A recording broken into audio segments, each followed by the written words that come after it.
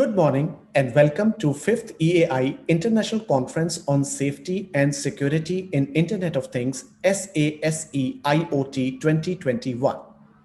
On behalf of the organizing committee, I, Dr. Anand Nayyar, the conference chair of this event, welcome all the participants, researchers, scientists, and academicians, come students from across the world to participate and present their work in this conference that is SaSeIoT 2021. It is pretty unfortunate that we could not meet in physical form as planned due to COVID-19 pandemic, but we have gathered today to attend the conference in virtual form. The success of any conference depends on the efforts put by the members of organizing committee, technical program committee, and of course, the reviewers. So I give my heartily thanks to Dr. Sudeep Tanwar, the conference co-chair from Nirma University, Dr. Anand Paul from Kyungpook National University, South Korea, and Hakima Chauchi from Institut Mines Telecom, France, for extending their support and encouragement cum guidance at all stages for bringing up this conference to a huge success. This conference received tremendous amounts of paper, and after performing rigorous reviews from our capable reviewers, we have selected very few papers. And all of those, the papers that are being presented will be published in Springer proceedings. I thank the review committee as well as all the reviewers for extending their support for review process of selecting the best papers among the all being received. With these words, I formally declare the conference SaSeIoT 2021 open for all the participants to present their papers, and I wish them all the very best. And I firmly believe that we will meet in 2022 in physical manner. Thank you so much, and Godspeed and all the best to everybody.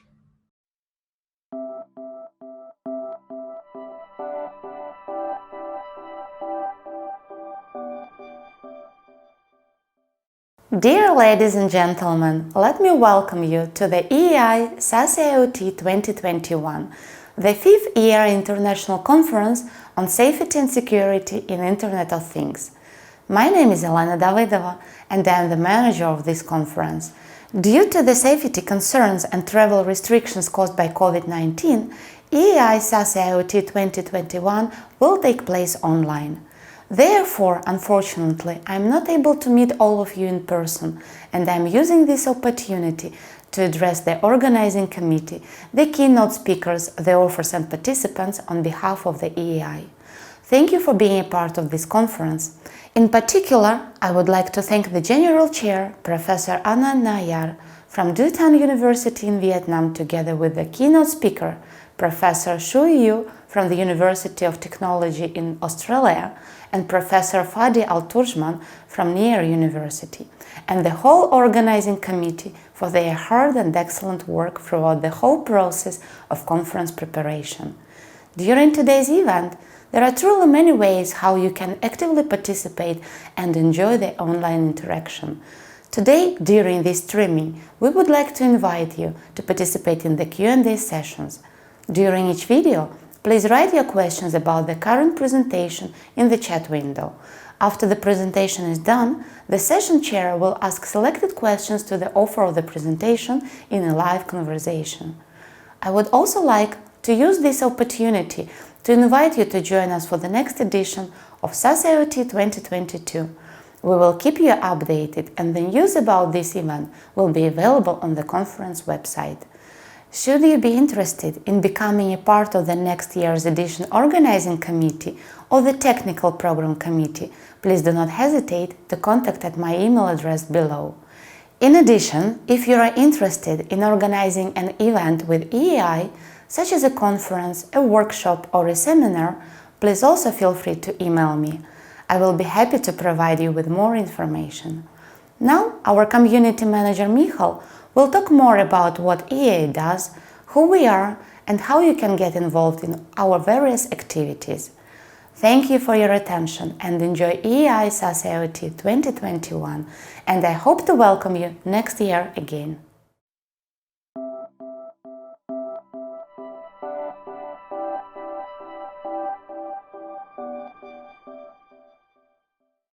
Hi everyone, my name is Michal Dudic. I'm the Community Manager at EAI, European Alliance for Innovation.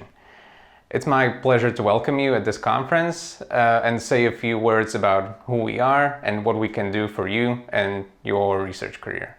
In short, EAI is a global community for a greener, healthier and smarter world. As of today, we are home to more than 60,000 members from 167 countries, and we reach out to tens of thousands of subscribers. As an organization, we are non-profit from day one, and what is most important to us is that we remain open to all researchers from all around the world thanks to membership that is completely free. We organize more than 100 events annually, such as this conference, and we do so in publishing partnership with Springer. I said in the beginning that EAI is a community, so let's talk about what that means and what it means for you. To put it briefly, we give our members a platform that builds their research. We do it with 3 main online community services where members come together to help each other write a better paper, get an objective review, and get recognized fairly. The 3 services in question are EAI Compass, Community Review, and EAI Index. Firstly, EAI Compass is an online app where you can meet and connect with new colleagues and get feedback on your paper as well as your presentation. In addition to that, it lets you download all full papers that will be presented at this conference, and you can vote on your favorite presentations as well as see everyone who is here and connect with them. You can do this right now if you go to EAI Compass website, compass.eai.eu. Next, we are improving the classic conference review process with community review. It has already been in use at all our events since 2019, and we were very excited to hear a lot of positive feedback from program committee members regarding the reliability and the speed of the community review. Let's talk briefly about what community review does. Essentially, it is a website that shows abstracts of papers that are right in the middle of the review process, as long as the authors allow it, of course. And all EAI members may then bid to review specific papers. When they submit their bid, they put in their bio and their qualifications, which are sent to the program committee, who can then decide whether or not this bidder is qualified to review the paper they bid on. This relatively easy access to review opportunities means that bidders really need to put their best foot forward if they wish to be selected, which improves the quality of the entire review process. At the end of the day, this benefits you, the author. And last but not least, let me tell you a thing or two about EAI Index. EAI Index is our credit-based evaluation system that we rolled out this year to all of our conferences and journals that allow you to climb the global ranks of EAI community and get recognized for your work. It calculates a number value for most actions you make, such as getting your paper accepted or submitting a review, and these numbers accumulate for 12 months. At the end of this 12-month period, we put together a ladder of all EAI members, and the ones at the top receive a nomination to one of the membership ranks: senior member, distinguished member, or fellow.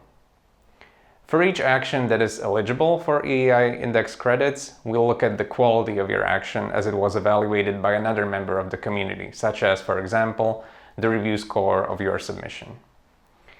To make sure that the system is fair to newcomers, every 12 months the credit count gets erased, the ones at the top receive their nominations, and every member starts at 0 for the following 12 months. And finally, Smart Submit is a collaboration feature that is coming later this year. It will allow you to submit your research ideas and your work in progress abstracts to get the kind of help and feedback you're looking for. Maybe you are looking for co-authors, maybe you would like to find a mentor or a mentee, or maybe you want to find out how the community feels about your idea. This is what Smart Submit is designed for. Ultimately, it's about helping you write a better paper and increasing your chances of getting accepted. Again, we will be launching this feature later this year, so stay tuned. And so I'm going to leave you with many different ways to get engaged at different levels. There are lots of opportunities in many of our events and publications, which means many ways to connect with people and collaborate. You may learn more about everything I just talked about at our website, eai.eu. These services exist to help you and to make your lives easier, so we encourage you to send us your comments, ideas, and feedback to community@eai.eu. And if you're interested in volunteering and contributing, you can let us know at the same email address. Don't forget that you can use EAI Compass to vote on presentations in real time to determine which ones are the best, as well as to download all full papers that will be presented today. Just make sure that you log in using the same email address as the one you used to register to this conference. Thank you very much for your attention. Please enjoy the conference, and I hope we will see everyone online soon.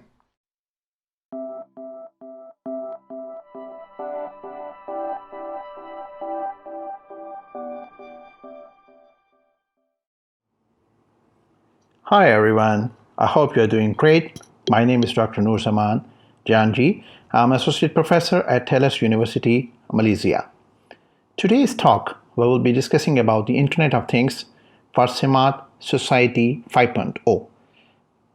We hope that everybody is aware about the SaSeIoT Society. This is a newly concept built by Japanese government in 2016 to resolve the different issues of our daily life, and this is actually to the human-centric. So today we will be discussing about the SaSeIoT Society, and we will discuss how Internet of Things and other technologies they can make it enable, and how we can move from the Society 4.0 to Society 5.0. Thank you again. Here is my profile, so you can access my details from the provided links. The first link is actually to the office link at the Telus University, and the other links are related to the LinkedIn and ResearchGate. So you can know further about my research and my interest from these links. So now here we go. We have to understand first that what is actually the SaSeIoT Society. So we call it SaSeIoT Society 5.0.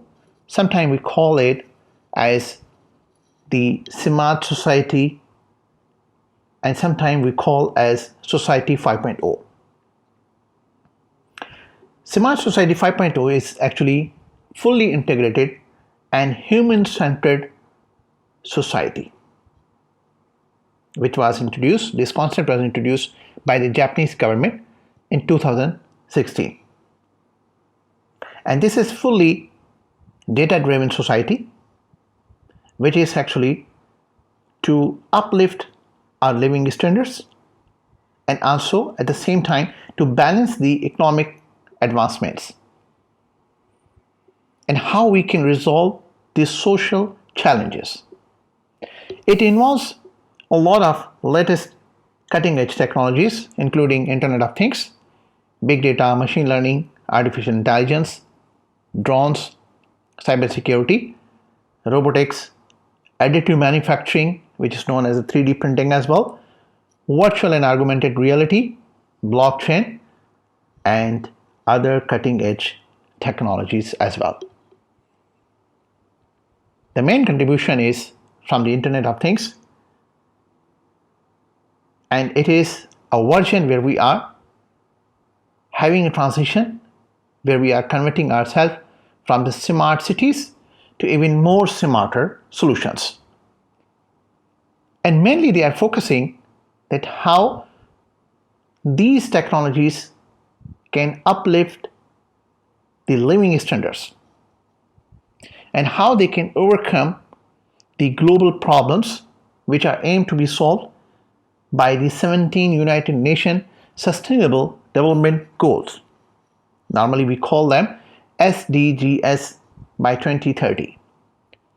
So this is mainly focusing that how community functioning at an elevated level, and they are targeting by 2030, depending on the all cutting edge technologies, how they can be used and how we can move from Society 4 to Society 5, which is equally parallel in the industry. We are moving from the IR4 to the Industry 5 as well. So this concept is a very much in and important in the industry, in the corporate sector and in each and every sector of our life.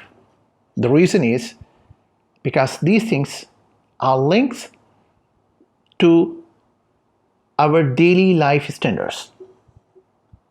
The smart society is actually a human-centered society which focus that how it can elevate the living standards of the people in each and every aspect of the life. What do it mean by the each and every aspect?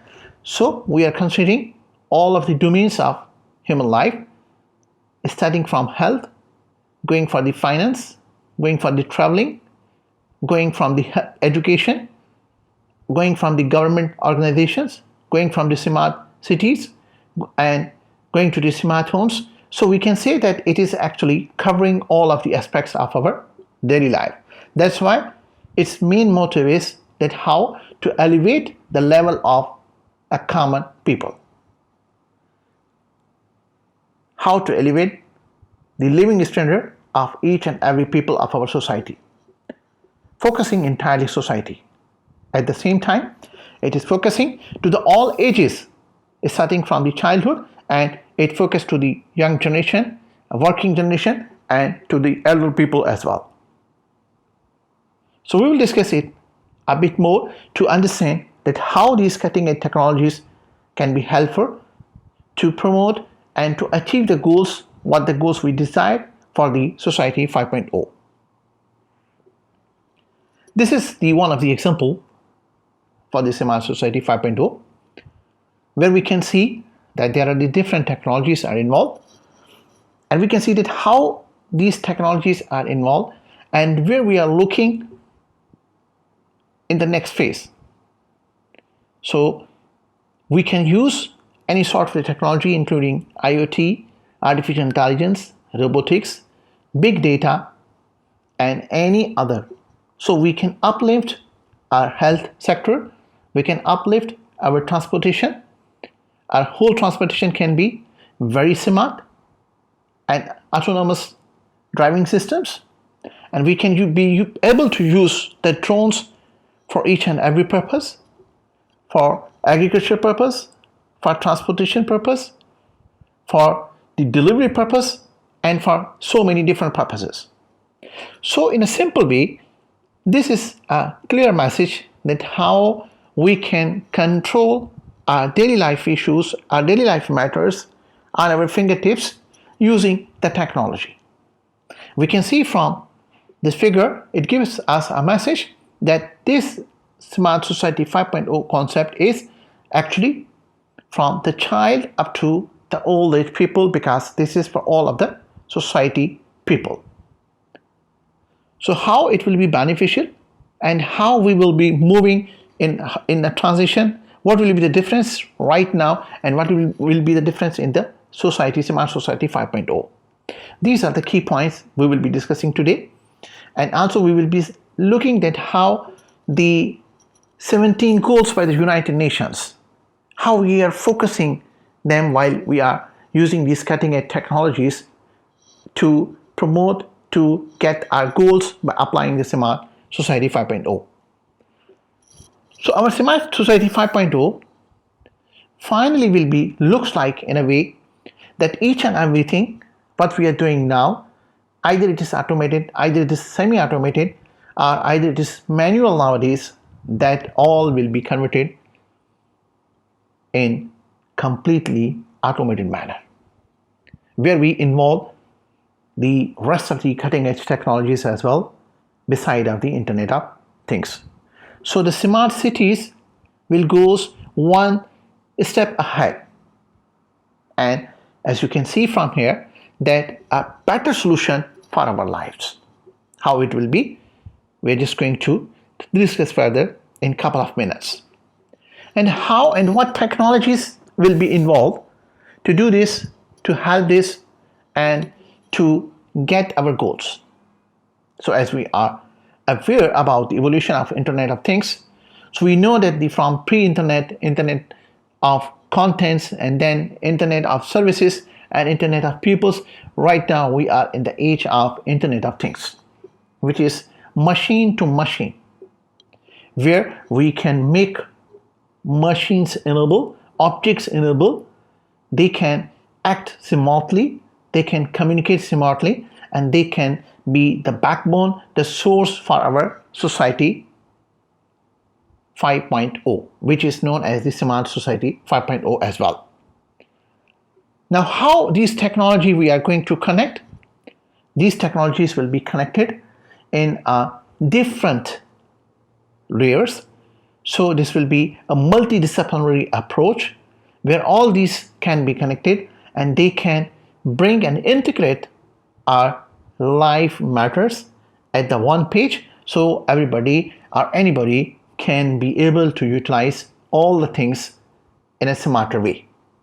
So this is a very clear message from this slide. So we can see that how we are looking for the census data, for the log data, and it involves to the manufacturing, agriculture, or forestry. It goes to the data communication, it goes to the education, goes to the construction, finance and insurance, transport, and it can go for electricity and gas and water. It can go for the local government, real estate. So if we just focus for a moment, so we can see that this all information for all of our daily life, different domains of our life, which are directly linked with our living standards, they all will be connected at the one platform. So through using the cutting edge technology, the multidisciplinary approach.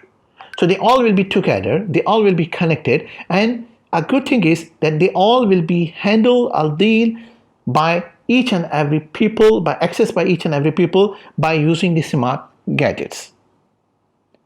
So in Smart Society 5.0, all the things we can say that it will be on fingertips. We will be handling our finance matters as well, and we will be uplifting our living standards, and beside of that we will be getting economical benefits as well. Going ahead, so how we can differentiate from the smart cities, which are the part of actually the Society 4.0, to go to the smart societies, which is the Society 5.0. Everybody is aware about the smart cities. Most of the countries, most of the parts, they are practicing and they are getting the benefits about the smart cities. But as we discussed that this smart society is actually a one step ahead from the smart cities. So right now, our objective is in the smart cities that we need to optimize the infrastructure and services. But when we think about the smart societies, we will be focusing on solve the social challenges. So we know that the smart cities concept is actually technology driven, technology based. But when we will be going for the smart society, for sure the technology will be at the back end, but it will be a purely people centered. So in smart society, if we compare it with the Society 4.0, so we can see that this society is actually means data overload, and it depends on the industry vertical. But when we look for the smart societies, so it is totally different. It is effective and the cross-sector relationship.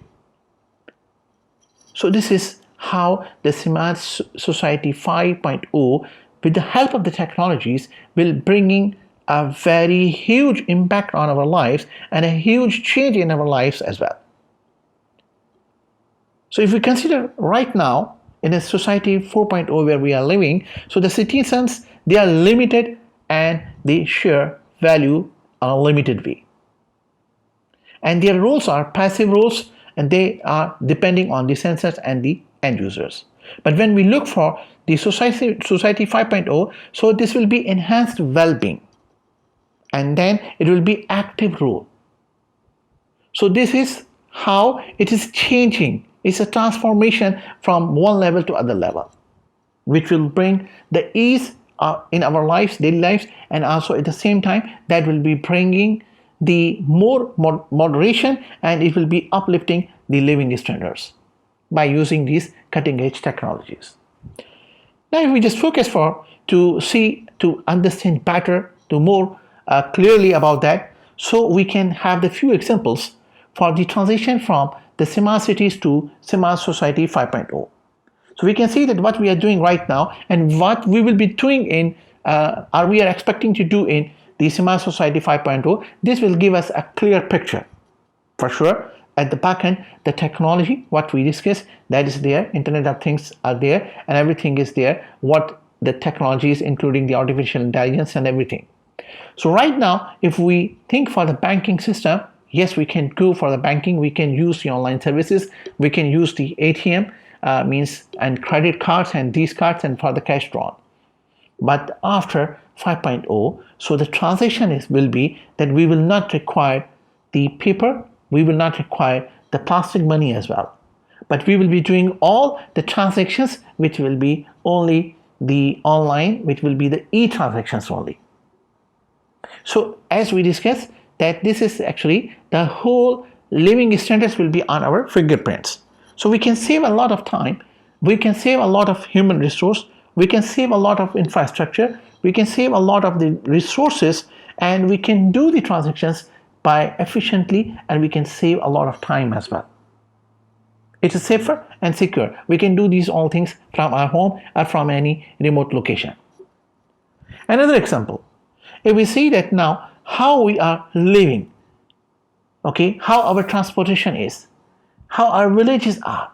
But when we see after the Smart Society 5.0, so we will notice that all of the things, including the delivery, including the planetation, including the travel, that will be fully automated. So anybody can drive, means we don't need actually to drive the cars or to drive the vehicles. That will be smart, that will be automated, and even the drones, they will be completely programmed, autonomous, so they can provide us the deliveries and they can help to the people for the agriculture and other purposes as well. That's what the concept for the society or Smart Society 5.0. We can have another example. Like now we are living in the standard where we are very much advanced, and we witness, we have the few of the gaps we witnessed during this COVID situation. But beside of that, we know that in health sector, we have a lot of the development, and we are doing very great worldwide. But we know that right at the moment, if suppose any patient want to visit to the hospital, then the patient need to go to the different departments, different specialization sections, and then he or she will be able to get all the things are done. But what we are looking for after the Smart Society 5.0, that the patient can be visiting on the one window, and any sort of operation, any sort of the testing or medical related requirements, they will be done by visiting the one window. So now from here we can see that how huge difference is.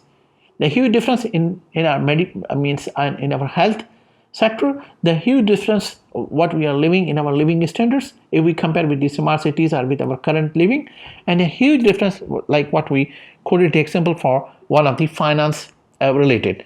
So this is how this will be bringing an uplift to the next level for our daily lives. Now further, if you see that the citizens, they will be having opportunities for the new businesses and service models, and they can work with the cross-industry open innovations. So the leveraging with the IoT, big data, and artificial intelligence. So we can see that now the coming edge is for multidisciplinary approach, where we are involving the multi-level technologies, and then we are getting the right benefits for the society, right benefits for our community. So to solve the critical social issues. Now, what are the super smart society service platforms? How we can see? We already discussed that it will be helping us in a different scenario, helping us in a different domains, means in each domains of our life. So if we just have an eye on this, so we can see that this will be new business and new services opportunities will be there. Hospitality systems, they can be getting benefit from this. Smart food chain systems, smart manufacturing systems, new manufacturing systems, energy value chains. So if we see that we can realize that not a single aspect of our daily life, it is going to miss, each and every aspect can be covered by using these cutting edge technologies, and society can be uplifted, the living standard can be uplifted for any group of people for the society. So we can be more faster, more safer, more secure, and we will be able to save a lot of resources, a lot of time, a lot of infrastructure, and we can control a lot of the resources for our community. And at the same time, we will be able to saving these things, and at the same time we will be able to getting the higher efficiency with the very good, faster, in a very less amount of time. So that is what actually about the Society 5.0. Now, as we discussed that this is actually linked or related with the Sustainable Development Goals.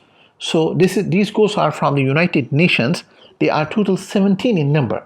So they are targeting that there should not be any poverty in the world. There should be a zero level of hunger, and in the same way they are looking for so many other aspects. These goals are actually for sustainable development.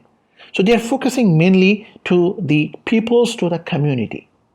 So this is addressing the same Smart Society 5.0. This is human-centric, and it is utilizing the technologies beside of the Internet of Things. It is utilizing the all cutting-edge technologies and bringing all the things at the one page, at the one platform, to uplift the living standards, and also to overcome the issues what society is facing right now, and also to helping the United Nations for their sustainable development 17 goals what we have. And this is targeted that this is focusing by have to be completed or have to be achieved a lot by 2030. Right now we are in 2021. So the upcoming years, they will bring a lot of better change in our daily lives. So Society 5.0, as we discussed, that how it can help us in each and every domain of our life. That will be for the optimizations of the individual lives and society as a whole. So it has a very direct impact on the individual, and at the same time it will have a very significant impact on our community and our society, because it will be focusing on all related applications and domains of our daily life. So if we just focus, we try to summarize them, so we can see that it can go for the manufacturing, that will be from the IR 4 to IR 5. Then it focus for the education, auto sectors, the electric sector, the energy sector, the fintech, the government sectors, bitcoins, currencies, HR, human resource, home technologies, smart cities, medical or health. So it will be even focusing to our food and the legislative systems and everything. So why we are focusing, why we are counting a lot? Because this is focusing to count the living standards. When we talk about the living standard, it means that each and everything will come for the living standard. So this is how the Society 5.0 is focusing, with the help of the cutting edge technologies, how to improve our living standards and how to work for the well-being of the human. It is completely human-centered, and it is completely dependent on the cutting-edge technologies, and it is completely focusing on the economic well-being as well. Thank you very much. I believe this is a very specific and very short, but I hope that we cover what we are supposed to discuss about the cutting-edge technologies and the smart societies. Thank you very much. These are the few of the references that what we used. So thanks to them, with the courtesy of them, whatever the examples we discussed, whatever the case studies we discussed. Thank you once again.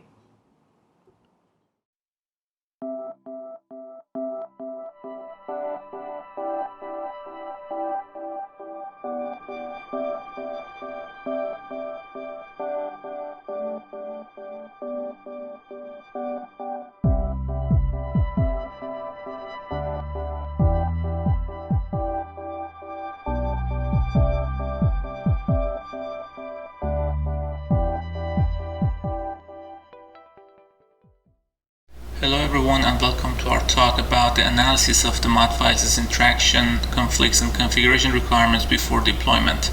I'm Vafa Andalibi and I'm a PhD candidate at Indiana University. This is a joint work with Eliot, Lear, DongInn, Kim and Jin Camp. In this work, first we're going to talk about mod and its workflow. Then we discuss the mod files and mod abstractions and how they motivate our work for creating mod visualizer. We talked about the implementation of mod visualizer, ACE merging and pruning, and the UML of the design of the mod visualizer, and then comes the performance evaluation, followed by a quick demo and future work. Manufacturer usage description or MOD is a recent IETF standard that is built to protect the IoT devices in the network. MOD automatically configures the device's access control through the behavioral profile that it receives from the manufacturer server. It's an isolation-based defense and creates microsegmentation for the devices in the network. So let's quickly review the MOD's workflow. We have the IoT device on the top left. When you connect this device to a mod-compatible network, then a mod URI is emitted from the device and is processed by the network access device. It's actually then forwarded to the mod, to the AAA server, and then from there to the mod controller. Mod controller using that URI will retrieve the mod file from the mod file server over the internet, and then that file actually describes the behavior of the expected behavior of the device in the network. Then using that file, the router is configured and the access control is enforced on the IoT device. So now let's talk about the motivation behind the mod visualizer. Mod file is one of the main components of the mod architecture. It's downloaded from the mod file server of the manufacturer to the network, and it contains like the access control entries of the IoT device that is actually connected to the network. These are plain text JSON files which are difficult to read and validate, and especially if you have multiple of these mod files in your network, the analysis of the interaction between these mod files is a laborious task. This is a sample mod file. On the left you see the broad view of the file. This example is a simple example of a mod file, so the mod files can get much lengthier than what you see here. On the right, the content is zoomed in for your convenience if you want to read it through. Mod has 7 abstractions to describe the behavior of the device. So we have the domain name, which basically says that this device is allowed to communicate with some remote domains, like that. Those domains can be the update server or some, web server. We have the local network abstraction, which indicates that the device is allowed to communicate with any other devices on its network. We have the same manufacturer, which says that a device is allowed to communicate with other devices that are built from the same manufacturer. We have the manufacturer abstraction that basically describes that a device is allowed to communicate with other devices from a specific manufacturer. It might be different from the manufacturer of the device itself. We have the controller and my controller, both of which are linked to the devices that actually need an extra controller, like a separate controller in the network. And we have the same model which allows the device to communicate to only the exact same model of itself, like another unit of the same device in the network. One important note here is that a device might actually have multiple of these abstractions integrated in its mod file. For instance, a device can communicate with some remote servers. At the same time, it can have a restricted communication to local network, and it's allowed to actually communicate with some specific manufacturer devices from specific manufacturer. It might have a controller, and then it's also allowed to communicate with the same model of the device. So the main question that motivates the mod visualizer is how can we facilitate the deployment of mod? One answer to this question is to make the analysis of the mod files easier. And this is useful both for the sysadmins that want to deploy some mod file under network, and for the engineers that are working in a company that are trying to build the devices that are mod compliant. So from this we can enumerate the requirements of the mod visualizer. It should allow us to check the protocols inside the mod file and allow us to actually find the overlapping access control entries in the mod files, especially when it comes to the interaction between different devices. So if you're a manufacturer and you're creating like 10 different IoT devices that are all mod compliant, and you want to make sure that your devices are properly communicating through the network, then you have to check the interaction between their mod files, and this is the motivation behind the mod visualizer. Next, we detail our implementation of mod visualizer. So basically there are a few challenges in visualizing the mod files. We have several access control entries in both mod files that need to be merged together, and when merging these mod files there are duplicates and repetitions that are created. So we use ACE merging and ACE pruning in this process to actually rebuild the access control entry, a tree of access control entries, and after removing the duplicates in this tree, we'll try to visualize the access controls in our UI. To give you a simple example of ACE merging, we have created a table that contains the access control list for two devices. For device 1, we have a whitelisted communication over UDP, which uses IPv4 with any source and destination port. It also allows the TCP communication over any network protocol when the source port is 5000. For device 2, we have whitelisted any communication over basically any protocol in network and transport layer when the source port is 5000 and the destination port is 400. Also the communication over any transport layer protocol when the network layer protocol is IPv6 and the destination port is 8080 is whitelisted. When you want to merge these access control lists, you have to create all pairs of possible combinations between the access control entries of those devices and then try to merge them. In this case, we end up with 3 rules that are whitelisted. Basically, communications over UDP and IPv4 with source port 5000 and destination port of 400, like TCP of IPv6 and same source port of 5000 and this destination port of 8080, and any communication over TCP with basically any network protocol when the source port is 5000 and destination port is 400. A very important point here is that the ACE merging is abstract dependent. So let's say you have a device that has multiple mod abstractions in its mod file, and there is another device that you want to see how they can communicate if they are put in the same network. So for actually finding the rules, the whitelisted rules, when these two mod files are they're put in the same network, you have to consider different abstractions that are embedded in those two mod files and actually make sense out of like how these abstractions can communicate with each other. This makes the merging of the access control entries even more difficult, because you have now to consider the abstractions and the effect of those abstractions on the interaction between the devices. In the next example, we show that how we actually prune the overlapping rules when we're merging the access control lists. In this tree, each level corresponds to a network layer. So for instance, on the top level here corresponds to the network layer, the second one and the third level, actually they both correspond to the transport layer. First one having the protocols TCP, UDP, and the last level corresponds to the source and destination port.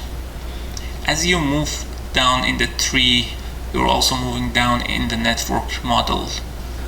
So let's assume that after merging the access control lists of two devices, we ended up with this tree, and we want to now prune and remove the redundant, basically the redundant leaves. If you notice, in each level of the tree we have a wildcard. So for instance, in the first level we have IPv6, v4 and a node that corresponds to basically any protocol in the network layer. These wildcard nodes are basically the key to prune this tree. When you're looking at the node, at the leaf, and you want to see if there is any other rule in the tree that is a superset of this particular rule, so to remove it, you have to look at the siblings of that particular leaf or siblings of its parents and grandparents. In this case, if you look at the example that we gave you here, in the lowest left leaf we have a communication that is allowed through IPv4 TCP and source and destination port of 80 and 43, but this node has a sibling that says basically is a wildcard node. In this case, so the communications that are allowed over IPv4 TCP and any port is a superset of the former, so we can just remove this first node. In the second example, if you look at this communication over IPv4 UDP and source and destination port of 800 and 520, then you will see that basically in this case we have a parent sibling, which is a wildcard on the transport layer protocol that allows communication over 800 and 520. So in this case, the next node that should be removed is this leaf.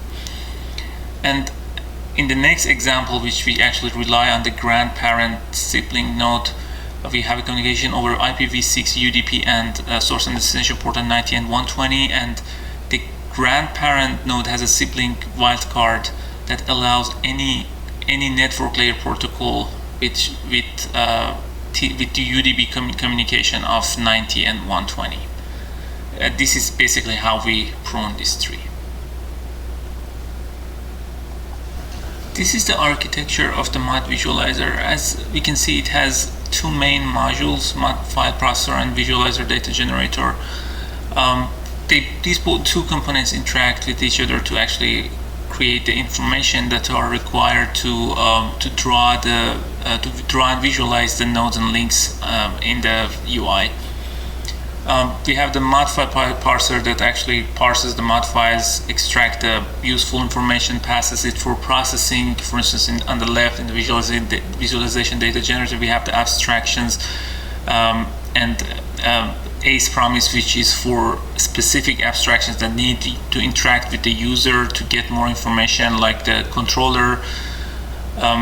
It also uses the protocol set and protocol classes to actually extract the protocols of each mod file and then use those to actually create a set of nodes that are drawable and a set of links between those, which are then passed to the rendering engine, and using the D3 they are visualized in either the web app UI or the Electron app as a standalone UI. Regarding the performance evaluation, we try to answer this question, that how many mod files can we actually visualize on a regular laptop, like consumer laptop. For that purpose, we created an extensive mod file that actually contained 5 out of the 7 abstractions of mod. The reason we didn't include the other 2 was basically they had user interactions, and we didn't want to we didn't want our time measurement to be interfered with the user interaction.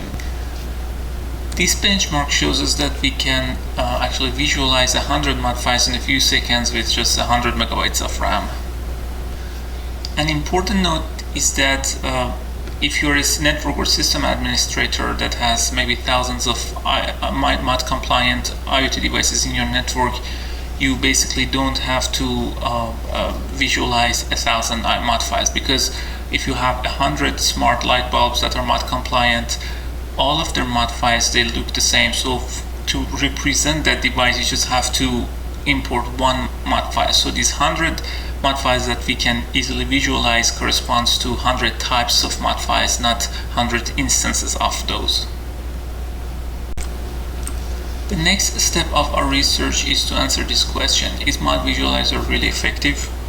To answer that question, we're conducting a user study in which we have two groups of participants, all with sufficient network background. One of them using the Mod Visualizer to analyze a set of mod files, and the other one without. And the preliminary results show that the group that is using the Mod Visualizer can perform the analysis much faster and more accurate. So let's watch a quick demo of the Mod Visualizer. As you can see, the UI is pre-populated with a dummy mod file. If you hover the mouse on a node, you can see the traffic flow from any node to the target nodes for which the communication is allowed. You can open multiple mod files, and if any of those need some information from the user will be prompted for those information. But if you click on a node, you will get a list of whitelisted rules from that node to the other nodes in the network, and if you change the traffic flow, you can get the incoming or outgoing rules in the network. You can select or deselect some nodes in the network to customize how many nodes are shown in the network, and finally you can reset the UI after you make some changes to the network. In summary, we talked about mod standard and how it protects the IoT devices. We also discussed the mod files as one of the main components of the mod architecture, and how the complication of the analysis of the mod files motivates our work. We detailed the implementation of the Mod Visualizer as a tool to actually help the engineers to analyze the mod files and for facilitating the deployment of the mod. We also showed that the Mod Visualizer can work at scale and can visualize hundreds of mod files in a few seconds. Mod Visualizer is open source and is publicly available on GitHub. Thank you for listening to my presentation.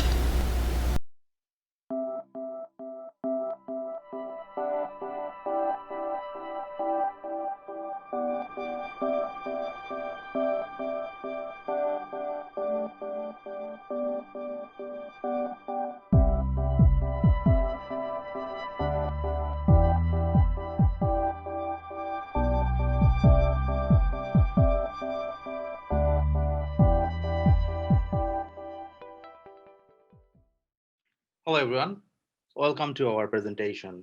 So today we are going to talk about our research paper where we have shown how we can use the CNN model to sense someone's breathing patterns, and based on that breathing pattern, whether an on-phone system or an on-phone CNN model can identify its valid user, and thereby it can send some notification to the wearable devices that are basically IoT connected, the smartphones.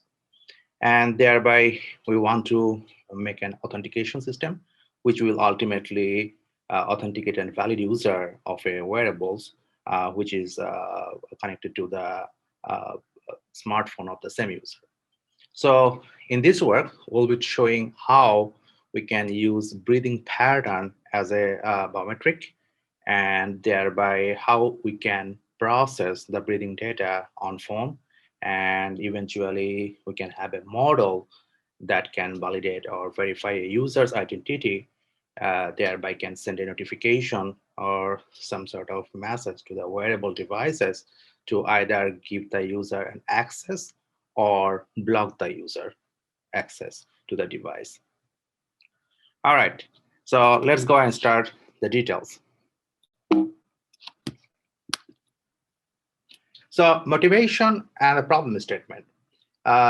Since IoT is getting popular and we are getting access to a lot of physical objects in these cyber physical systems via our smartphones, and even we are getting access to a lot of physical entity from our wearables, like Apple Watch or other watches.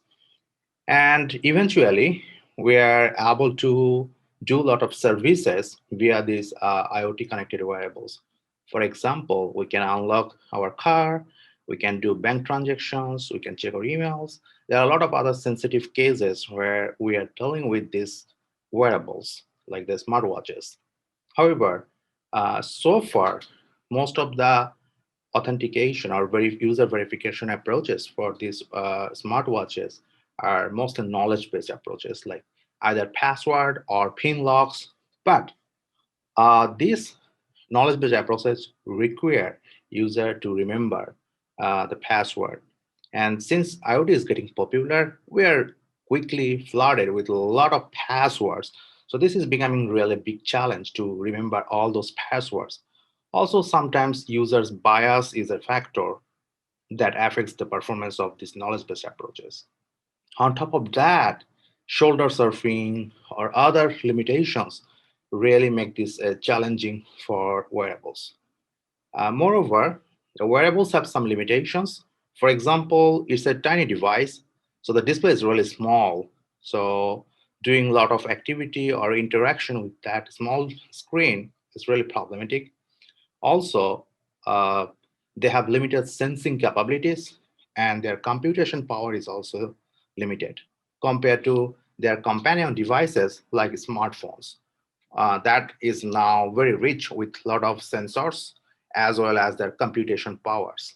So we would like to develop an authentication approach that can continuously verify and use a user of an IoT systems like wearables. And that authentication also should be implicit, means the user does not really need to interact actively with the authentication system. And eventually, this implicit authentication system will give the users automatic access to its physical entities from watch to other physical objects. So most of the approaches that have been developed around this research area are either activity-based approaches like gait, gestures, or physiological signals like heart rate or something. But the problem, those are very much dedicated to a situation or scenario.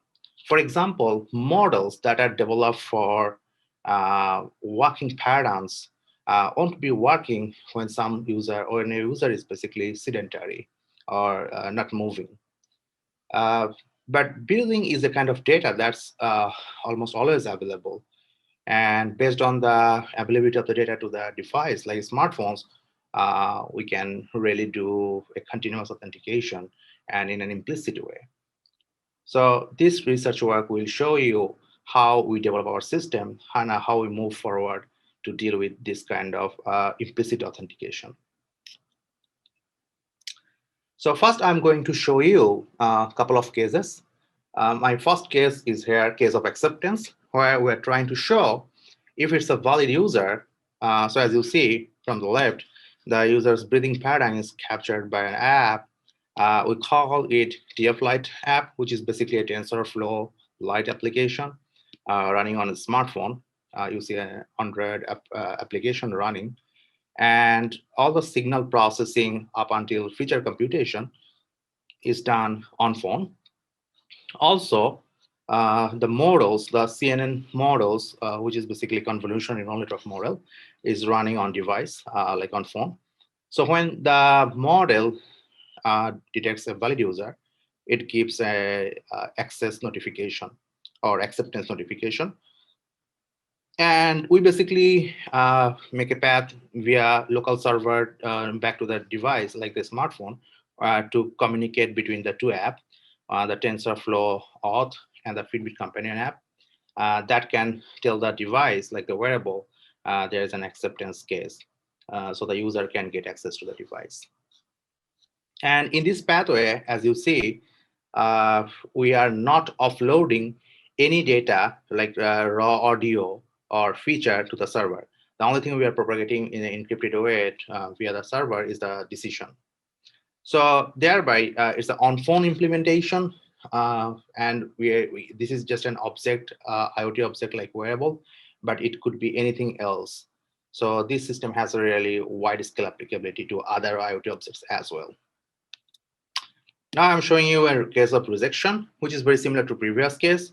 The only difference is not a valid user, so the system identifies it's a rejection and sends it all the way to the wearable, where you see we just printing now rejection text. But what we do basically, you can lock the device so that the user cannot access the functionalities of the device. All right, so the data set, we primarily use 3 data sets. First of all, we collect by ourselves 10 subjects data, and from each subject we collected 6 breathing events. But for this work, we mostly focusing on the inhalation part of a breathing event, and all this data are recorded at a 44.1 kilohertz. The environment is kind of low to no noise, so it's a very ideal environment. However, in real life, we have a lot of background noise as well as the source distance variation. So to create those effects on the recorded sound, we added 2 more data sets. So environmental sounds classification, which is ESC 50, and urban sound 8K. These 2 additional data sets we consider to pick different types of background noise to impute our idle audio recording, which is basically inhalation sound, to create those in real world effect. We have 2-step pre-processing. First, we segment the data and cleaning. So since we record the data in a continuous stream, so we need to segment the data. We manually have processed the data and also clean out the data to pick the inhalation part of every breathing event. Then we perform the augmentation. So during the inhalation picking part, data segmentation, we try to see what's the optimal window size, because we are doing now fixed window feature computation for our CNN models. So in our TensorFlow model, we are actually trying to do 0 padding to make same length for every window. So from our observation, we have done a probability distribution, as you can see that probability and cumulative probability density function, both PDF, CDF. So what we have found, the maximum window size from our collected breathing events is a 1.63 second, which we picked as an optimal window size. And windows that are lower than, or the events that are lower than 1.63 are padded by zeros to reach to 1.63 before we compute the feature. So we have done 3 types of audio augmentation. We performed 15 different types of pitch values, then time stretching 7 types of values, and we did 3 types of the noise augmentation. We have done actually 8 values, but the sources we collected from 2 different data sources, like 5 randomly picked vacuum and 5 randomly picked washing machine noise from ESC 50. From US 8K, we picked 5 siren, 5 dog, and 5 air conditioner noise. All are randomly picked to impute the data. So these are some sort of feature sets that we used in this work. And we found eventually MFCC spectrogram and STFT are most dominant features in terms of model development. We'll talk more on that later. And so what I basically have done, every feature set we use to develop one CNN model. So we basically try to see which feature set driven CNN model would be a best fit for our case, where we are developing a continuous implicit user authentication, and that's going to go work on phone. So for training and testing, since we are getting 6 inhalation events from every subject, so for every subject, we do leave 1 event out validation approach. Means we keep 1 inhalation sound or event for testing, and we keep the rest of the 5 for training. So this way, we do 6 times training for a single subject. And since we have 10 subjects, we eventually train 60 models and 60 tests to see what's the optimal model based on different feature set. And primarily, we use accuracy, genuine rejection rate, and genuine acceptance rate, as well as F1 score for our performance comparison among the models. So these are some of the parameter values that we have tried this work. So for optimizer, for example, we use SGD, ADAM. Similarly, batch size, we use different sizes, epoch, different sizes as you see. We tried 3 hidden layers, like 1, 2, and 3. And we use 3 types of regression, L1, L2, and dropout rate, different various rates. Neuron count, as you see here, for different layers of neuron. Also, we have different learning rate, window size, activation functions, as well as polling methods. So here you are seeing the optimal configuration for every, as you see, the feature names are the rows, but as I said before, every feature is representing a model, a CNN model. So basically, the best model that are developed from one type of feature you see here based on the best parameter configuration. So for example, for let's call STFT, as you see, the batch size 50 works better with L2, and with pooling, feature count 12 was really good. Network shape 32 was really good. It's a single layer.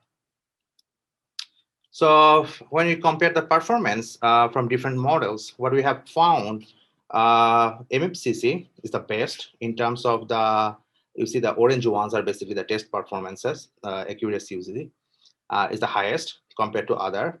The second best is the spectrogram. As you see, the accuracy is second highest compared to other bars, the orange bar. And the third one was the STFT.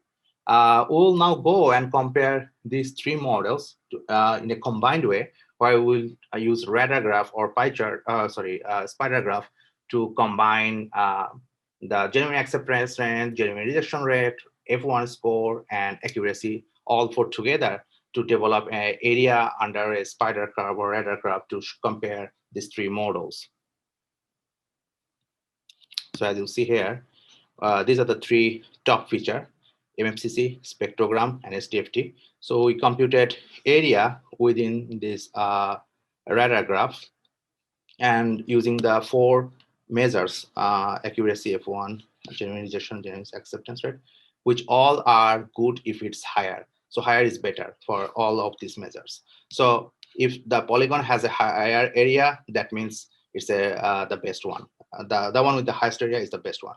So from here, what we can see, the green one, which is basically MFCC, is occupying the highest area. That means in case of our model development and our work, like the CNN model with MFCC feature set, we found the best. So conclusion.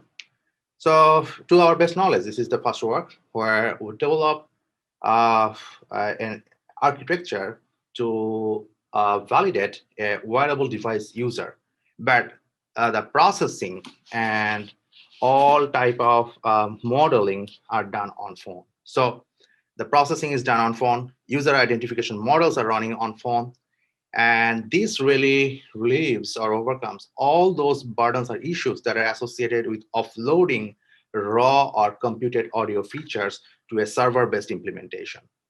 And finally, we are able to achieve 0.92 testing accuracy using MFCC for the IoT connected wearables user. So that really shows a promise in this direction.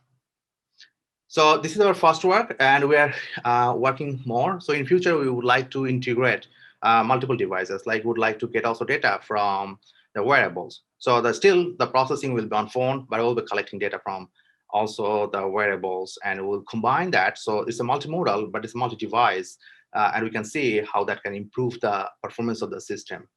Also, we'll consider different system level optimizations, like when we are collecting the audio recordings, different types of filtering and different types of energy issues, we will also consider in our next work.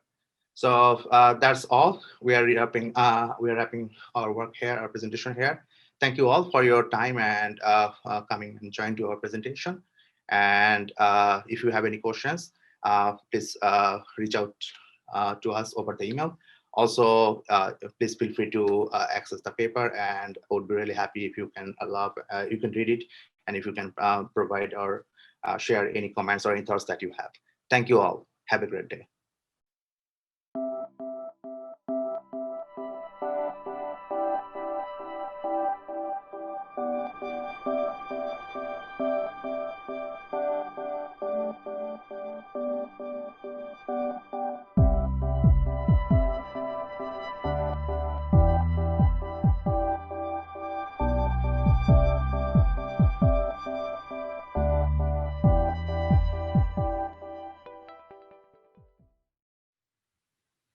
Hello all.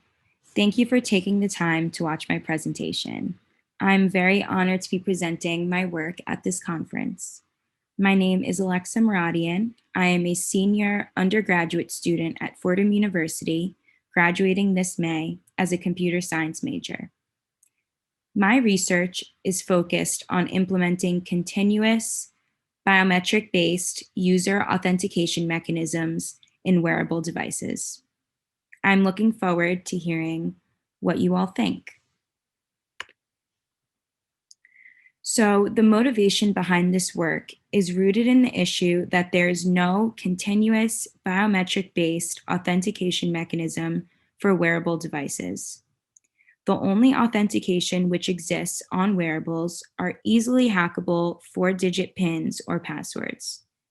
What I mean by biometric-based authentication is a system that would be trained by the user's biometrics collected by the device, such as fingerprints, facial images, heart rate data, gait data, and more, to identify if the user of the wearable is valid. One may recognize a system of this sort as fingerprint and facial image-based authentication systems exist in many phones, laptops, and tablets today. And although they have been implemented successfully on those devices, they are not convenient to deploy on wearables due to the device's limited sensing and computation capability. So therefore, it is necessary to rely on other biometrics, such as heart rate, to develop an implicit and continuous authentication. Additionally, in this work, we explore the usefulness of utilizing blood oxygen saturation, which we abbreviate as SpO2, values in an authentication mechanism to distinguish a user from others. With the explosion of the Internet of Things, or IoT, personal information of an individual is exposed through the internet and other IoT devices now more than ever, which is why there is a need for robust wearable device authentication. As written here, the top reasons which motivated our research are need for security of information on the device, the abundance of remote patient monitoring, and insurance. Security is definitely the most important one to focus on, considering wearable devices can store a wide variety of the user's information, from credit card access to contact information to photos to location tracking. Therefore, it is important for the user to feel confident that their data on the device is secure. Next, remote patient monitoring. Caregivers want to manage clients' conditions remotely, and they need to ensure that the patient they intend to manage is the real user of the wearable. Lastly, insurance. Insurance is similar to remote patient monitoring in the sense that insurance providers need verification that their insuree is wearing the device and following instructions provided by the insurer. It is evident from these reasons alone that a hackable 4-digit PIN is not sufficient enough to secure the valuable information stored on and collected by wearable devices. Now on to our data set. The WellU SleepU wrist-worn oxygen monitor, which is pictured on this slide, was used to collect 2 data sets. The first data set was oxygen saturation, which we abbreviate as SpO2, and heart rate data, which is abbreviated as heart rate. The data sets were collected at a collection rate of 1 sample per 4 seconds for a duration of 8 hours from 25 subjects. Each subject wore the device continuously for 8 hours during his or her normal daily activity. The SpO2 and heart rate data are collected through the device's finger pulse oximeter sensor and was stored locally in the wearable and were later transferred to a laptop using a USB connector.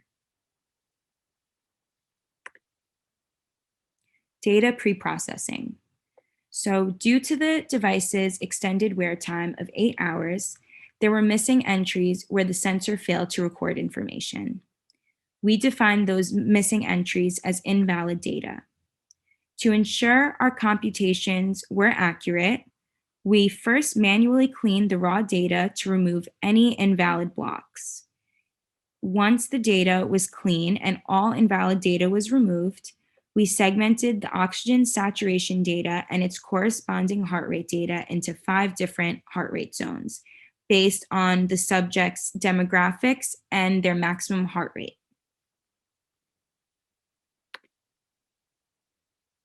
Here is a table which demonstrates the breakdown of the 5 heart rate zones. Each zone can be categorized into a specific level of physical activity, ranging from very light to very intense, which is listed in the left column. We perform statistical tests to investigate whether the oxygen saturation data at different heart rate zones could be used to distinguish individuals. To determine the usefulness of the oxygen saturation data, we used 2 sample t-tests in 2 different ways. First was comparing one subject with the other 24 subjects, and the second was comparing pairs of subjects. In both cases, we compared the average blood oxygen saturation values of 2 groups at a specific heart rate zone.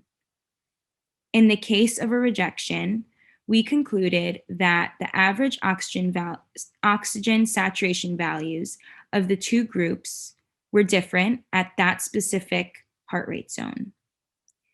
Next, we aggregated the results obtained from all possible comparisons and normalized the rejection counts by the total number of comparisons.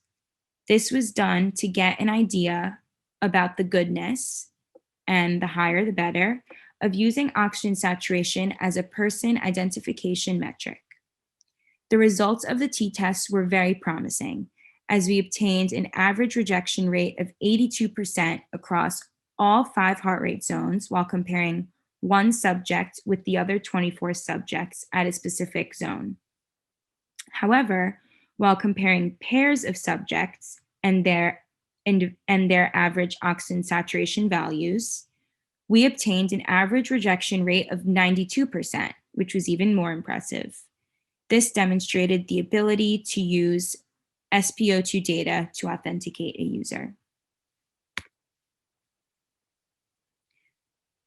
In terms of feature computation, we segmented the continuous stream of heart rate and oxygen saturation information using fixed 40-second non-overlapping windows, meaning we had 10 sample windows with 1 sample recorded every 4 seconds to compute different types of statistical features to develop our models.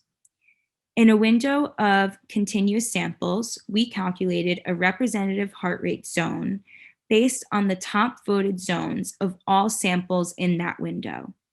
We use that reference point, meaning the representative heart rate zone of a window, as a feature, in addition to our sets of statistical features, which we had 21 statistical features. Therefore, when we develop models from either heart rate or oxygen saturation data, we had 22 features in total. And while using heart rate and oxygen saturation data together, we had a total of 43 features. As briefly mentioned just now while describing feature computation, there are a few models we developed from the 2 types of data. We had a heart rate data-driven model based entirely on heart rate data, an oxygen saturation data-driven model based entirely on oxygen saturation data, and we combined them to create a heart rate and oxygen saturation data-driven model, which was based on both the heart rate and oxygen saturation data. While developing those three models, we considered various classifiers, including random forest, k-nearest neighbor, naive Bayes, and support vector machine with binary and unary schemes. Additionally, for the three models, we considered accuracy, root mean square error, genuine rejection rate, genuine acceptance rate, area under the ROC curve, area, and F1 score as performance measures. Displayed here is a box plot chart of the performance metrics of the top performing classifier of the heart rate and oxygen saturation data-driven model. So meaning the combined model with both data sets, which happen to be random forest classifier. We observed that the median of each box plot is very similar to its average, which indicates that there are not many outliers in the data. Additionally, we obtained tight interquartile ranges of about 0.15 for each of the performance measures, representing the consistency of the outcome. I also want to point out that genuine acceptance rate and genuine rejection rate metrics represent the strength of the authentication system and therefore are viewed as key measures. More specifically, GAR % tracks the accuracy of identifying if the valid user is actually valid, and GRR % similarly tracks the accuracy of identifying if the invalid user is actually invalid. Therefore, the high GAR and GRR scores of the random forest classifier of the heart rate oxygen saturation model indicate the validity of the authentication model.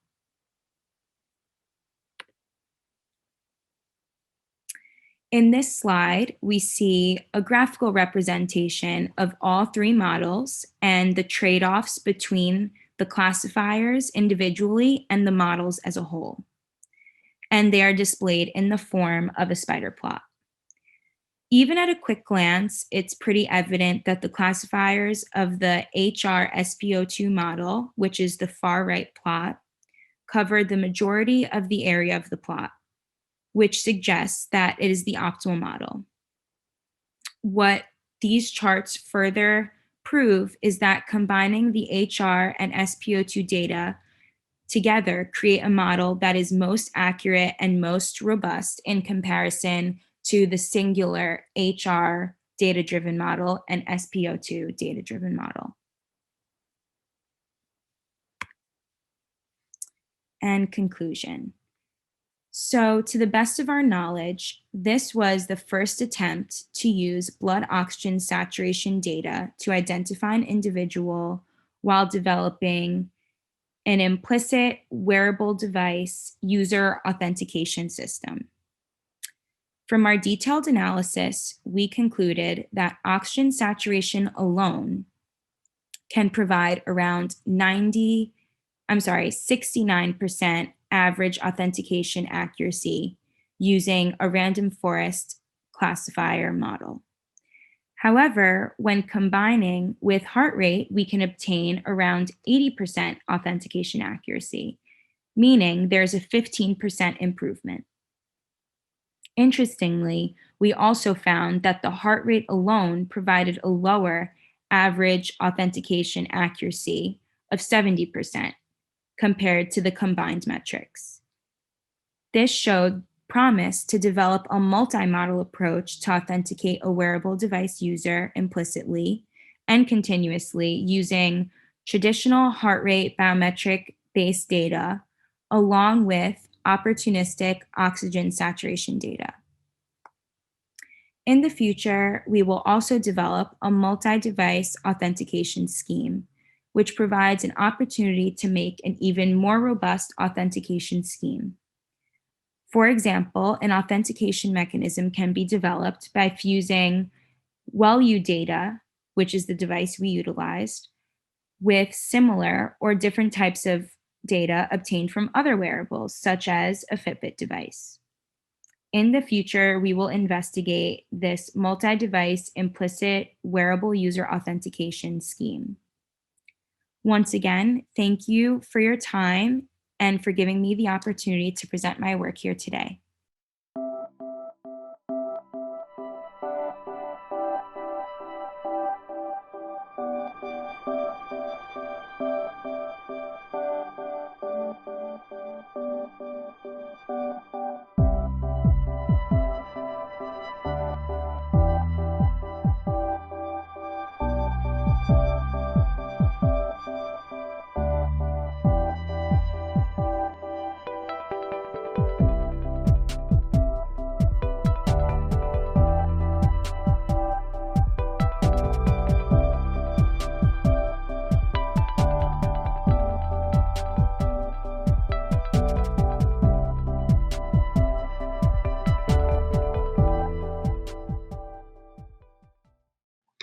My name is Vaishnavi Narang and I have completed my MTech from Gautam Buddha University with the specialization on Artificial Intelligence and Robotics. I would like to propose an efficient algorithm for human abnormal behavior detection using object detection and pose estimation. The contents for this presentation are introduction, related work, models used, working and implementation, results, and conclusion. Coming on to introduction, the proposed work detects and recognizes human behavior in a restricted domain. It depends upon the context the perceiver is looking for. By restricted domain, it means that a particular action can be assumed as normal in one frame, but is abnormal in another frame. For example, running on a track or on road is normal, but running in bank premises may be suspicious. The advancement in computer vision technology has made it possible to recognize abnormal human behavior detection from videos and images. The main focus is to recognize the action being taken place and also classify them as normal or abnormal. It is critical to instantly detect abnormal behavior in real time. The major challenge was the same, to detect human behavior in real time. The proposed work automatically detects the actions by human beings from videos, surveillance, or any video like webcam or any pre-saved videos. The method used is object detection and pose estimation, which detects human abnormal behavior. The object detection helps in detecting the human being in a video frame or any image or any pre-saved video. And pose estimation helps in detecting the action performed by the human being detected by the object detection. The algorithms we use here are FastStarCNN for object detection and SSD MobileNet for pose estimation. The problem cannot be solved by using standard convolution neural network because of two reasons. One, the classical CNN model is not as fast, so we cannot produce results in real time. Number two, the length of the output layer is variable, that is not constant, since the number of occurrences of objects of interest which are needed to be identified in a single frame is not fixed. That is, we do not know how many human beings would be in a frame, or how many bounding box would be there in an image, or how many actions are being performed in a single frame. We cannot define it pre-handedly. Thus, we need some another model to be used. Coming on to related work, Ashwin proposed a method for action recognition by extracting the salient features, which means the interested boxes or the bounding boxes which contains the region of interest, using local and global descriptors. Local descriptors means we define it locally, and the global descriptors, the region of interest, are then classified using SVM classifier. Dataset used are KTH and UCS ports. Another, Nicholas proposed a method to recognize human action in videos by using pooling. He used a novel approach to combine these pooling layers by weighted SVM classifiers. This improved result from the Ashwan's work. Dataset used were HMDB, UCS ports, and KTH. Shin Chen proposed a multitask CNN model which helps to determine spatial and temporal information in video. Spatial information means structural information. Structural information is used to define the bounding boxes or the region of interest in a video or a frame. And the temporal information means the timing information defines the action being performed in the video frame. The PD convolution network is used to find the temporal information. Now we come to models used. We use two models. Means first faster CNN model for human detection in the video frame, and the SSD mobile net for human action recognition. Faster CNN model is best suited for human detection or the object detection. This is because it is 213 times faster than classical CNN. It is 70.04% accurate. Object detection includes, if we do it using CNN, we include selective search, which means the region of interest is to be found out. And for multiple region of interest in a single frame, we need to pass the image multiple times to the model to detect different region of interest. This is the benefit we get from fast charge CNN. For any number of region of interest or the bounding boxes in a single frame, we need to pass the image to the model only once. This is how it is fast. Coming on to its structure, fast charge CNN has two networks. One region proposal network for generating regions proposal, which means it draws the bounding boxes or the region of interest from the image. The image may be 36 to 36 pixel. For example, it contains 36 pixel to 36 pixel, and it contains 18 or 20 bounding boxes. Then RPN will generate 20 bounding boxes in that 36 to 36 pixel image. Another network it contains is proposals to detect objects. Now we have the bounding boxes, we have the region of interest. These region of interest will be transferred to another network which will detect the object which is being there on the box, in the bounding box. In our work, it detects the human beings in the bounding boxes. The region proposal network is a fully connected layer which outputs interesting boxes which is passed to some another fully connected layers to flatten the image. That is what region proposal network do. The last step involves the use of softmax classifier, which is used to classify whether the region of interest contains the box or frame. That is, we need to detect whether the region of proposal have a human being or not. This is how object detection using fast charge CNN model detects various bounding boxes and detects whether it is a person or a kite or anything like that. Its accuracy is literally 70.4%. Another model used is SSD mobile net. SSD mobile net is used for action recognition. This model can recognize multiple objects in a single frame. This is what called SSD means, single shot detector. And a single shot detector, it is needed to be taken to detect multiple objects within a single frame. Only a single shot is detected.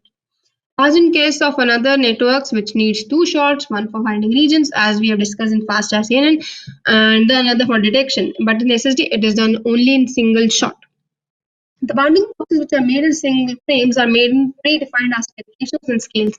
That is, we need to define the aspect ratios be to 3 to 4, 4 ratio 3, 9 ratio 10, 3 ratio 9. We need to define it pre-handedly.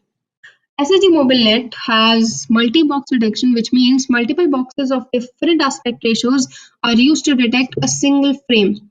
This results in better detection as the detector is running on features at multiple resolutions. This is how pose estimation works. It is me standing there. It detects the multiple points on my body, and using those points, detects which action is being performed. For example, I'm standing over here, it detects eyes, nose, the position of my eyes, position of my nose, position of my shoulders, arms, and by detecting this, it finds that I am standing over here, and it recognizes the action being performed as standing.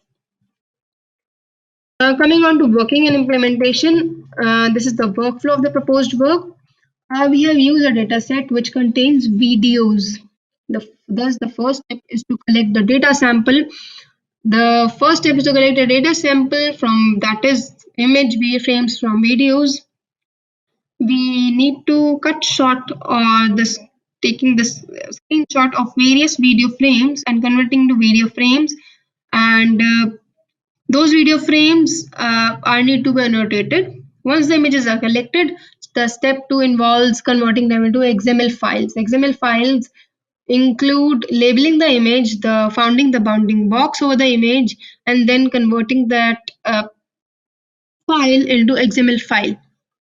The third step include the XML file to CSV file, in which we annotate the data as this particular XML file contains standing, this particular file contains running, this particular file contains drinking action.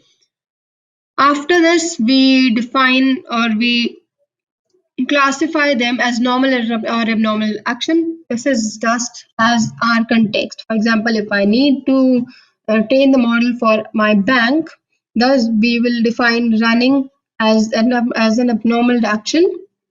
But if we are training my model for road or for railway station, running is not at all an abnormal action. It includes training the model for direction of human being from the video frame. This is done using FastRCNN. Since FastRCNN takes TF records as input, therefore we need to first convert the CSV file into TF records. The output of this we get, we convert them into inference graph. Since SSD MobileNet takes in inference graph as an input and gives the output as various bounding boxes, defining the action being taken place in the video. It may also define multiple human beings performing multiple actions in a single frame in real time. The dataset used is HMDB dataset. The HMDB dataset is collected from various sources, mostly from movies, a small portion from public datasets such as YouTube and Google videos. This dataset contains 6849 video clips divided into 51 action of categories, each containing a minimum of 101 in each. Out of 51 categories, 11 are selected for the training the proposed model. Various actions which are included in this HMDB dataset are riding bike, push-ups, handstand, drink, clap, catch. The actions which are chosen can be listed as hug, wave, drink, catch, and clap, which are defined as normal classes. And the abnormal classes we used for our model are hit, handstand, fall floor, sword, shoot gun, and punch. This is the visualization of data set. It contains actions like natural data set, that is the actions we perform in a day-to-day life. For example, drinking, we kiss, we laugh, we stand, we run in our daily lives. Thus, this database is best suited for action recognition. Training in such data set will improve the accuracy, and some of the other images or the actions included in this data set are pour, pull up, shoot ball, smile, talk, sword, etc. Now coming to training the model, we trained the model for 50,000 epochs. Since at that time the training loss was just 0.1139 and the localization loss was reduced to 0.0464. And it was stagnant at that time. Thus, the model was enough trained at 50,000 epochs for 11 action of categories. Coming on to results, results were pretty accurate. It actually recognizes clap, it recognized wave, it recognized drink, it recognized catch, it recognized handstand, which is a normal reaction. It may be a person standing on gunshot and thus is performing this action. It may be hit. Actually recognizes hit. It recognizes fall floor.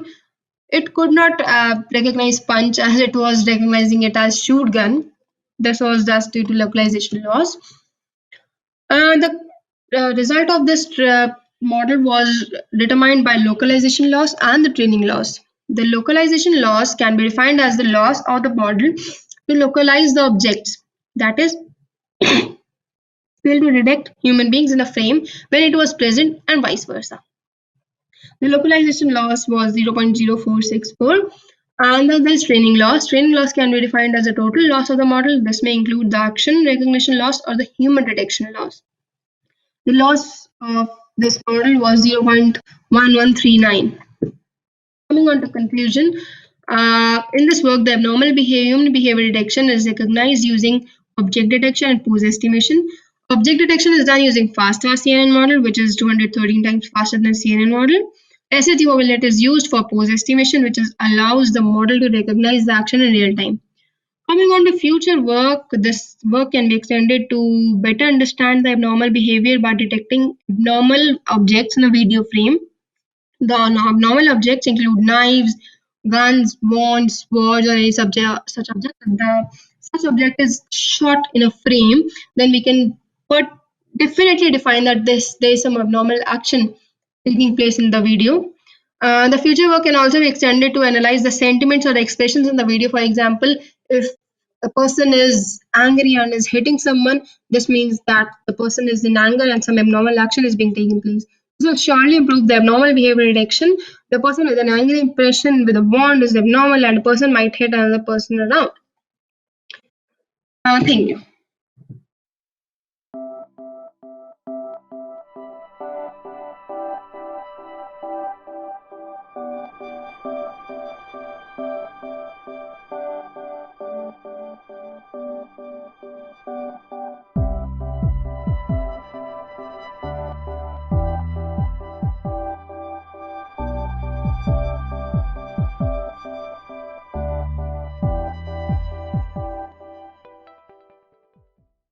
Good morning, ladies and gentlemen. I welcome you all on 5th International Conference on Safety and Security in Internet of Things. I, Dr. Anand Nayyar, Professor and Research Scientist in Graduate School Duy Tan University, Da Nang, Vietnam, on this platform, that is SaSeIoT 2021 conference, wish to present my paper that is on natural scenes text detection and recognition using CNN and PITE SSE RECT. So in this paper, we will be demonstrating on these aspects that will be abstract, introduction, methodology, experimentation, and finally we conclude the paper with future scope. The problem of one of the long existing research topics being sequencing recognition for natural images and videos is taken into account in this paper. The aim is to achieve efficiency comparable to that of human vision. This work focuses on recognizing text from natural scene images without using complex model architecture. In order to achieve the objective to come to fruition, we have integrated and implemented an efficient and accurate scene text detector with PITE RECT to gain the best possible outcomes. The EAST model helps to detect the region of interest in the image with the most possibility of having text. This is further supported by PITE RECT, which is Python OCR optical character recognition tool to perceive the output. Also, the formal architecture is compared with results gained from recognizing sequences using PITE RECT only. Testing is done over the Street View text dataset and the ICDAR 2015 dataset. All the results are tabularized and compared while discussing the gaps and future directions for the research. Now, introduction of this research paper. Over the past few decades, you can see that computer vision gained tremendous popularity. A huge number of development processes are going on to make it perfect as human vision. With increasing interest, the research in this field is constantly increasing. One of the most researched topic in computer vision is image-based sequence recognition, having the challenge task of natural scene text recognition. Reading and analyzing textual information in natural scene images require the text to be detected first, which is one of the most difficulty of the type documents. But when we talk about text detection in natural scenes, the task becomes quite difficult, the reason for which is explained as below. The number one is deformalities. In the real world, the text are printed on various objects which may or may not be planar. For example, text printed on some curved surface. Blur images. The pictures taken from smartphones may be lacking the stabilization and and resulting in blur images, which is a common problem in smartphones today. The resolution. The image resolution also varies widely from one camera to another.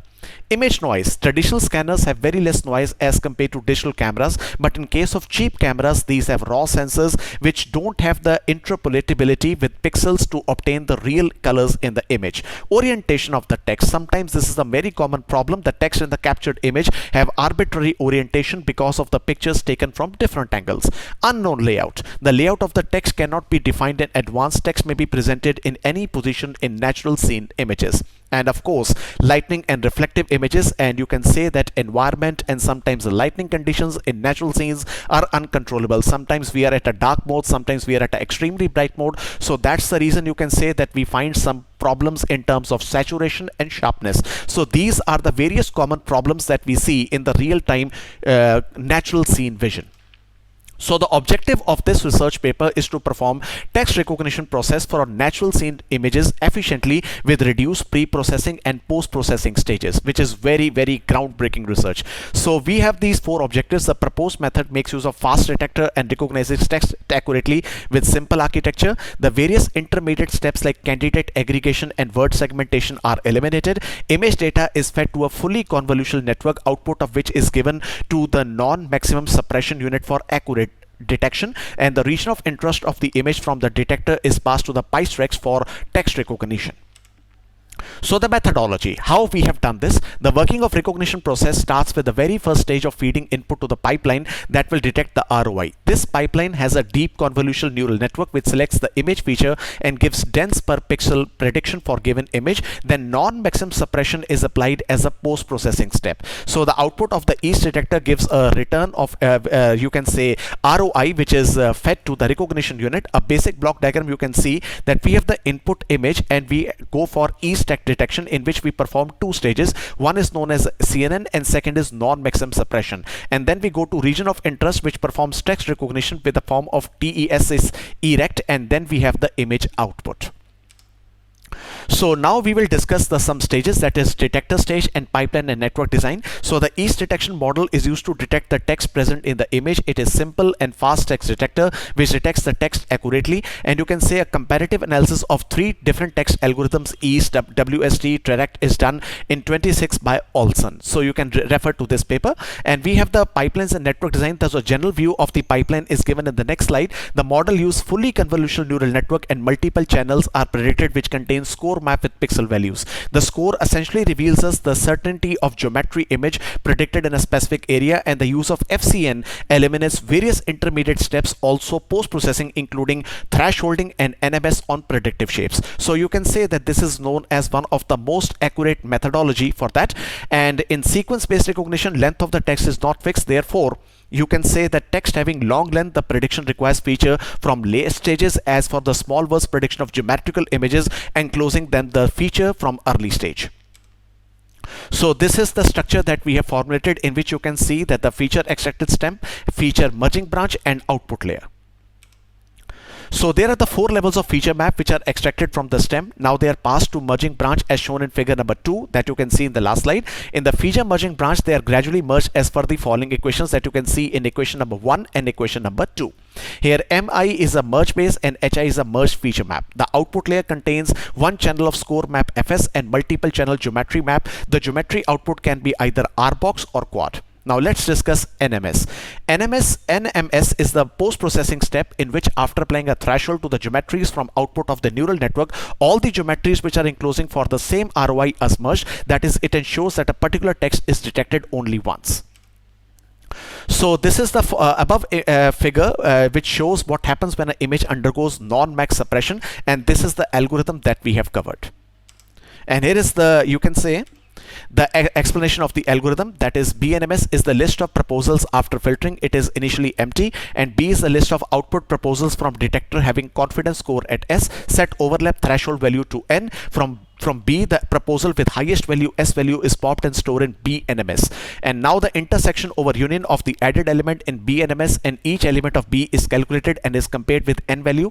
And if IOU value is less than N value, then BI is kept in B NMS, else it is discarded. So step 3, 4 and 5 will be repeated unless the B is empty, and obtained BNMS is the final output of the NMS stage. So you can say that algorithm works perfectly.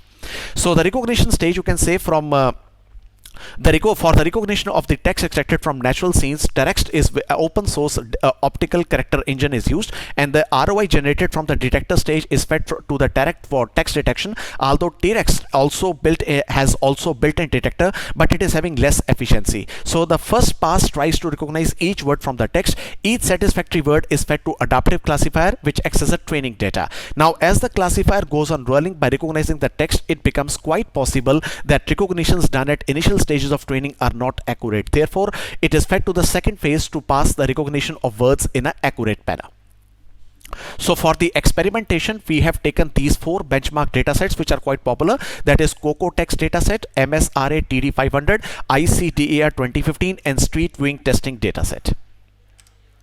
So the results and evaluation, you can see that we have discussed the results on 3 important parameters, that is precision, recall, as well as F1 score, that is false negatives. And here are the results that you can see that we are extracting the images in an accurate manner, that is exit 1 North, SR, MIT, Stirling, then to Hermanford, then OCH, V, IE, etc. etc.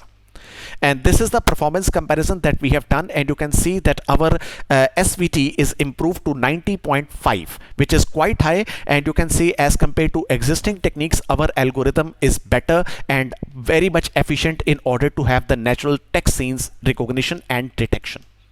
So conclusion is a simple and fast accurate methodology is proposed for text recognition, which uses an EAST model based on FCN followed by NMS, and you can say that the model is tested over SVT dataset with an F score of 90.5 and ICDAR 2015 with an F score of 70.15.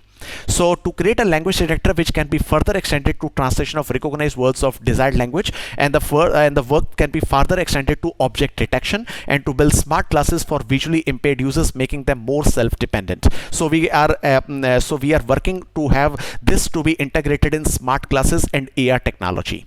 So to integrate this model even with the smart voice assistant, which may read and translate the text from one language to another.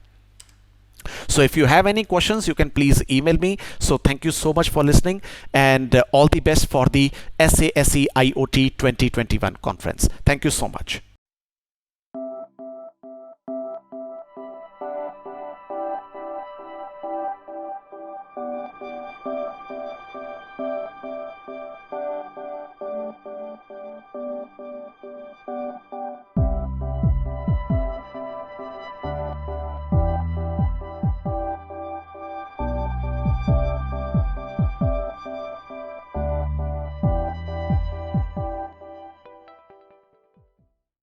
Hello everybody, this is Fadi Al-Turjman, a professor, doctor in computer engineering at Near East University in Nicosia, and it's a pleasure today to talk to you about the new and emerging topic in technology, which is the artificial intelligence in Internet of Everything. So our talk will be mainly about technologies that are used, the intelligence, the AI techniques, and how the Internet of Things came to help actually and pave the way towards realizing this vision. But before I start, let me give you a brief bio about myself. I am, as I said, Fadi Al-Turjman from Near East University. I am the director of the Research Center for AI and IoT at Near East University. We are working here in the area of artificial intelligence and Internet of Things.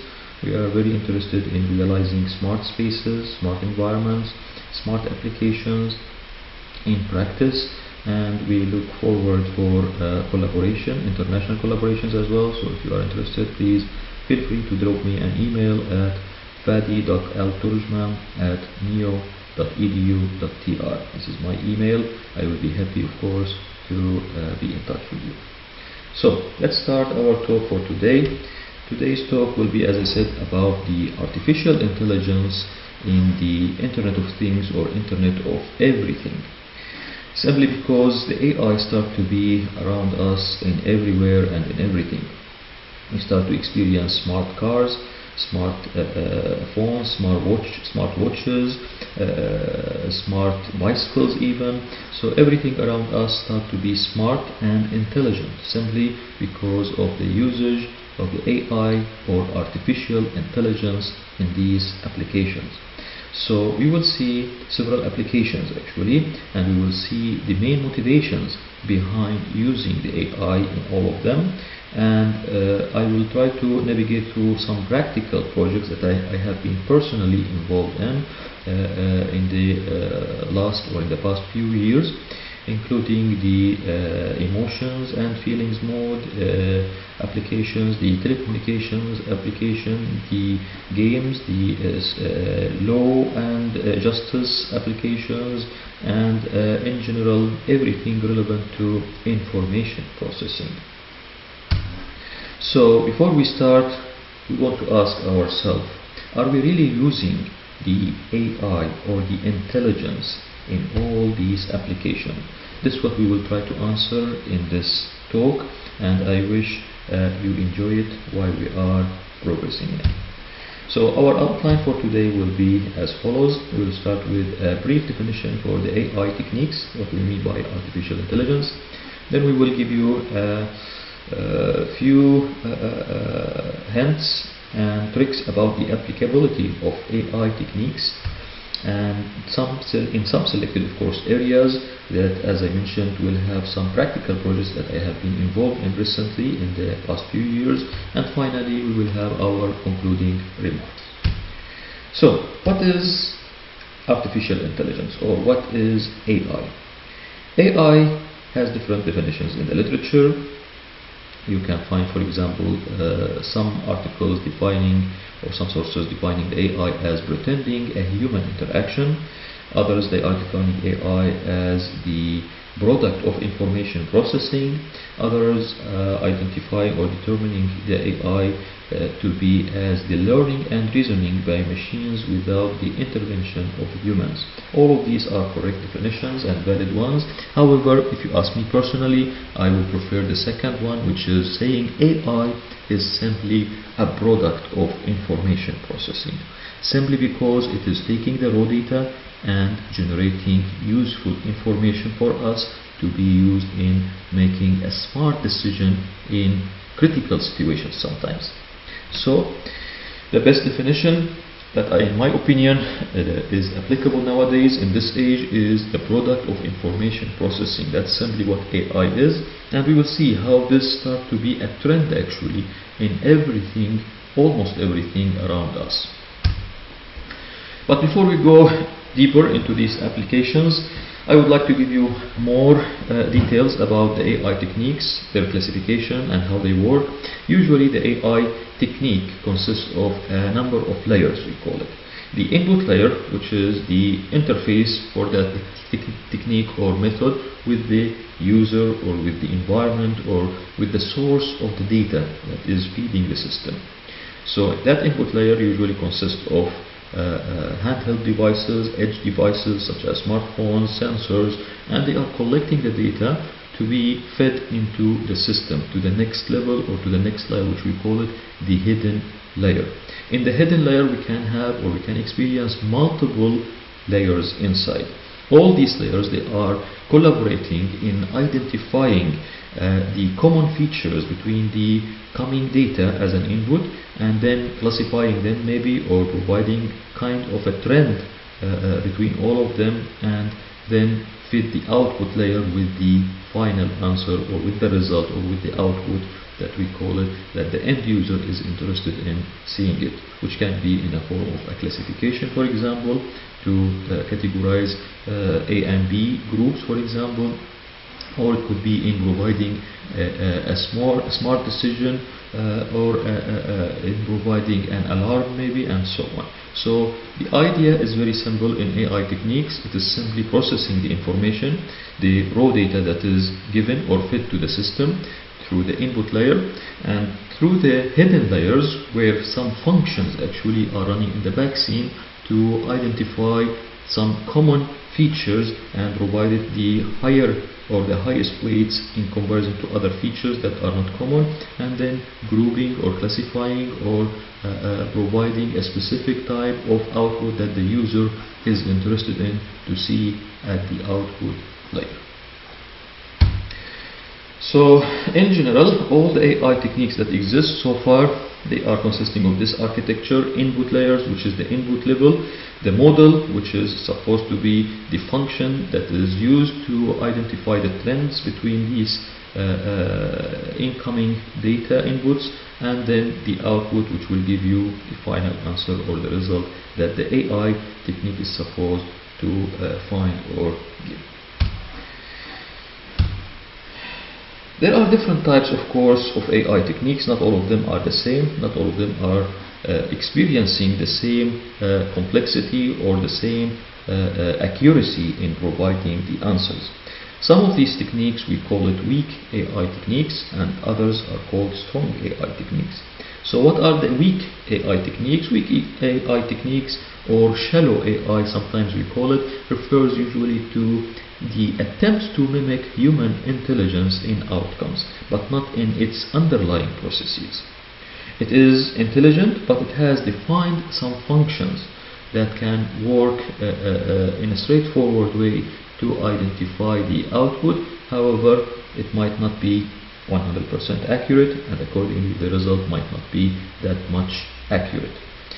On the other side, there is what we call the strong AI, or the deep AI techniques, which was recently known as the deep learning, for example, techniques. And simply in these techniques, they are able to reason, represent the knowledge, plan, learn, communicate in neural or natural language, and integrate all these skills towards a common goal that the user is looking for.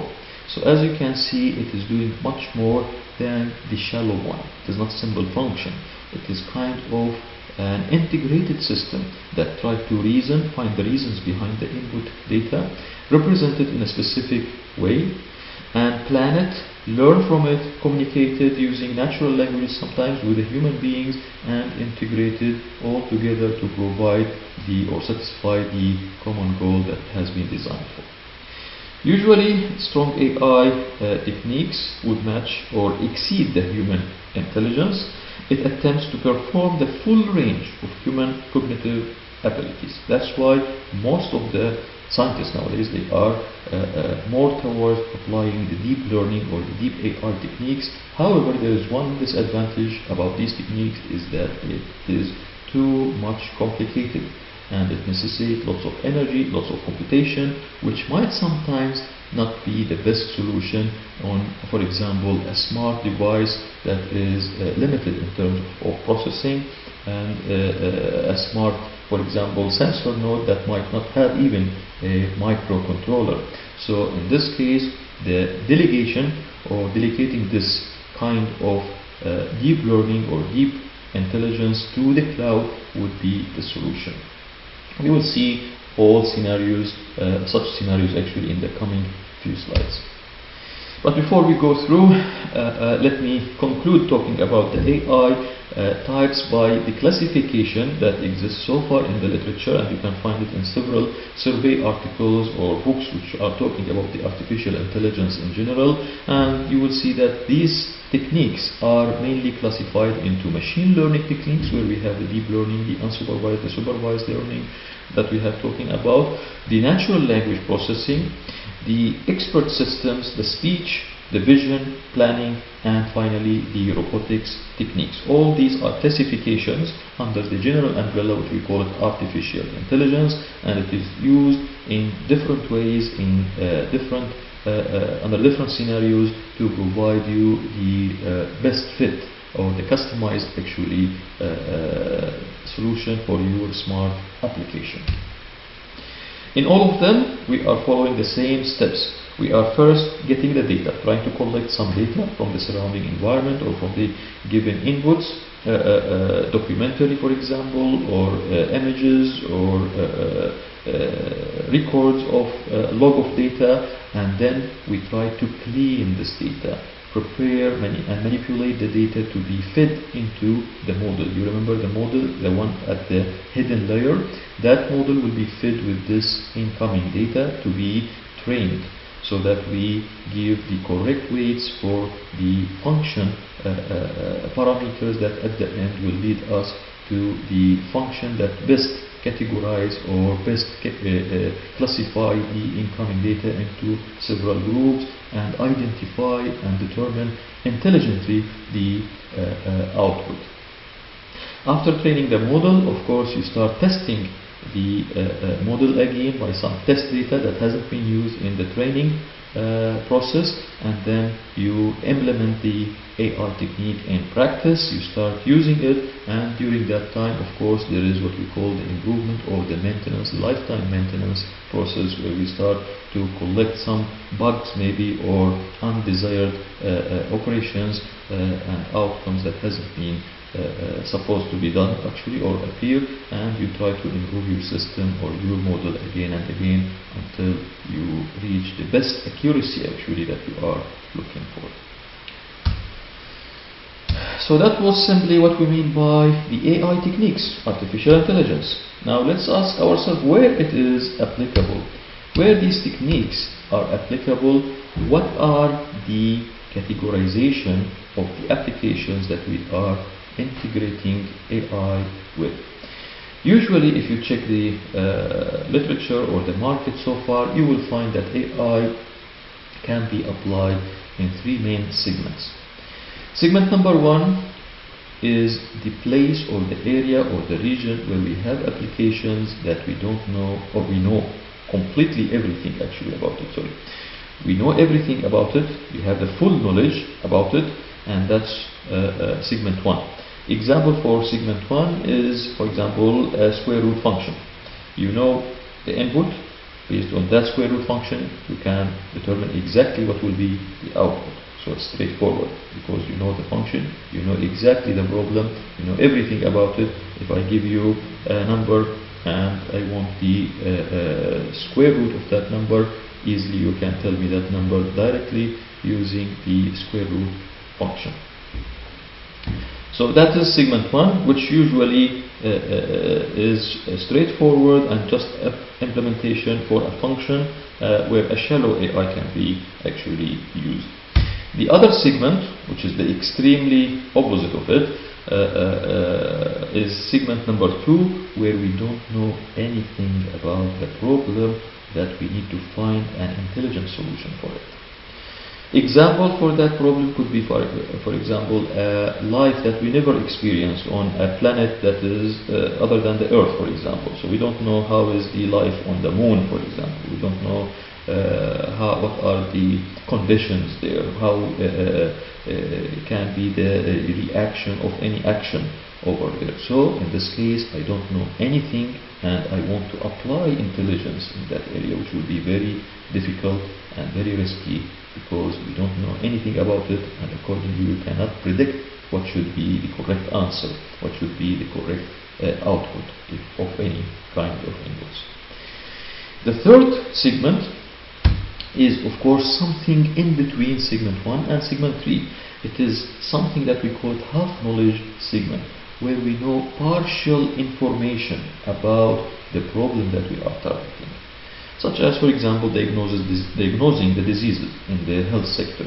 We know the disease, we know some symptoms that can be, for example, guiding us, or can be a guidance towards diagnosing that disease, but it is not for sure, because there are some diseases that are sharing or overlapping or having overlap symptoms. So in this case, the diagnosing of a disease can be considered in this segment number 2, the segment that we have partially knowledge or known information about it. And it is quite a lot that we have used AI in this area so far, and this is the main area, let me say, that AI has been effective so far, simply because we know some patterns, we know some kind of information about that problem or that region or segment of problems that might use the AI techniques in providing a kind of intelligence and output from an input that they can even in reality predict. So intelligence is required to handle problems in segment 2 in general nowadays. As more knowledge is acquired, topics in segment 3 move to segment 2, and topics in segment 2 move to segment 1 as well. So, for example, the big data project that became based on this concept. We have lots of data, we have lots of information surrounding us nowadays. We are getting information from our smartphone, we are getting information from the sensors that are implemented in these smartphones, we are getting information from our vehicles, from our smart and intelligent also systems that are involved in these vehicles, from the traffic system, from the health sector. We are getting information from all these digitalized actually systems. And these information form for us what we call the big data, the big information around us that we need, and the scientists are calling to utilize it and provide kind of smart applications based on it, using simply what we call the AI techniques, or the artificial intelligence in this domain. So we talked about the AI, the applications, and how it is classified. Now let me give you a few examples about some of these projects that are ongoing in different domains, including the health sector. In health sector, there are lots of applications and implementations nowadays that are using the artificial intelligence to provide the end user, which is the patient or the physician, with some information, useful information that can help a lot in the treatment, in the tracking of the patient record, in diagnosing the diseases, and sometimes trying to avoid some kind of disease spread also, as we are experiencing in the age of Corona nowadays. So if you check the literature, you will find that there are lots of applications, lots of articles, scientific articles talk about such a thing. However, we tried recently in one of our recent actually publications with one of the well-reputed journals, LCB Computer Communications, we tried to overview these applications and see what were the common things, what was the common architecture for all these systems that integrated AI in the era of Internet of Things, or Internet of Everything around us nowadays. And we found the following. The architecture in that system mainly consists of the edge devices, which are usually representing the input layer, as I explained at the beginning in the AI technique that will be used actually in this area. And then we have a gateway, a simple IoT gateway we call it, or Internet of Things gateway, that can be a Wi-Fi access point, that can be a sync node in a wireless sensor network used there, or it can be an RFID reader. Any of these can be considered as a gateway towards the internet, towards the cloud that has all the resources, the rich resources in terms of energy, in terms of memory, that can process and provide the end user with the decision or the useful information that he is looking for in his system. After processing the data, of course, there is the output layer, which usually try to display what the output or what was the result of that processing to the end user, either a physician, medical expert for example, or a patient if he is following his own record. And these are also kind of smart devices such as our smartphones, smartwatches, anything that the user can use as an enabling technology to display such kind of output. So AI in medical things is following this kind of architecture, and they are all have the common architecture that we have summarized in this slide. Now, what are the common AI techniques that has been used in medical things? again, after performing that extensive survey, we found that there are some common techniques that are mainly applied in the medical area or in the medical sector, such as, for example, the swarm intelligence, SI, the LDA, the linear discriminant analysis, the K-means clustering, the decision tree, the naive Bayes, the vector quantization, the artificial neural network, which has been used heavily in this area. You will find trillions of the articles that are nowadays talking about using ANN and NNN in general, and deep learning also techniques in identifying, diagnosing diseases such as the corona and any other kind of famous disease as well. And finally, the fuzzy logic also was commonly used in this area, and we find lots of advantages for using these specific techniques in the medical sector, simply because it can provide kind of high accuracy in identifying and classifying the groups that are, for example, of data that we will be expecting out of that AI technique. So all these techniques were mainly used in monitoring patients, diagnosing diseases, tracking the patient and his record, and also in the prediction of this disease even in the near future or after some time from some kind of common symptoms, as I said at the beginning, that the system can learn it and can expect or predict for other people what will happen for them in the future. Classifying the AI in Internet of Medical Things or Internet of Things also have led us to two common or two big groups of applications. One group is saying that the applications in this group will be targeting the body of the patient, so we call it body-centric application, and the other group have been considered or have been mainly designed or used for the tracking of the records of the patient, the symptoms of the disease, and we can call it accordingly the object-centric application. So it is targeting the objects or the things in the medical sector rather than the patient himself. These things could be, of course, equipments, could be records, could be anything relevant to the medical sector other than the person himself or the patient body itself. And in both of them you will find that these applications can be indoor or outdoor. Some of them, for example, they can be indoor, such as the sleep monitoring, the heart rate monitoring, the Internet of Medical Things enabled medical scanners, for example, that are used in indoor applications, and so on. Some of them are outdoor applications, such as the air medical service, the smart ambulances around us in smart cities, the facial disorder detection in outdoor circumstances and scenarios, the outdoor health monitoring, and so on. So all these are kind of categorized groups of the general application of the AI in medical sector. I will give you a few examples, as I said, some real projects that has been going on as a sample for each of these sectors where AI has been effective.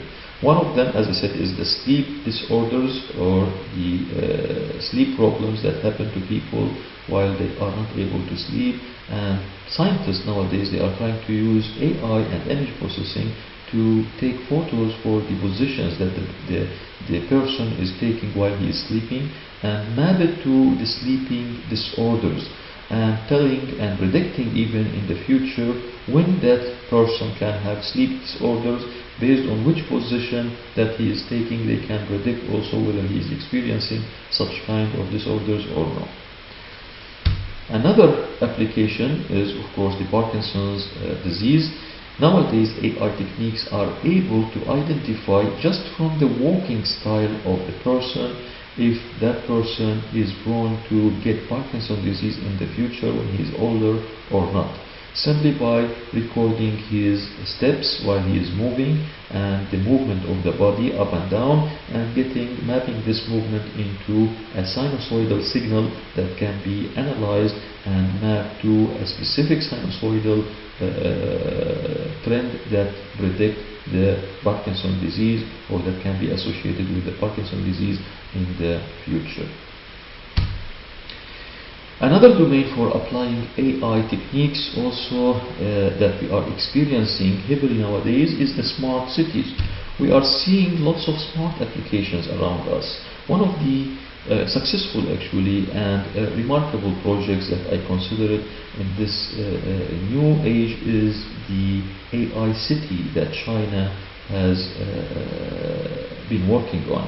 In China there is a big project called AI City, where they are trying to implement AI in every facility, in everything in the city.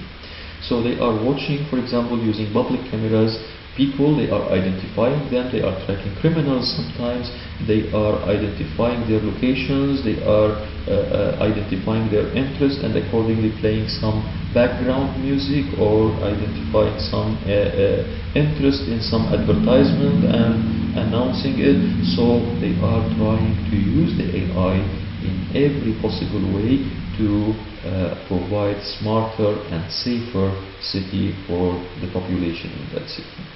Simply they are trying to target the 1 billion cameras that exist in the city, and they are trying to find lost people using this kind of paradigm and improve the traffic system, enhance the law enforcement and so on. So it was a very successful project that I wanted to share with you. Another successful also smart city project was the AI restaurant in China as well. There was a restaurant there that fully automated everything, literally everything in that restaurant, from cooking the food till serving it to the customer and taking the orders and giving the bill at the end. So the robotic arms are used in cooking and preparing, for example, the meals. The mobile robot is taking or carrying these meals to the tables or the customers. They are eating, finishing, and then also a receipt is provided to them simply by AI techniques, artificial intelligence only. Another interesting also project in smart cities is the smart home and smart buildings that we are experiencing nowadays. We started to see new homes or new buildings that we call smart homes, where all your facilities at the home is integrated together using a single device.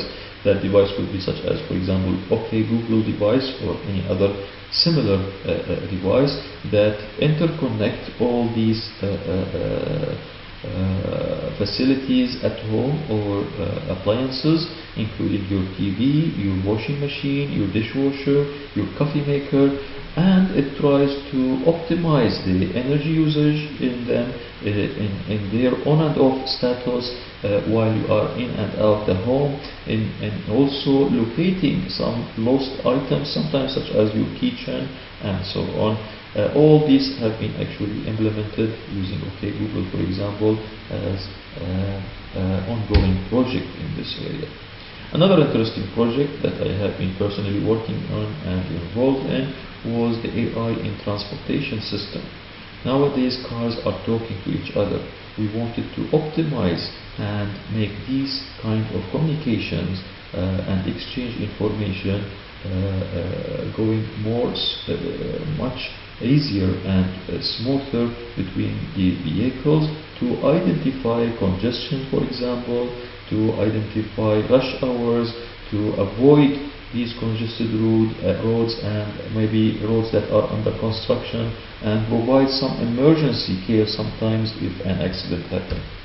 To give you an example, one of these topics that we covered in that project was identifying or recruiting the best fit vehicle for an accident. So while an accident, for example, can happen on the highway, we want to identify in a given specific safety segment or region around this car which vehicles can be a good candidate to deliver this information.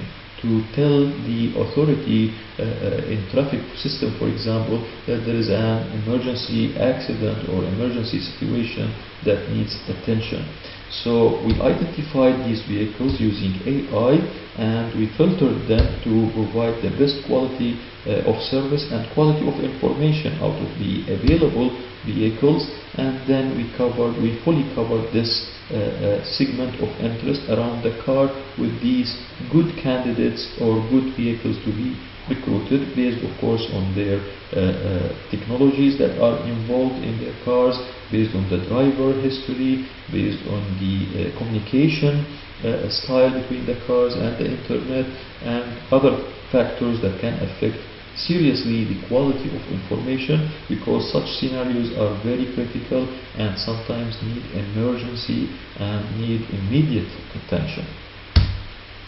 In all these actually applications, in general the transportation systems, we have been using the vehicle as an input resource for the data, and there were a kind of a sync node that can exist in the highway or in a tower in the city to collect this data, provide it to the cloud or to the internet, where a supercomputer is working, or a server for the traffic authority is working and analyzing and employing the intelligence in it to provide at the end smart solution that the user can display on his smartphone or in any device that can be handheld or attached to the driver to be used.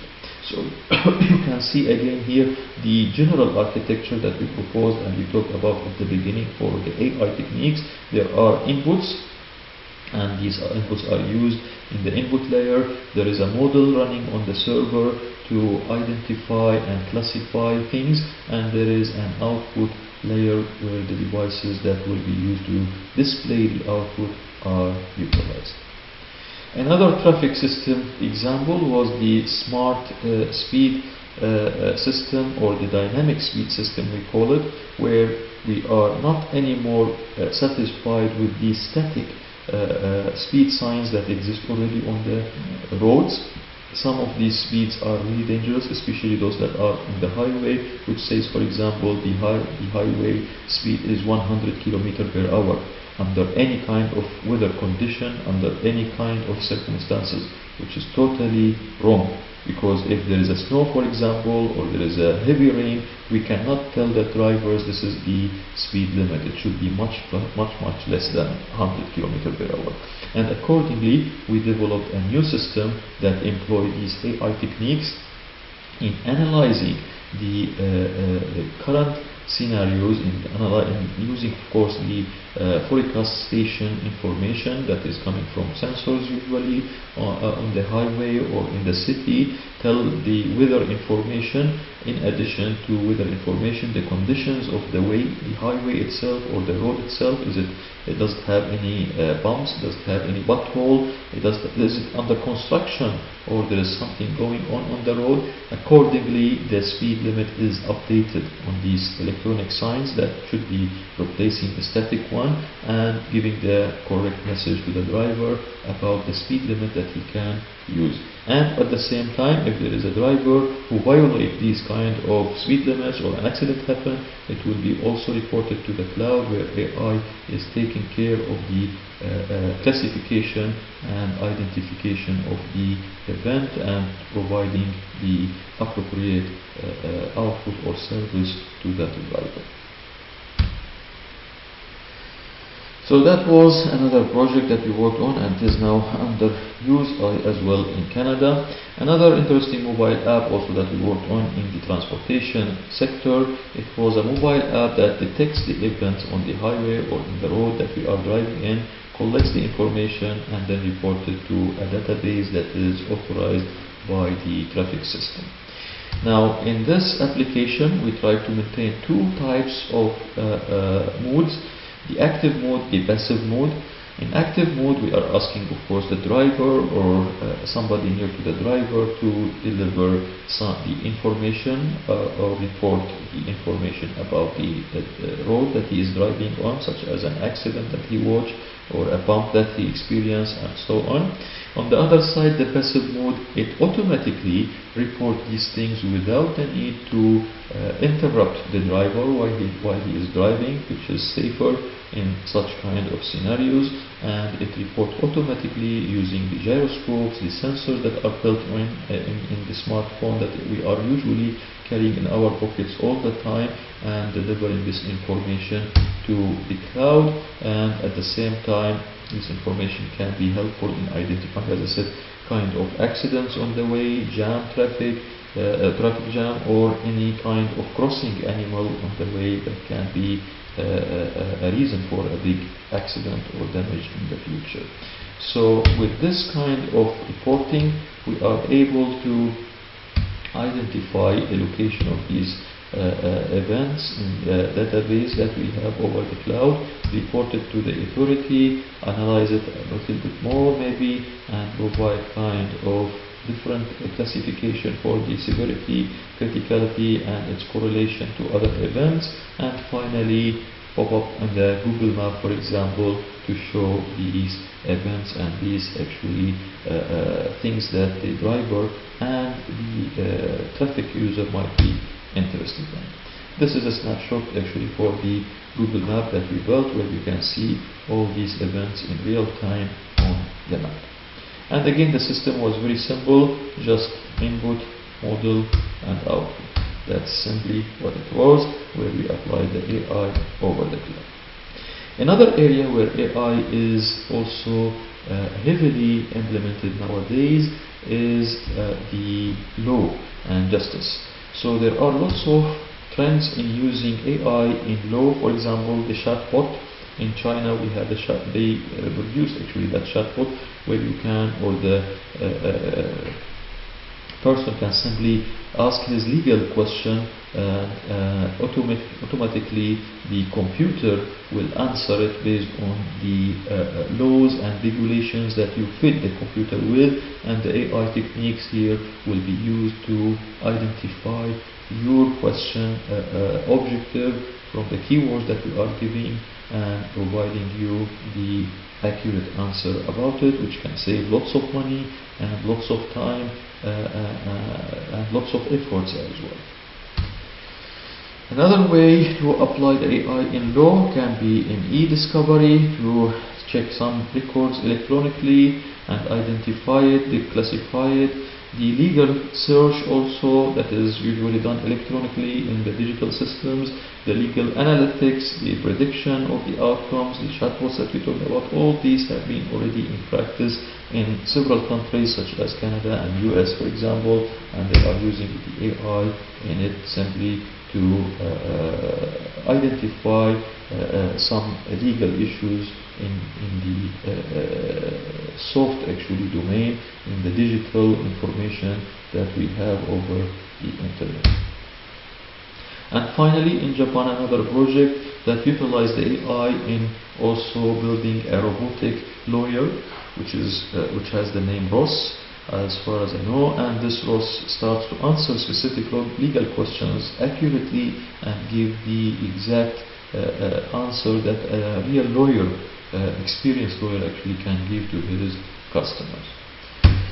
So that was the legal or the law domain where AI was heavily applied. And the other sector also that we can see lots of AI solutions and applications is the agriculture actually, where I personally have been involved in one of the interesting projects to identify the productivity of specific farms, rice farms actually, where the farmers, they were interested to learn how much amount of water they have to provide in their farm to get the best crops at the end of the season, so that they save the water and the money at the same time, get the best crops at the end. And to do this, we installed some sensor nodes underneath, under the ground, and these sensor nodes were collecting actually some data and parameters such as the water level, the pH level, the other elements also values, and provided through a wireless actually access point to the internet, where the data is analyzed over a server there using AI techniques and classified, so that it tells the farmer at the end the best time to irrigate and the best time to stop that irrigation process. Another interesting also application for AI was in species at risk detection. There were specific types of turtles in Canada, for example, that have been experiencing disappearance after some time, and the scientists were worried about it. That's why they wanted to understand the reason behind this, and accordingly we tried to install some of these sensors that can be used as an input actually resources for the data, where we collect temperature surrounding the turtle, we collect their positions, their geolocation position information, and other kind of information that can tell us exactly the atmosphere around the turtle and what can be the reason for its disappearance and deaths. And really we discovered that there were a spot in the river that they are moving in every season, and that spot was very deep under the water, and it was very cold. Whenever the turtle is falling there, it is dying. So most of these turtles were dying because of the low temperature that we were able to identify using some AI techniques running over the cloud server and telling the scientists, here we go, there is a problem here, we have to address it. So that was another example from the agriculture actually domain. There is another one from agriculture also, which is very common, the forestry fires nowadays in some countries such as Canada and US and Australia, where the governments are spending lots of money to address it. Simply using AI techniques, we can predict when this fire can happen using a set of sensors that are distributed and wirelessly reporting these parameters such as temperature, humidity, light, and so on. Another important also project in this domain was the smart oceanic studies, where we tried to make a kind of nervous system for the ocean. These sensors were deployed in the ocean using pistons that can carry them up and down with different depth levels and collect some information such as the speed of the water, the temperature of the water at different levels, the level of pollution at some regions, and reported wirelessly to a base station that is located in the laboratory, for example, with AI techniques on high performance computing machine to analyze and predict what will be next. By this we have almost reached to the end of our talk for today. We have concluded lots of applications of AI in surrounding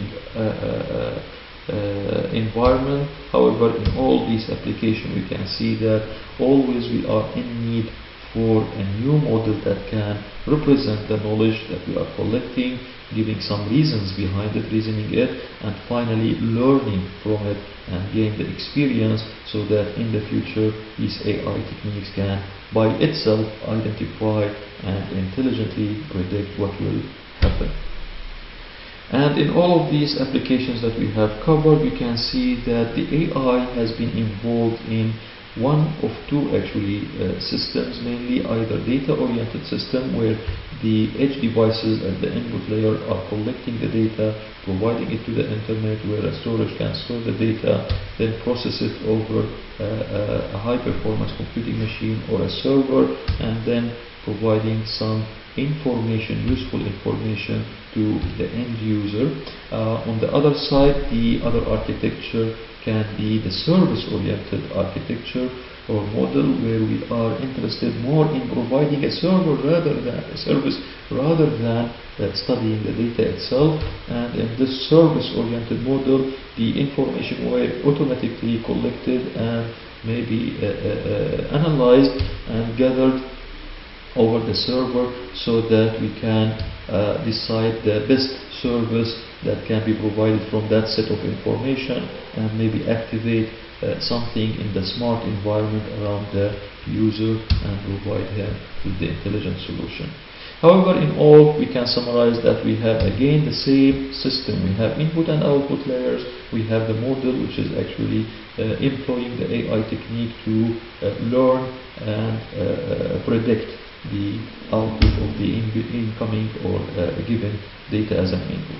In all these projects, I want to say that we are facing still lots of challenges, although we have achieved lots of advances and developments. However, still there are serious challenges that the scientists are facing and the researchers. Some of these challenges include the ethical issues in applying these AI techniques, the precision and accuracy of the results that are obtained from AI techniques and their effects, the cost of the project using these AI techniques, the security and privacy, energy efficiency, safety, reusability. All these are actually serious challenges that the scientists are trying to address nowadays and overcome to provide you more optimized solution.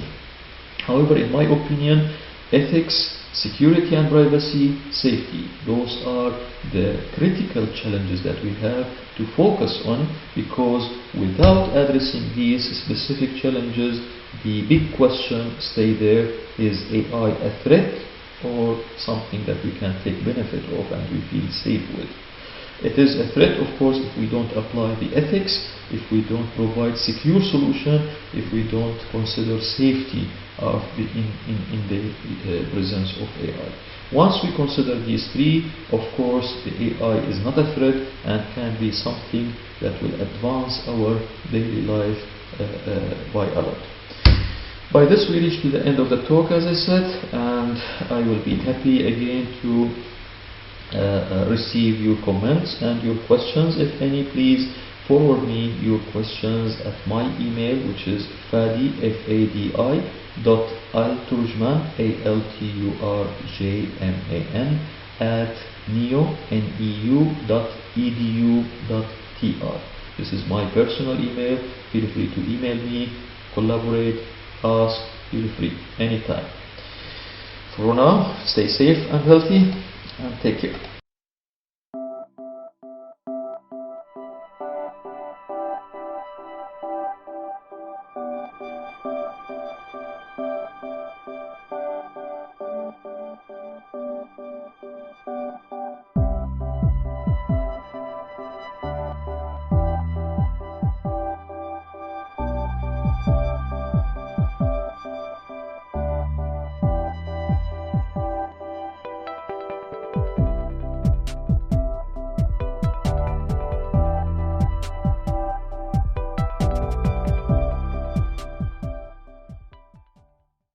Hello everybody, my name is Mohammad Bastiri and I'm going to present you assessing the resistance of Internet of Things applications against memory corruption attacks, a case study for Contiki and Tizen. This work is done under supervision of Dr. Muzarani in Isfahan University of Technology. First, we're going to talk about the motivation and background material of the work. Then we will assess the two case studies, and finally we conclude our presentation. Security of IoT is challenging right now. Since everything is connected to internet, everything is an interesting target for attackers.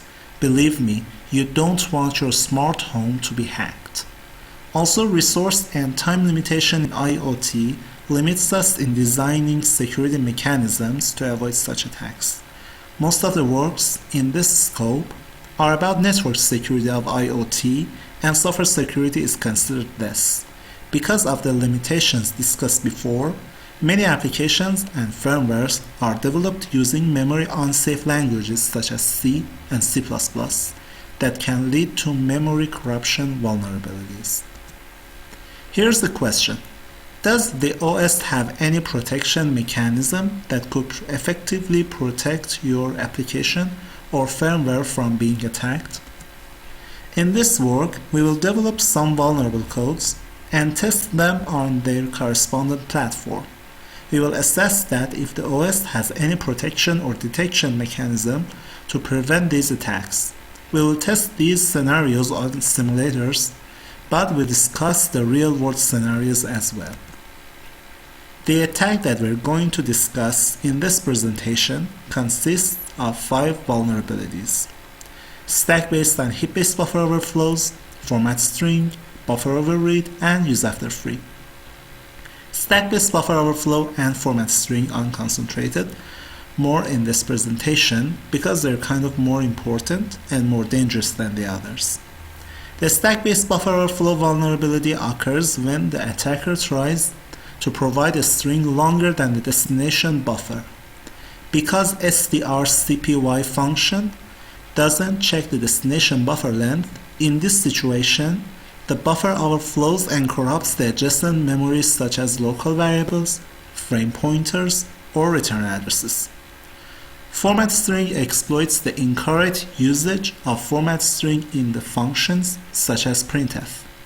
When we get the first argument, that means format string, from the user, the attacker can enter a format string to read or even modify the stack values.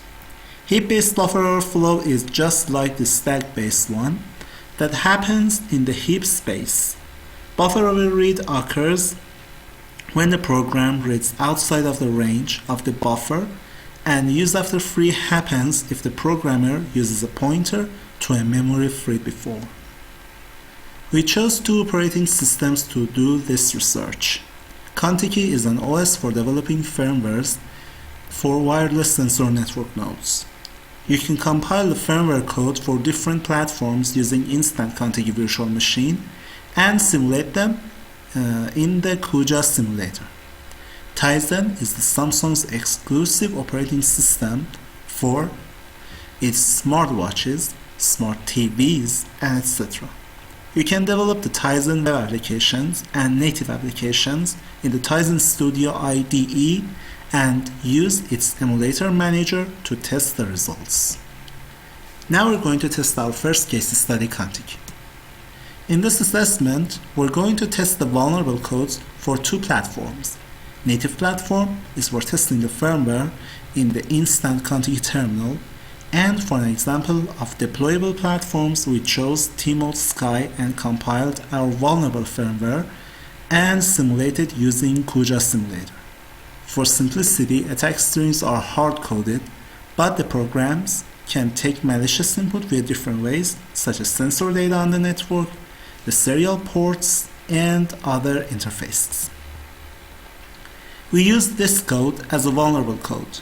As you can see, we passed a 6 bytes long argument to be copied to a 4 bytes long buffer.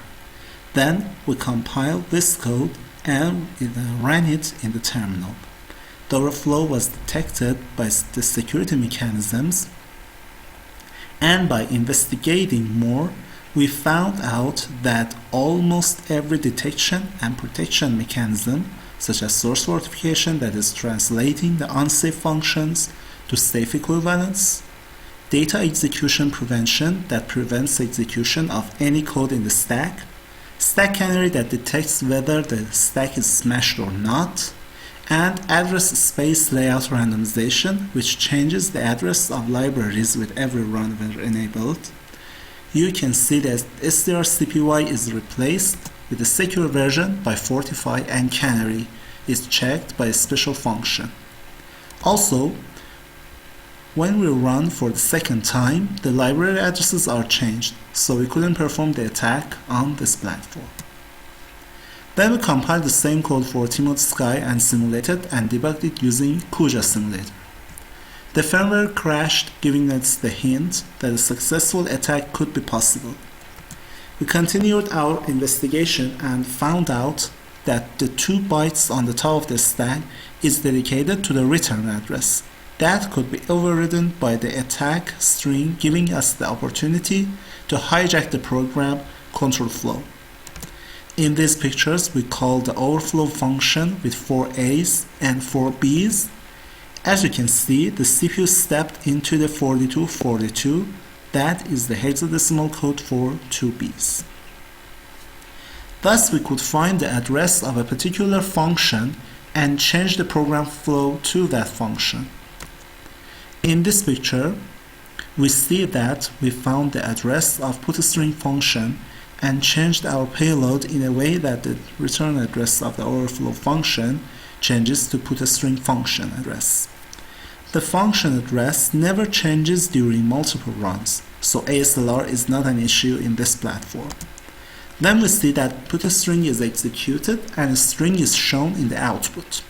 We can use any arbitrary function instead of putString. This attack is called return to libc and is completely doable in this platform. Even we tried to check whether a code placed in the stack could be executed, so we changed the return address to the stack pointer address and the stack content got executed. This means that that mechanism is not activated and attacker could inject any arbitrary code into the stack and execute it. In the format string code, we have a local variable called str1 and we're going to read its value with format string vulnerability. In native platform, when using 1%x as the format string, we'll see a hexadecimal number indicating the value of adjacent memory in stack.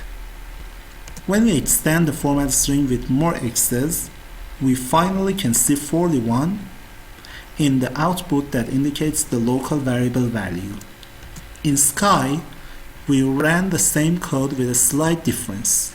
Because the local variable's placement in the stack is in the reverse order of the native platform, we swapped the definition line of 2 locals, and then we could see the variable value in the output. Remember that the text string could be provided from the input. We did the same thing with other memory corruption vulnerabilities and reported their results. As we see, the heap overflow attack ended up with the same results as the stack base. Other attacks were not platform specific and were possible for both platforms. For more details on these attacks, please check out our paper. Now we're going to do the same assessment in Tizen. Tizen allows developers to develop native applications with C++. We created a simple GUI project for smartwatches including a label, a text field, and a push button. We placed our vulnerable codes in the push button pressing function. In this code, we copied the field text into the label using an unsafe function. If you run this program with the input of a number of A's, the program crashes with the segmentation fault exception. As shown in the crash log, the EIP register indicating the return address of the function is changed to 440 A's. That is the code of 4 A's. This is the sign of emerging the vulnerability. However, by running the code twice and comparing the results, we can infer that the DEP and ASLR mechanisms were enabled, so we have to find a way to bypass them. As mentioned before, first we find the return address of putString function and form the payload. By performing a return to libc attack, we can bypass the DEP mechanism, but with ASLR, the putString function address changes with running the program every time. Because of the small changing of the address space, it is possible to brute force to bypass the ASLR.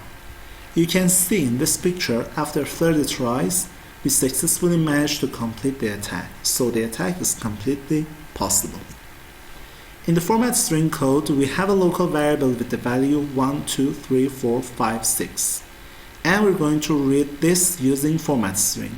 In this code, we use the format string vulnerability in the printf function. First, we input %d to see an integer in the stack. By debugging the program, we see the number in the stack. We can also see our local variable. By extending the payload with the right number of %ds, we can finally see our variable. We also did the same work for other memory corruption vulnerabilities. And as you can see, we could attack every vulnerable application. For more details on these attacks, please check out our paper. Now we've come to discussion and conclusion. As I said before, in the most cases the vulnerabilities could happen. We conducted this study by simulating the attacks, but real-world scenarios are also possible, such as getting malicious input from the network or from a file or any other interfaces. The OS might have some protection mechanisms for some vulnerabilities, such as buffer overflows, but now we know that those mechanisms could be bypassed in most cases. It seems that resource limitation in IoT is the main reason of this problem. As we have more resources, we could provide more secure solutions. But with these limits, the responsibility of keeping the programs safe is with the developers themselves, and they should be familiar with secure coding best practices to keep their code safe. Thanks for your attention, and please feel free to ask us any questions about our work. Thank you.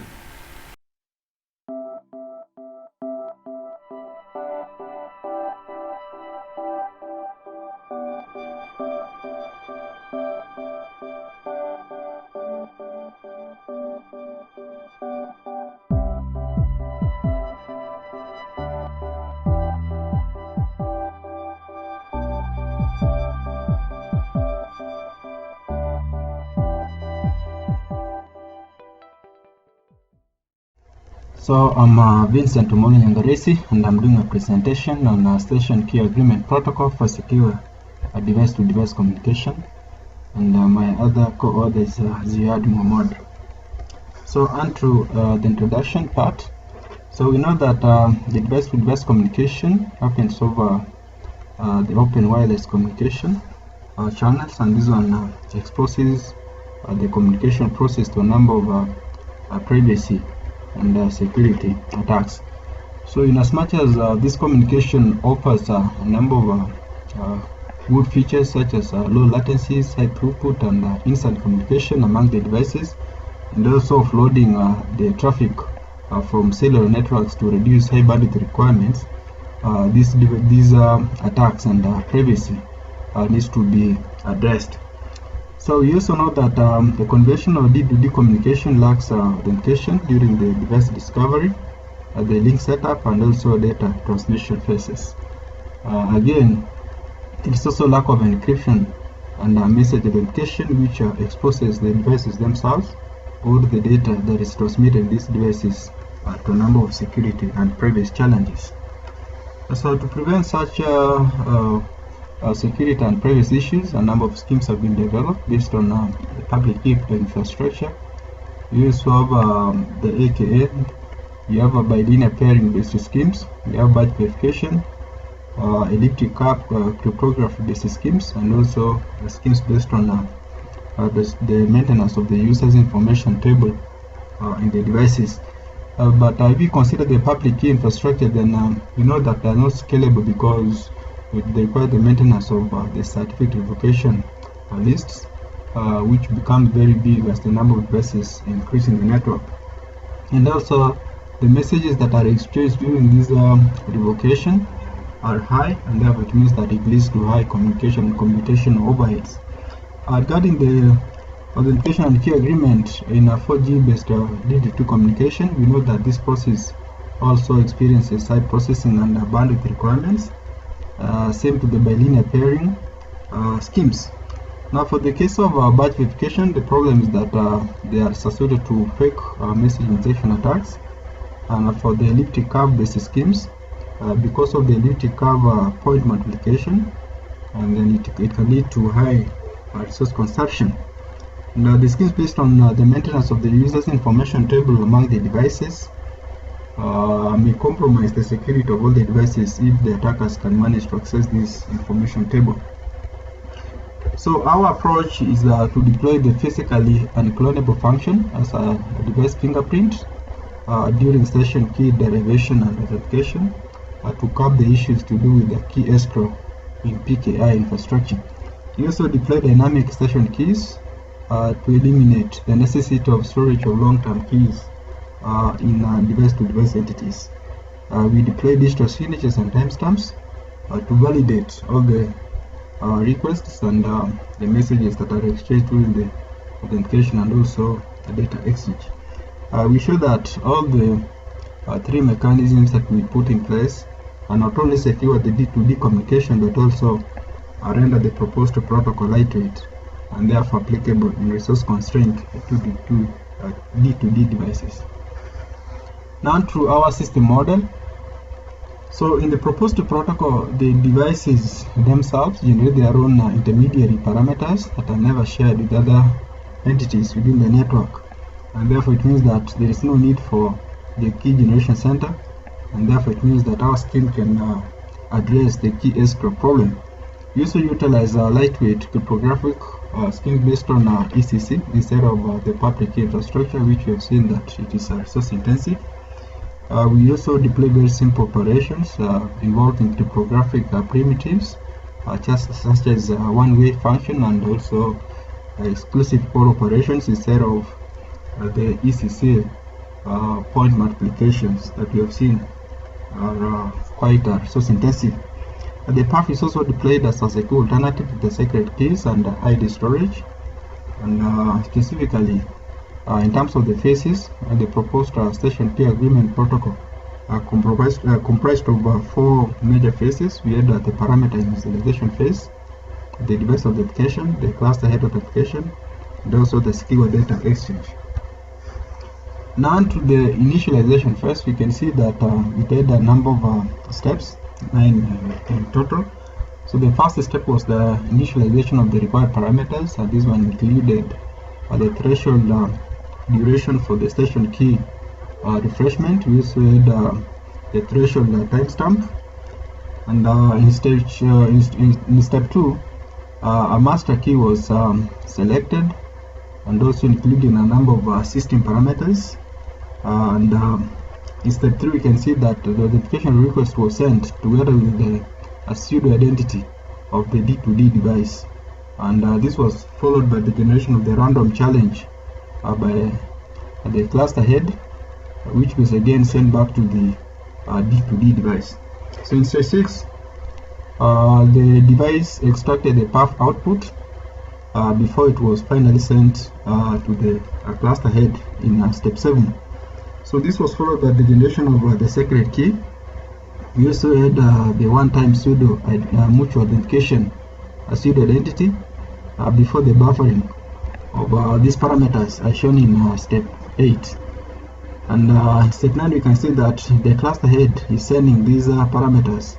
There is the one-time mutual authentication pseudo identity, the secret key, and also the system key to the wireless sensor network device, which in this case represented our T2D device. So onto the device authentication phase. So the process started by the generation of random nonce and the updating of these nonce, and as we see in stage 11, there is the generation of the joining message before it is sent to the cluster head. So upon receiving this message, the cluster head retrieves the path input, the path challenge and output, and also the secret key from the one-time mutual authentication pseudo identity, and also updates the random nonce that was computed in phase 10. And then step 14, there's the generation of another nonce, which is again updated, followed by the updating of the path challenge. And in step 15, we can see the computation of a signature and another joining message that is again sent to the wireless sensor network device. So in stage 17, these are signatures recomputed before it is used for validation, shown in step 18, such that if it is not valid, then the join request is terminated, or else there is the computation of the challenge and also the output as shown in step 20. So in step 21, you can see that The device randomly generates two broadcasting nonce, that is followed by the computation of other challenges and outputs, the path challenges and the outputs, and also the updating of these broadcasting nonce, of course, to prevent replay attacks. And then in step 23, we can see that another authentication message is composed that consists of the path output, the broadcasting nonce, and also the digital signature before it is sent to the cluster head. Now, for the case of the cluster head authentication, you can see that it starts with the recomputation of the broadcasting pseudo identity and also the digital signature.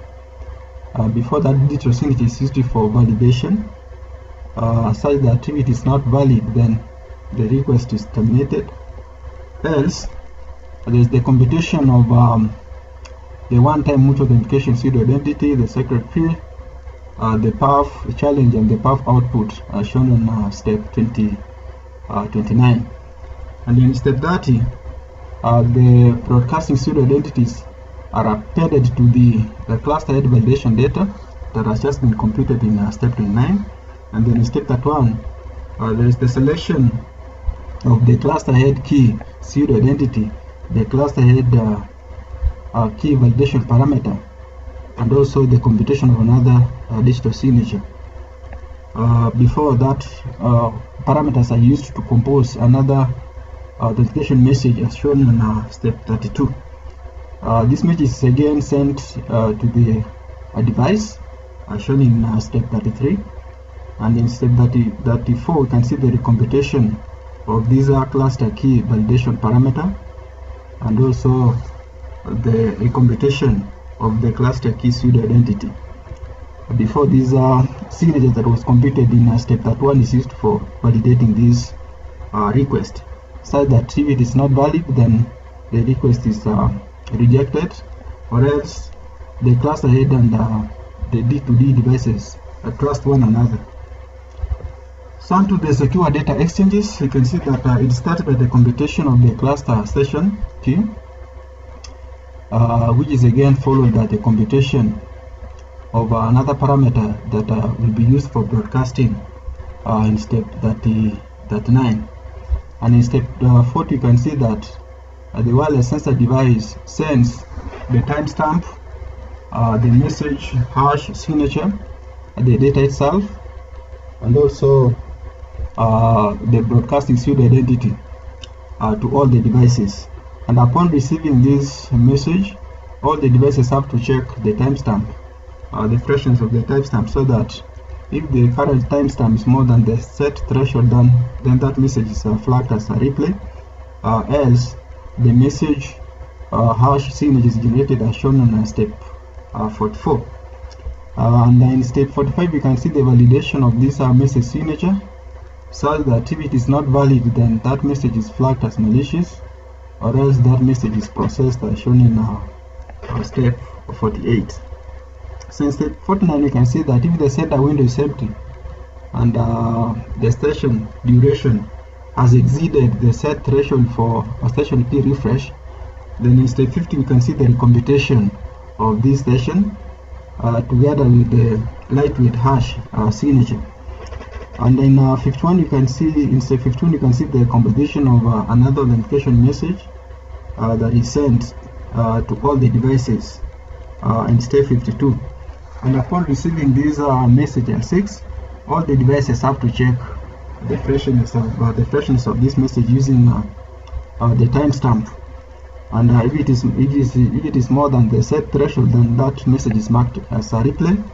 Or else in step 56, you can see the decoding of the cluster key as pseudo identity using the cluster head validation parameter before the lightweight message hash is also recomputed. So in step 57, we can see that the recomputed lightweight hash signature is used for validating the L6 message. As far as the activity is invalid, then that message is ignored. Else, all the nodes are supposed to substitute the current session key with a freshly computed session key. Now to the security analysis of the proposed protocol. So it was resilient against a number of attacks. So the first one being cloning attacks, and we have seen that because we're using PAF, then it means that attackers will find it difficult to clone or to masquerade as a legitimate T2D devices. The developed protocol was also resilient against message forgery because of the mutual authentication that was accomplished before the cluster key pseudocode identity that was used to convert the cluster beacon broadcasting pseudocode could be determined. And then regarding source authentication, we have seen that the proposed protocol, all the senders were verified by checking the validity of the signature and also the timestamps, and that means that it's only those entities that can pass these checks that can be allowed to proceed to communicate with other entities. So regarding identity theft, we realized that the proposed protocol employed said identities for both D2D devices and also the cluster identity instead of the real identities. And also the composition of these authentication messages were highly dynamic because they made use of the broadcasting pseudo identities. Now regarding the resilience against masquerading attack, we realized that to construct these authentication messages, then a number of parameters were involved. Example by the timestamp, the message signature, and also the broadcasting pseudo identities, and therefore it means that an attack will find it difficult to correctly guess all these parameters that were used to compose these authentication messages. And then regarding message replay attacks, you can see that the derivation of L5, for example, required the message signature. We also required the lightweight message signatures and also the timestamp for the construction of these messages. And because these parameters were hashed, it means that it could be difficult for an attacker to alter them and launch replay attacks. On to the performance evaluation. So we evaluated our protocol using a number of parameters. We had the communication and the computation overheads. We also observed the behavior of our protocol in terms of the message signing and verification latencies. So in this diagram, you can see that as the number of beacons were increased from 10 to a maximum of 100, and considering maybe message signing and verification, then you can see that as the number of beacons were increased, then there was also a corresponding increase in latency. And this one can be attributed to the congestion and also the increased handshaking as the number of beacons increase. And generally, you can see that message signing took or exhibited longer latencies compared to message verification. And this is because the message signing made use of 3 hash operations, while the message verification made only use of only 1 hashing operation. Now, onto the communication overheads. So what we did is that we increased the number of clusters from 0 to a maximum of 10,000. And also the number of nodes were increased from 50 to a maximum of 150. And you can see that as the number of clusters were increased, then the communication overheads were incremented exponentially. And considering the number of nodes, then we can see that as the number of nodes increase, so does the communication overheads. And this one can be attributed to the increased handshaking, the congestion that comes up as the number of devices increase within the network. And then regarding the communication cost comparison, so we compared the performance of our protocol with the skips that have been developed in .7, .8, .9, and 40, and we can see that our protocol had the least communication costs compared with the rest. In terms of the computation costs, so we realized that the scheme developed in .7 had the largest computation costs, while the scheme developed in .8 had the least communication costs. So the increased computation cost in our protocol will be attributed to the so many ephemerals and the so many security the security operations that were performed in our protocol. And so the lower computation overheads of the schemes in 38 to 40 could be attributed to the deployment of low entropy passwords, which required frequent updating, and because of this, it means that a good number of messages are being exchanged, and therefore it can easily lead to higher bandwidth consumptions. So though the schemes in that 8 to 40 exhibited lower computation costs, they require the maintenance of the user's information table that we have seen can be compromised if an attacker can manage to capture it. So in addition, the schemes in that 8 to 40 are suspected to smart card losses attacks, and the schemes in that 7 and that 8 fail to provide perfect secrecy, and therefore it means that an attacker is able to compute the previous session key or the subsequent session key that will be used for the next authentication. And also the protocol developed in 39 can easily generate high computational costs if the gateway node receives wrong pseudo identity, and this one can be equal to the exhaustive search that must be carried out. So that marks the end of my presentation. Thank you for listening to me.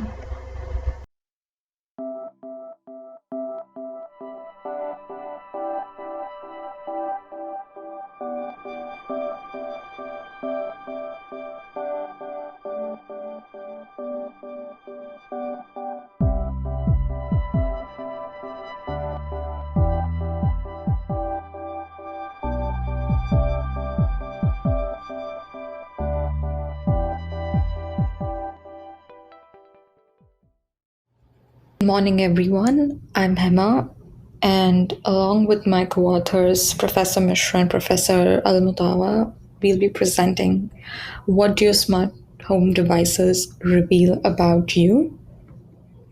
This is a quick table of contents that we'll be going through: the introduction, threat model, and the two devices that we've experimented with, Google Home Mini and Arlo Pro, as well as the conclusions and future work, what our plans for the future are.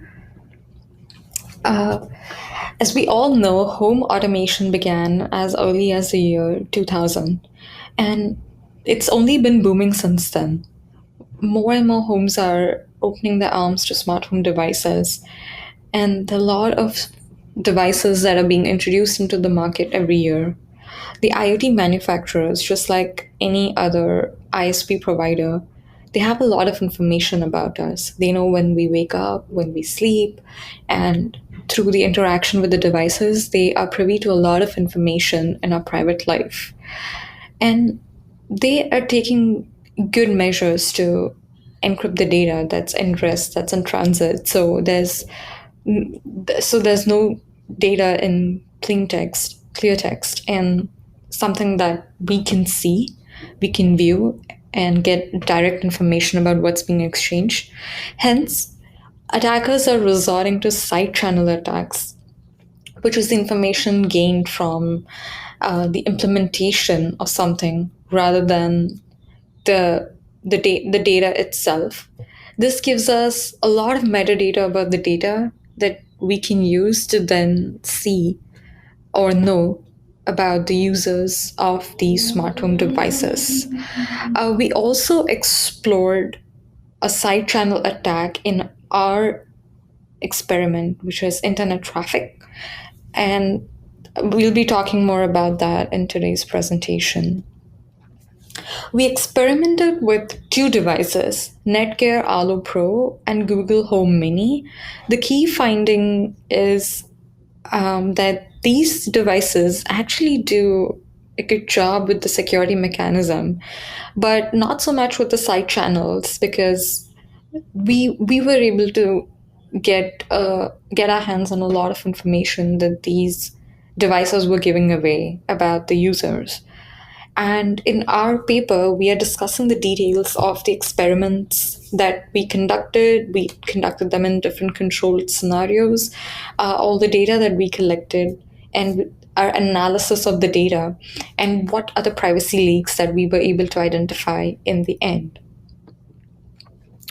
Threat model and evaluation. So in our experiment, we assume that the adversary is passive, he has access to a large volume of message traffic, and also they are incapable of injecting packets or altering packets into the traffic. This is completely an observational point of view for the adversary, And our evaluation methodology is that we operate each device under specific and controlled conditions. For these experiments that we conducted, we used Intel i5 processor. We used a memory of 4 GB. We were running Ubuntu, LTS, and we were using Wireshark network analyzer. And we also used pandas to analyze the data that we collected. As you can see here, this is a map of our setup. You can see that Google Home Mini is interacting with Wireshark, which is connected to a switch, and the port is being mirrored so that we get a copy of the data that's flowing to the internet. And it's the case with camera as well. We're not directly interacting with the camera. It's connected to a camera base station, which is more like a central hub for managing more than one cameras, or just it's like a private channel between these two. It's encrypted using one of their proprietary encryption methods, and we are taking in the information from the camera base station, mirroring, and again using that in a network protocol analyzer. These are like two completely different scenarios, as you can see. Google Home Mini. So for Google Home Mini, we are triggering the device for every 30 seconds, and we are recording the entire scenario for 2 minutes, so that you can see where the spikes come up. You can see that there was absolute silence before and after, and then the spikes, they make noticeable difference. Also, we conducted each experiment with the camera or with the Google Home Mini 3 times to average out any flaws, to account for anything that's abnormal that didn't occur later on. Also, we noticed that Google Home Mini, once we trigger it, once we say, okay, Google, it stays alert for about 8 to 10 seconds. And it's waiting for a command or a question from the user. And if it doesn't receive within 10 seconds, it goes off. Now, we experimented with a few scenarios. We call them like baseline, standard, and non-standard. And this is a sample of almost a 2-minute window where Google Home Mini is not triggered and there's complete silence in the environment around it. And we can see that there are a few spikes here and there. However, it's not transmitting any information. These were keep alive packets and just some like key exchange packets that we noticed, but nothing like exchanging information, which made us believe that, okay, this is a good security mechanism. We're completely privy to the information that's being exchanged. Also, with soft music being played in the background, no difference was noticed. Pretty much the same graph as the one where there was complete silence at home. This is when there was like soft background noise, conversation without triggering. As we can see, it's still not transmitting any information. The large spikes that we see in between are some periodically occurring packets. However, that has nothing to do with the actual application data that's being sent. Short question with answer and question without answer. As we can see, the graph with answer is wider because the first few seconds is where we are asking a question and Google Home Mini is replying. So we can see that it's engaged and active for a longer period of time compared to an answer where there is no question, compared to a question where there's no answer. I'm sorry. We can see that the wider the wider the curve, the more engaged Google Home Mini is. And we'll see in the future experiments as well, later experiments, how we're corroborating a claim that Google Home Mini was active for a longer period in the first graph. We also explored in depth more experiments where we could get a better insight of the side channel attacks that can be conducted on the device. And we were playing trivia on the top with Google Home Mini, and we asked Google Home Mini to tell us a joke. And where you see the second peak is where it actually reveals a joke. And I am bored is a scenario at the bottom, which is interesting because you can see that the curve is the widest of the three. And this is where Google Home Mini fetches data to actually tell you a joke compared to trivia, tell a joke, and I'm bored. Non-standard usage, triggered with OK Google, and there was just silence at the top. We just said OK Google, and you can see that it listens to close to 10 seconds before it just goes off. And there's another situation where it's about active for about 20 seconds. This is where we asked the device a very long question just to see if it's engaged. And we see that this was active for about 20 seconds. And just the subtle difference in these two makes us aware of the kind of flaw that these devices have in revealing the information about the user without actually revealing what the information is. Also, some more scenarios here, and in this scenario, we were talking gibberish for really long times. This is to just emulate the scenarios where the users might be drunk or like impaired or not in their senses, and then they and just to see if they actually end up using the device in a way that it's triggered and it's recording. You can see that be it top, bottom, or even further bottom, if it's not making complete sense to Google, it shuts off, like in the third scenario. But in the second scenario, it kept listening, hoping to give an answer, but it just listened and it stops off. That's why we do not see a second peak, which we see in almost all the other graphs where it actually ends up giving a reply that it fetches from the internet. And this is a scenario that's very interesting because here we can see that Google is active, the device, for close to 60 seconds. And here we constantly said, OK Google, waited for a few seconds before it goes off and said, OK Google again, and kept doing this multiple times for about 30 seconds. And we see that Google's been active.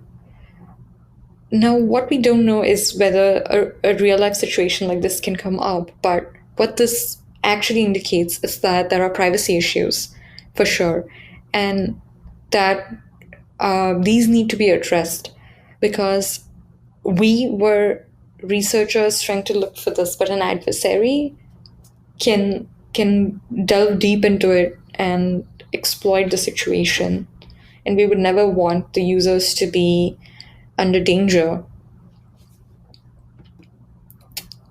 Netgear Alo Pro. For Netgear, there are two modes in this camera. It's an indoor or outdoor security camera. It talks to a base station, which is at the central hub, to manage all the cameras. And in this Netgear Alo Pro, there are two modes where you can arm it and you can disarm it. You can disarm it if you're home and you don't really want to use the camera, but if you arm it, you can also select if you want notifications or you do not want notifications. And the sound and motion will be on, which again you can control. You can just choose to have only motion, only sound, or both motion and sound on. And here we performed a few scenarios where We tested what the baseline is. We tested the audio and motion interaction scenarios where we did like a permutation and combination of audio as well as motion. We also did a field of view scenarios, like how close the subject is to the camera or how far away they are. And also the notifications. How would we know from as a side channel if the notification is on or off? So this is the message traffic when the camera isn't triggered. It's a very periodic graph, not transmitting any of the application data. And this is when the camera is triggered in this intermittent motion. As you can notice, the camera has been triggered. It's actively looking for sound, audio, anything that comes its way, and this is where actually the motion occurs. So it's possible that in a real life situation, some sound could have triggered it, like the opening of a door or anything that's sensitive to, and the person doesn't appear in front of the camera until this very point, and we know that the person is out of the field of view of the camera at this portion. So we know that this is a very grave side channel attack that can be exploited by adversaries. And this is a scenario where the blue line shows that there's no sound even after the camera is being triggered, and the orange line represents a scenario with sound, and there's only sound. So the blue line, we just triggered the camera and just like left it without any motion or audio. And for the orange line, we just made like a slight amount of sound that it was able to pick up. However, we suspect that these two graphs are more or less the same because the compression of the sound causes the kilobytes transferred to be the same, more or less the same, the traffic.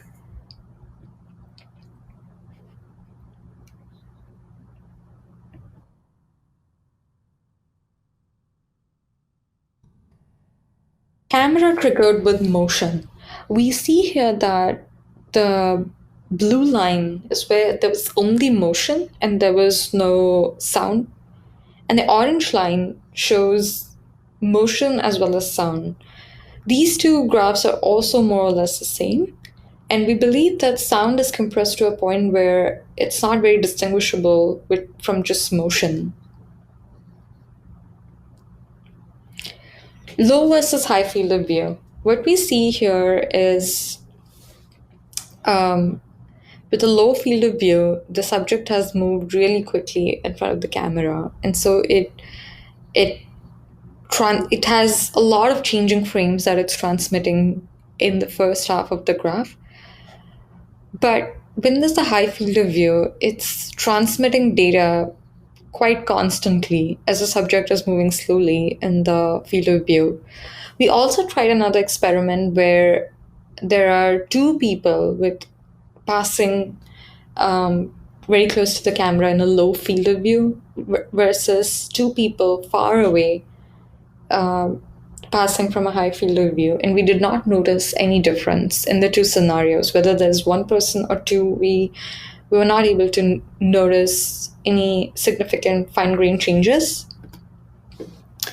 And after all these scenarios and after like conducting multiple experiments that we crunched into this 15-minute presentation, our conclusion is that a weak adversary can infer quite a lot of privacy information about the person who's using the device. And with any additional contextual information, like from shoulder surfing, dumpster diving, or just acquaintance with the person, we can infer a lot more about the sleeping schedules or any other information about the victim.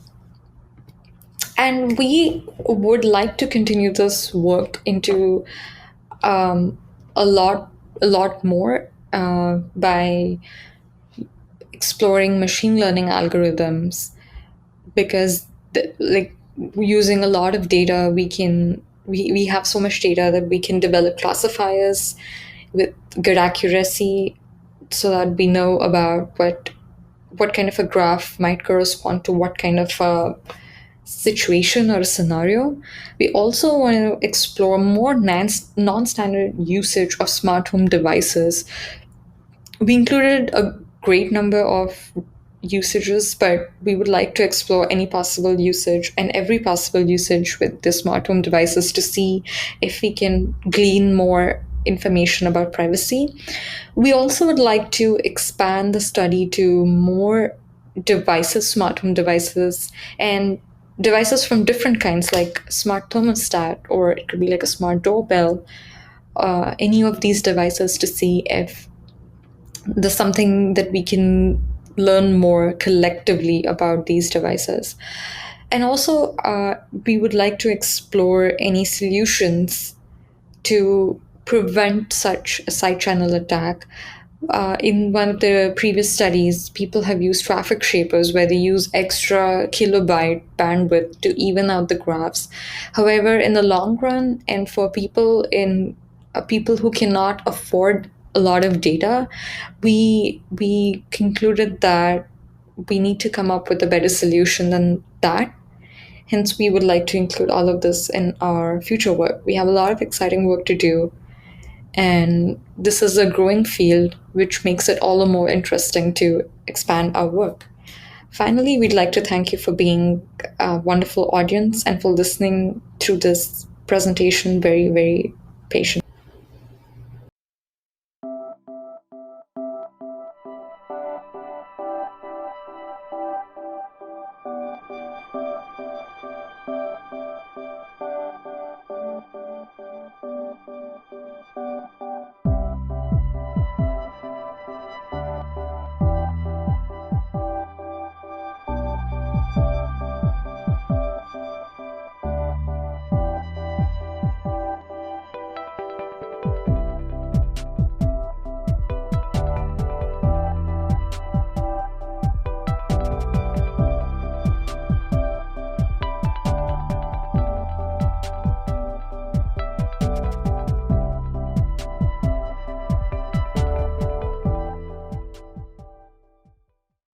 Hello, my name is Elena Davydova, and I'm going to present you the work entitled A Quantum-Resistant and Fast Secure Boot for IoT Devices Using Hash-Based Signatures and SRAM Paths. This work has been realized at Microelectronics Institute of Seville, which belongs to the University of Seville and the Spanish Research Council. The outline of this presentation is as follows. First, an introduction about the motivations and objectives. Second, a summary about the related work in the literature and our main contributions. Third, the basis and latest modifications of stateful hash-based signatures. Then, our proposal is presented considering the three phases of device registration, secure boot, and firmware update. Implementation results obtained with IoT devices based on expressive 32 microcontrollers are shown, and finally, conclusions are given.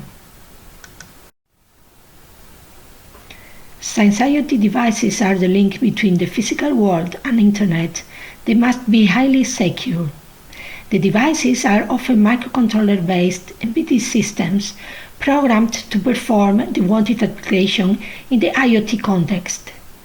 A widespread security feature of microcontrollers is Secure Boot, whose goal is to check that the code to be executed is the expected one.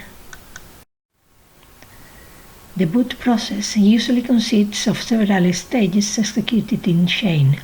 The first code to execute, named here in boot ROM, is stored internally in a one-time programmable memory such as internal ROM of the microcontroller. The code of the next stage is commonly stored in an external memory such as a flash memory. Depending on the device, the number of boot stages can change. This work is focused on a two-stage boot process for simplicity and generality. The threat model considers that the manufacturer is honest, that is, in a registration phase, prior to use the device in its application context, the manufacturer programs all the code without introducing backdoors or malware.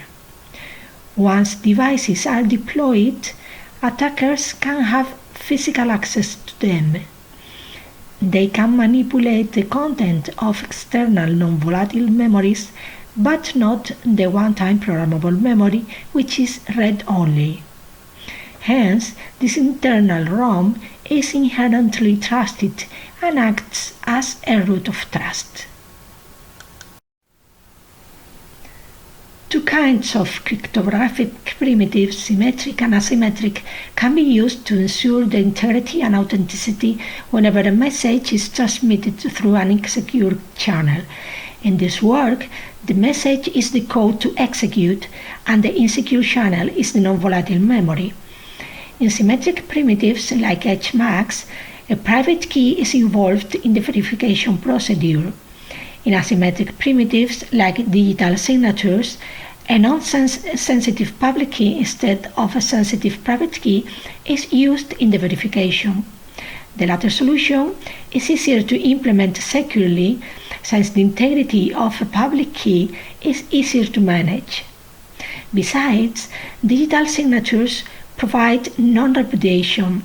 That is, the party that signed the code cannot claim later not having done that, which can be crucial in several scenarios like those related to forensics. In fact, digital signatures are the preferred choice for securing the integrity and authenticity of the application firmware or kernel. The disadvantage of digital signatures against HMACs is their slower execution time. Another requirement of modern systems is that they need to be prepared for the post-quantum era, because the digital signatures used nowadays are threatened by quantum computers. Concerning symmetric primitives, quantum computers reduce the security of hash functions from n to a square root of n. The works in literature most related with the proposal of this paper are the following.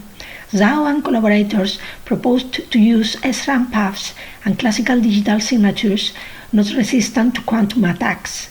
They do not classify the SRAM cells in a registration phase and employ a BCH error-correcting code to cope with the flipping bits in the path responses. Roman and collaborators use an on-chip SRAM path to generate and reconstruct the seeds needed for signing with the standard Merkle signature scheme, which is post-quantum resistant. Since SRAM cells are classified in a registration phase, a simple repetition error-correcting code was used to reconstruct the seeds. Wan and collaborators proposed two software optimizations of the SHA-256 hash function. Then they developed several hardware accelerators to speed up the most time-consuming operations in XMSS. Kumar and collaborators proposed the first quantum-resistant secure boot solution fully implemented in hardware. They use a chain of trust in which each signed stage is verified with the public key contained in the previous one. The public key to verify the first stage is stored in a ROM so that it cannot be modified later. They accelerate in hardware several steps of the standard XMSS used to verify the signatures. Versen and collaborators modify the standard XMSS to reduce the execution times of key generation, signature generation, and verification steps. The pure software implementation of their modification shows a significant speed up. Our main contributions are the following. We use both symmetric and asymmetric primitives in the secure boot process.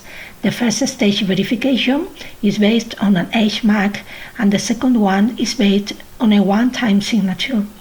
The cryptographic secret key of the HMAC is generated by the device in a registration phase, so nobody knows it. Besides, it is not stored but obfuscated by the SRAM path in the device.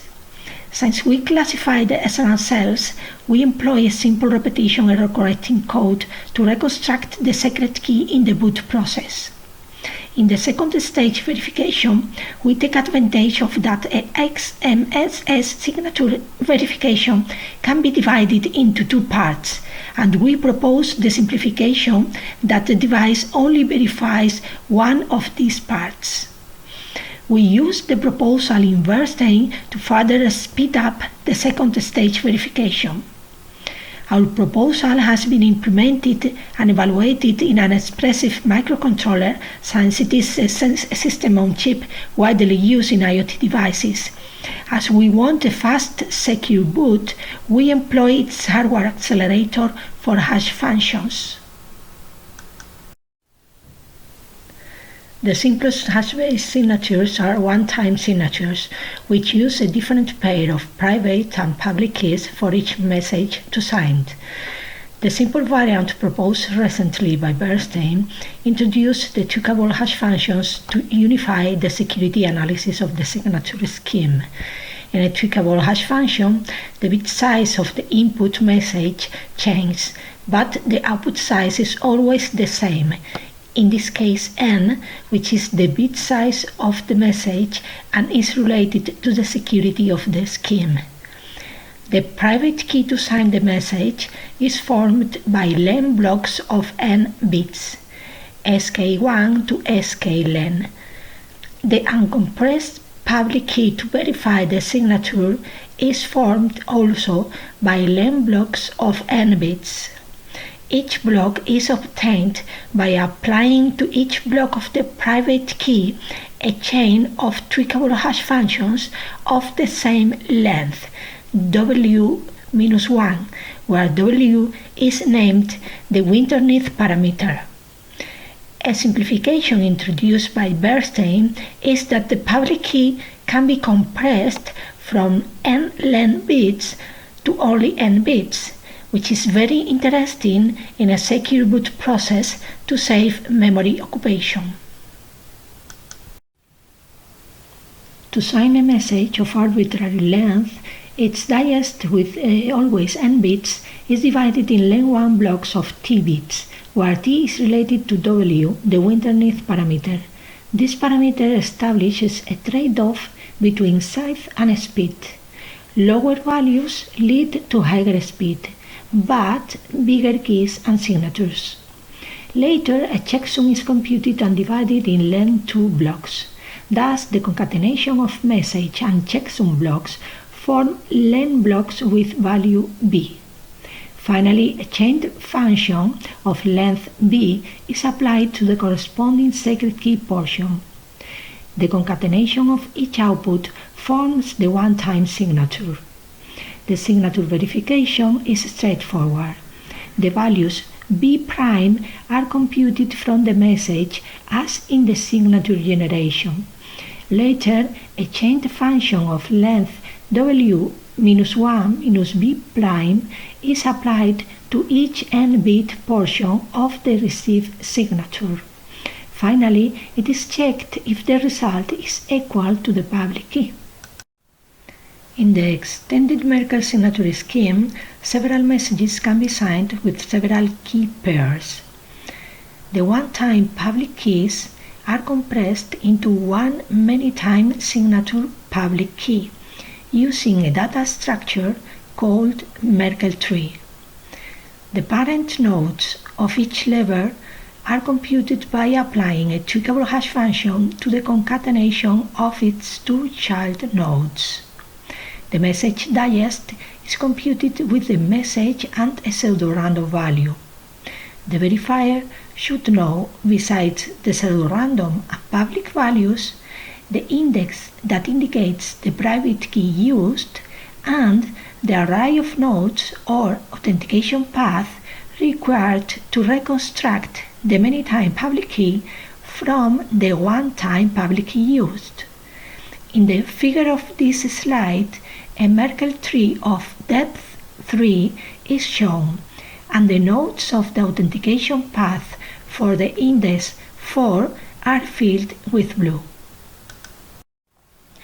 In the registration phase of our proposed solution, the SRAM cells are classified into random cells and identification cells. The first ones are used to generate the secret key for the HMAC.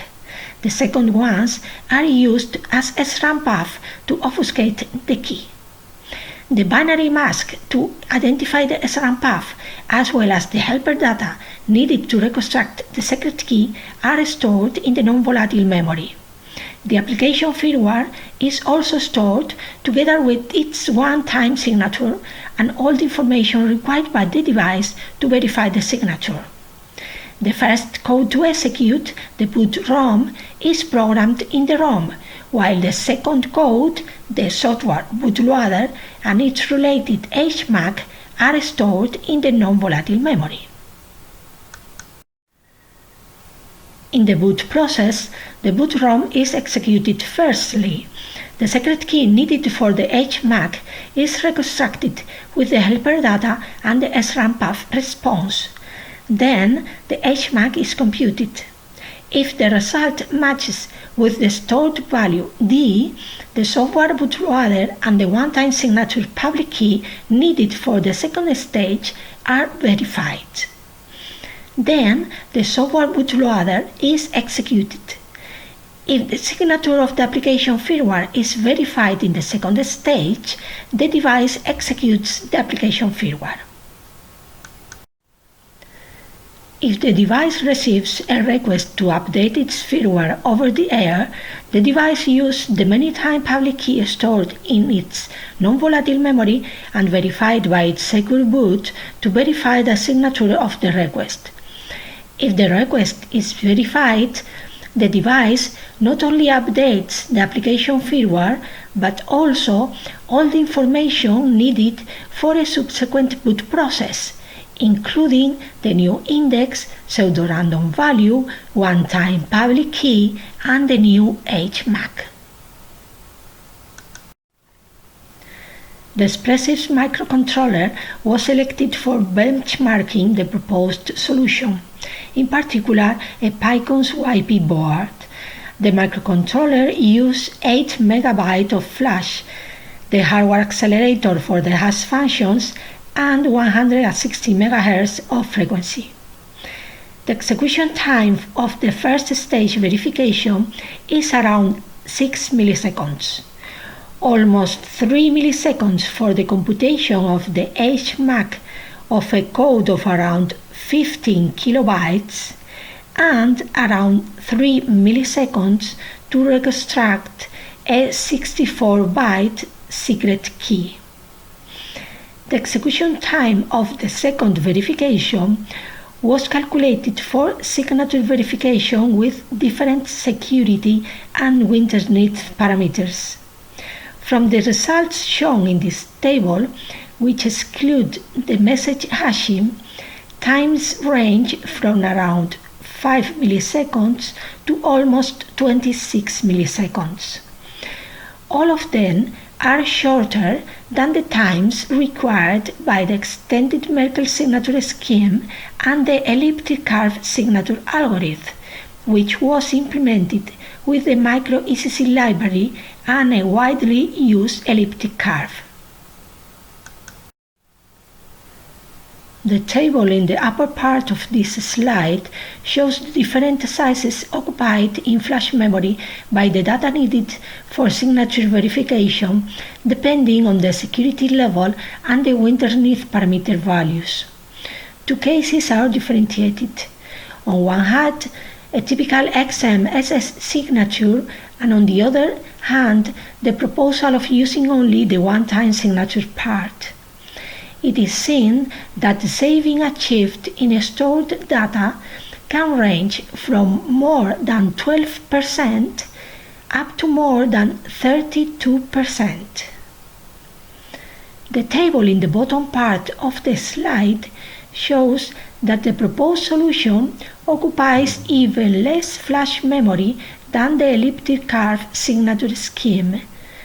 The signature occupies only 64 bytes, and the public key can be compressed from 64 to 33 bytes. However, the code size of the signature verification of the one-time signature scheme is much smaller. For this comparison, it is remarked that it was not taking into account the code size involving the call to hash accelerator because both schemes need it. As conclusions, we can remark that the first stage verification takes only around 6 milliseconds in a realistic case evaluated. Costly, secure, non-volatile memories are not required because the secret key is reconstructed by the SRAM path, which in addition ensures the hardware integrity of the device. Without message hashing, the second stage verification can be as fast as the first stage, depending on the signature parameters. Compared with the standard XMSS, the major advantage of our proposal is the savings in memory, from around 3 to 6 hundredths of bytes. Compared to the elliptic curve signature algorithm, with a security of 128 bits, the major advantage of our proposal are its higher speed, from more than 17 to almost 40 times faster in cycles, and its savings of almost 3,000 of bytes in flash memory. Finally, our proposal also allows a secure over-the-air firmware update. Thank you very much for your attention.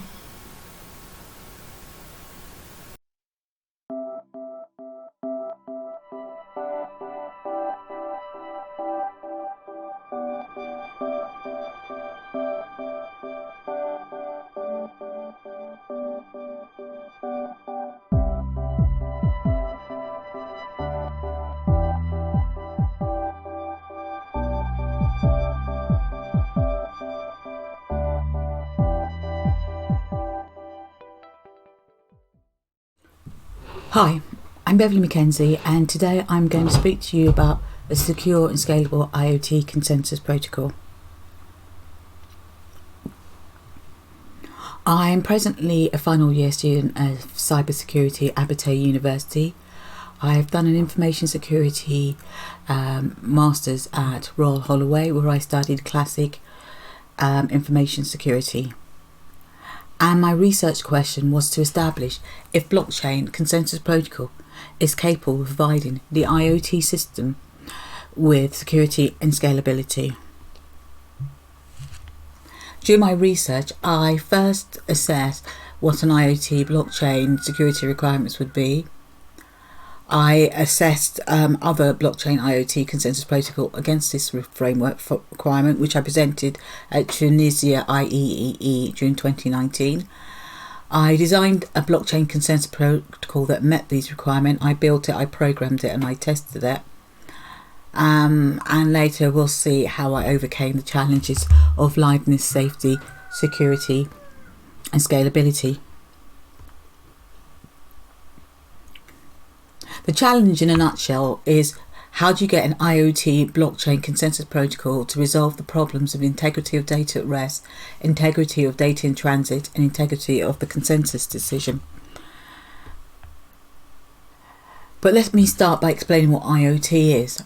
IoT has been with us for a while.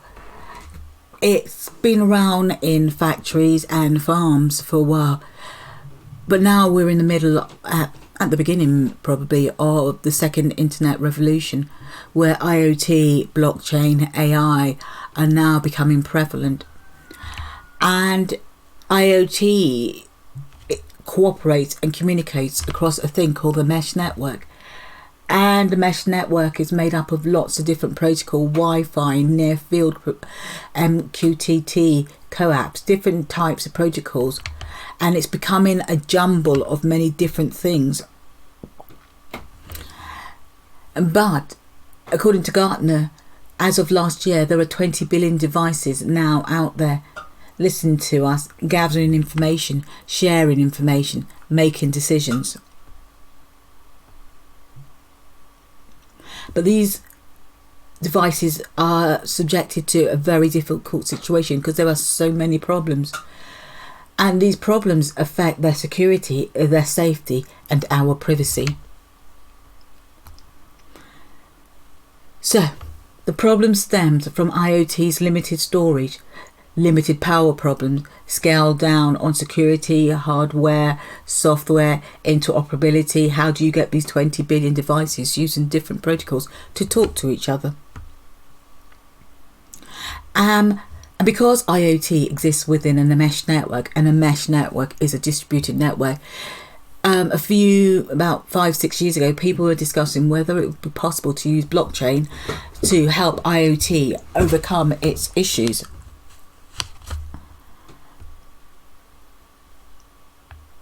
But blockchain has some issues.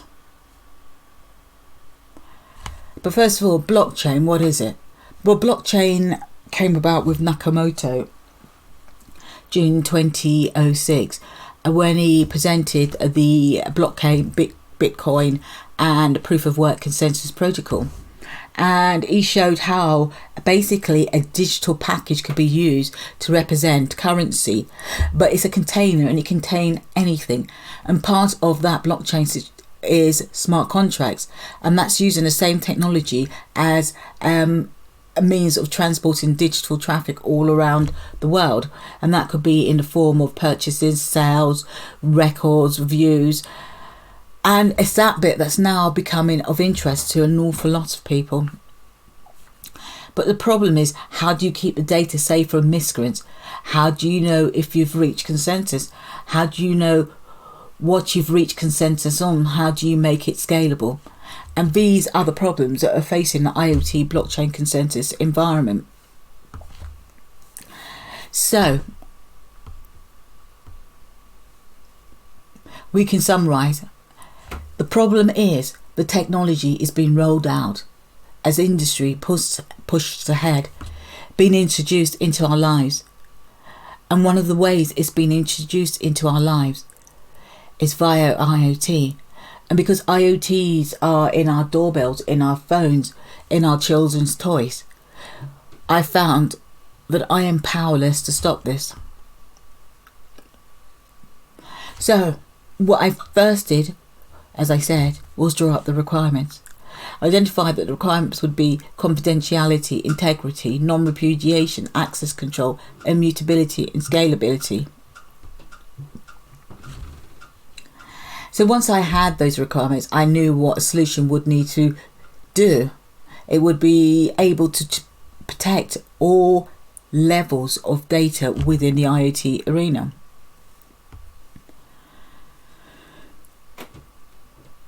And based on those requirements, I designed the balanced authentication mechanism, which is a balanced authentication consensus protocol. It's capable of self-regulating. It can be used to securely transmit IoT blockchain smart contract data across the internet. So in this talk, I will introduce to you the balanced authentication consensus protocol. A consensus protocol that achieves safety and liveness, is scalable and fast, contains a self-checking algorithm, is capable of protecting digital assets, contains an immutable ledger, yet it is capable of being rolled back in case of error, and it has a time complexity of big O to the N. But first of all, I need to explain what a consensus protocol.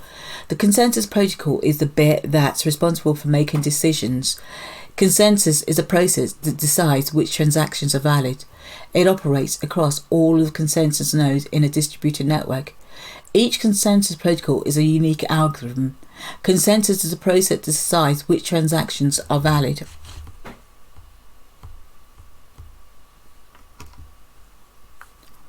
And you can actually summarize what the characteristics of good consensus would be. Security, scalability, and safety and liveness. And those two last are interesting because when I first started this research, I wasn't aware that that was a debate in the maths, computer science and networking arena, and that had been going on for over 10 years, that there was a problem with trying to solve that. And sadly, without solving that, you cannot truly get safe and secure consensus. But let's go back. I first drew up the framework, and the framework included things such as non-repudiation, access control, which will be authentication, authorization, confidentiality, integrity, liveness, scalability, and safety. And I checked the dominant leaders at the time against this framework to see had anyone achieved it. And as you can see, only one, SCP, has a tick in all the boxes, apart from one. Two have ticks in all the boxes apart from one. Balanced authentication mechanism does meet them all. SCP comes second, and that was designed by a professor from Stanford, who is now actually working to get that up and running. But it has a quadratic time complexity, which means it doesn't scale very well. And that's reference of all the ones you saw. So the balanced authentication consensus protocol. In this section, I will introduce you to the balanced consensus protocol. It's a combination of consensus protocol and a blockchain environment. The balanced authentication protocol uses probabilistic randomness to choose the lead node and time and synchronization with respect to communication. And that's important. That's actually used by proof of work, and that works really well because it was actually identified by Jhanjhi, but I don't believe it's been used an awful lot. But by using that randomnistic factor, you remove the potential for a high time complexity, quadratic or linear or exponential. And that's because it's based on who solves the consensus problem first, and who has and that is based on power and also proximity of the actual information being put out. And those are two variables. You can increase your power, but you can't be in the right place all the time. So that probabilistic randomness with regards to lead node selection removes a problem with scalability. And time synchronization, that occurs between the authentication and validation consensus protocol, and that gives you an isomorphic balance equation.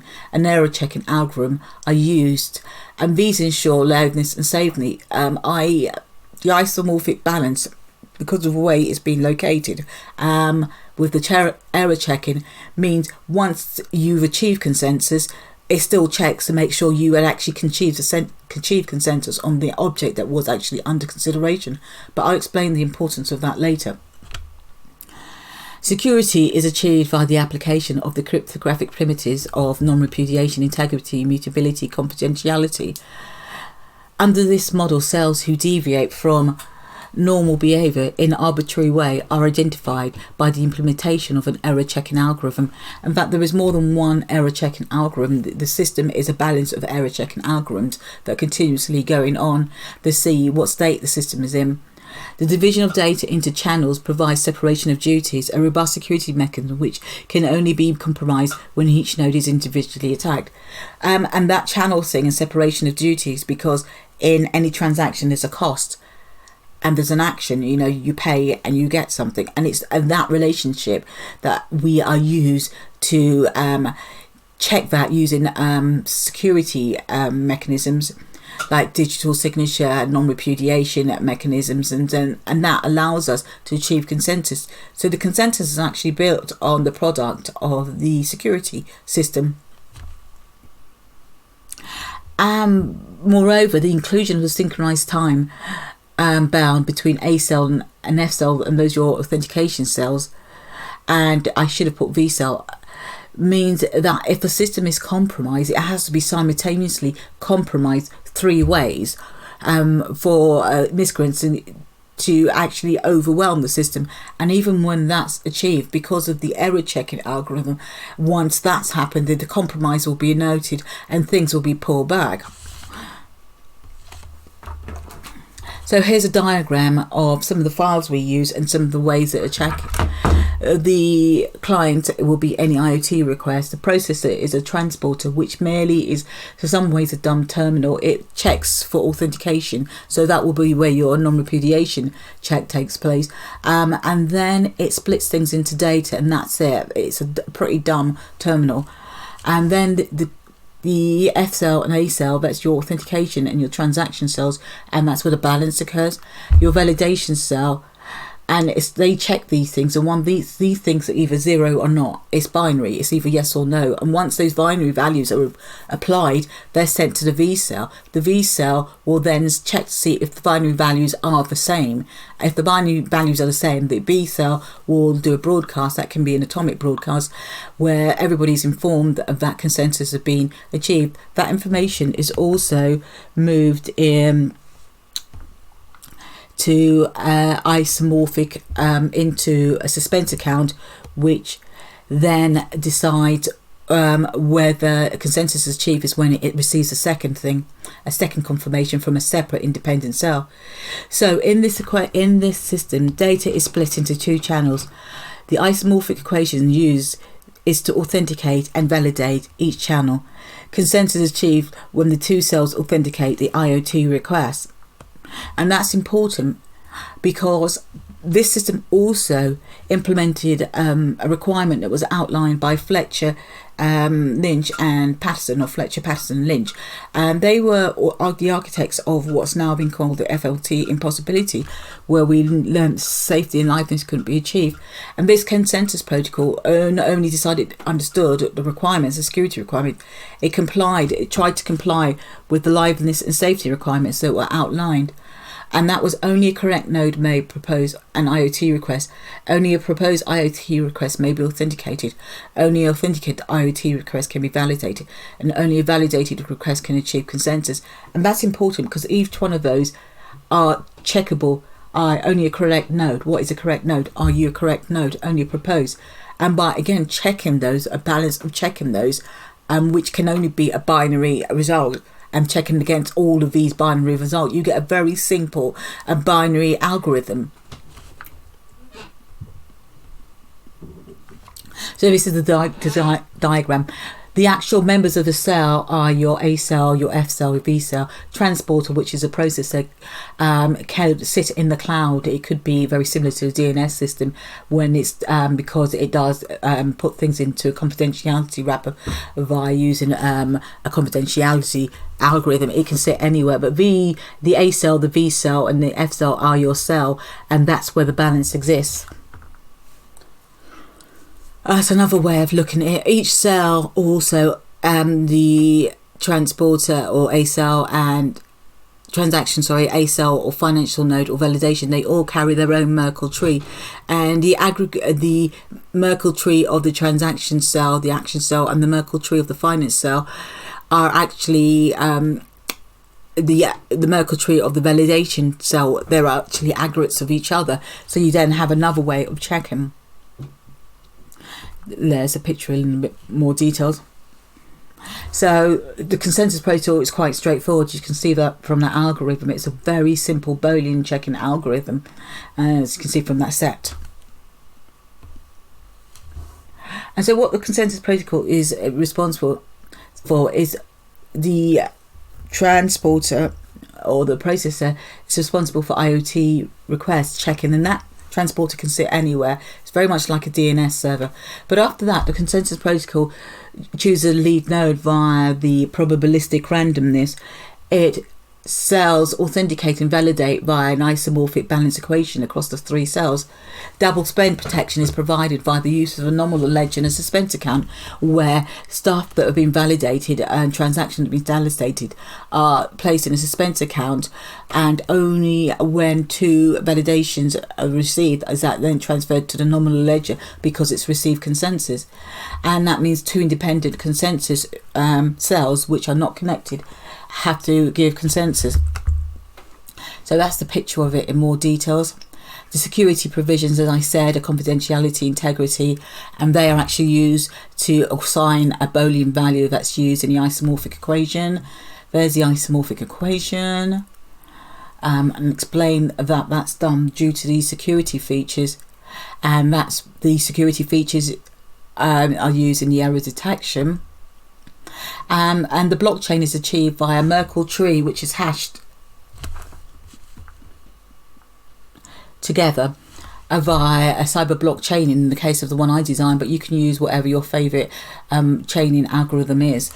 And that cyber blockchaining and Merkle tree combined with the balance equation is what gives it some immutability, because if the Merkle tree goes out of kilter, the balance is broken and therefore nothing will be authenticated, and therefore this cell is in a state of error, checking and can roll back using suspense account. That's your Merkle tree. And because we use probabilistic this in choosing the lead node, it means lead cell, only one cell needs to authenticate at one and validate, followed by another cell. There are only 6 nodes in that cell, therefore authentication and validation only has a linear increase by 6, so it's highly scalable. That's some of my numbers with regards to processing. It's very scalable. There's a higher level design for those who want some more details. I do have a prototype, it's working, and here are my references. Thank you for listening. Have you got any questions?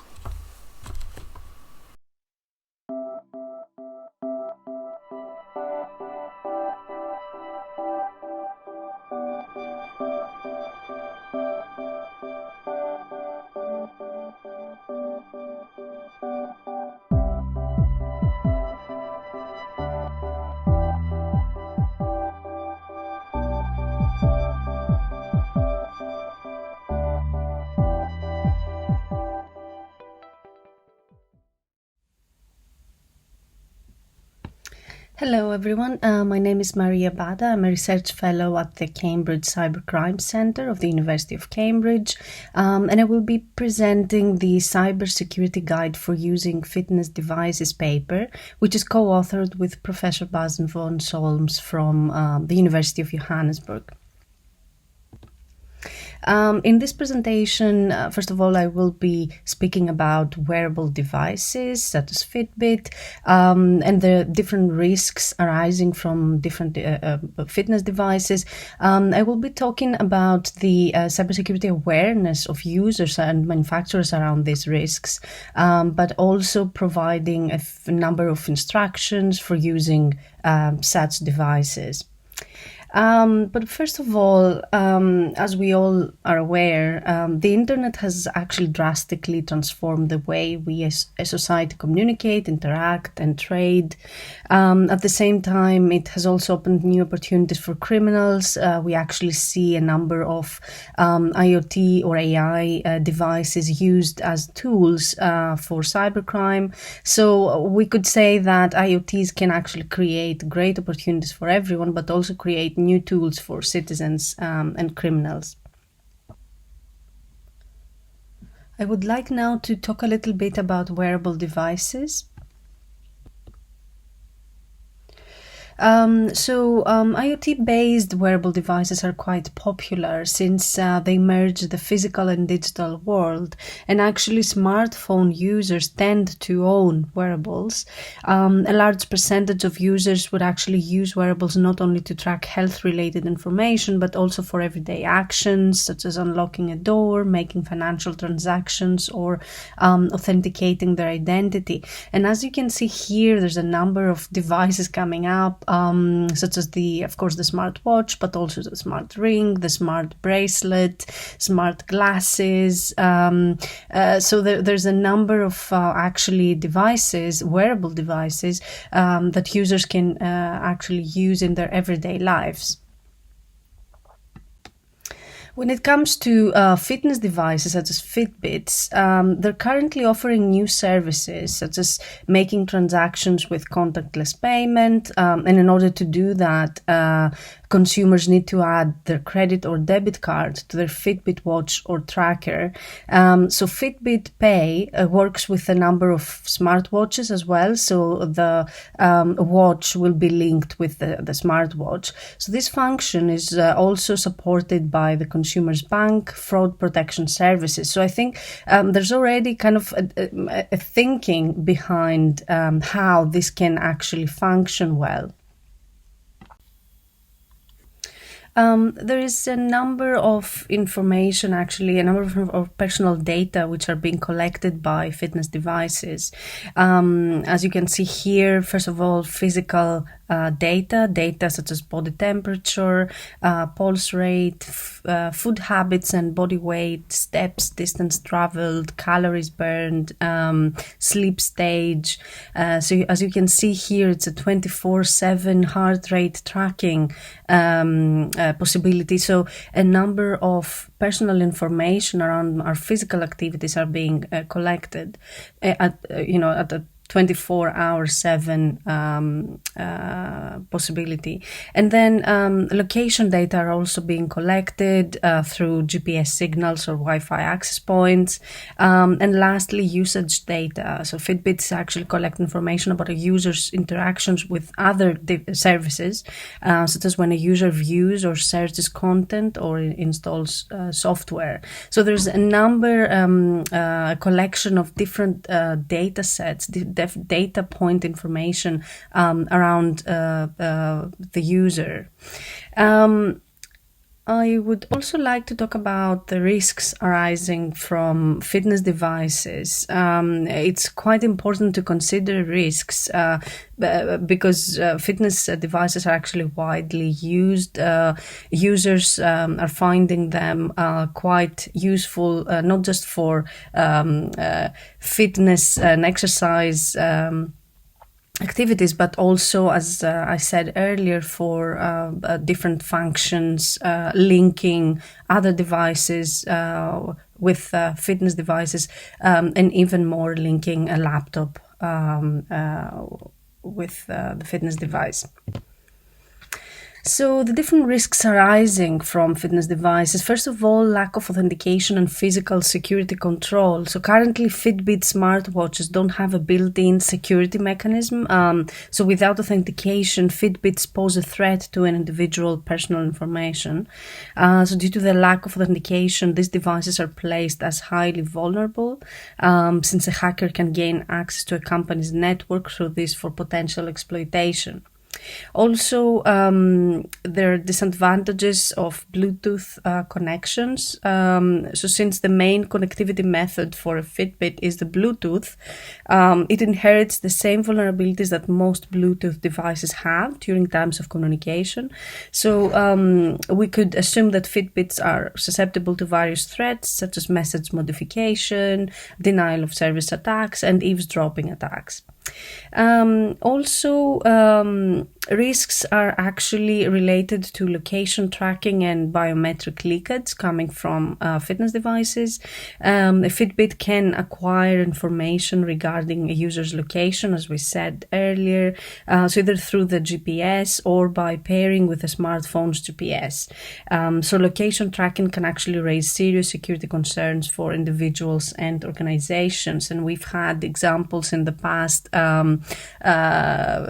coming from military, where actually soldiers were using a Fitbit device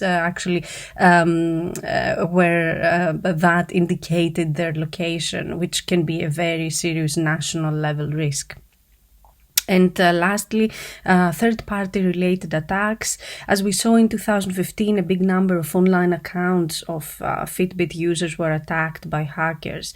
The hackers used details such as email addresses and passwords from third-party websites to log into Fitbit accounts. So then they actually used the details to file false claims for replacement orders. So they managed to gain access to custom personal data such as GPS history, for example. So that actually indicates the level of risk that could arise from the use of fitness devices.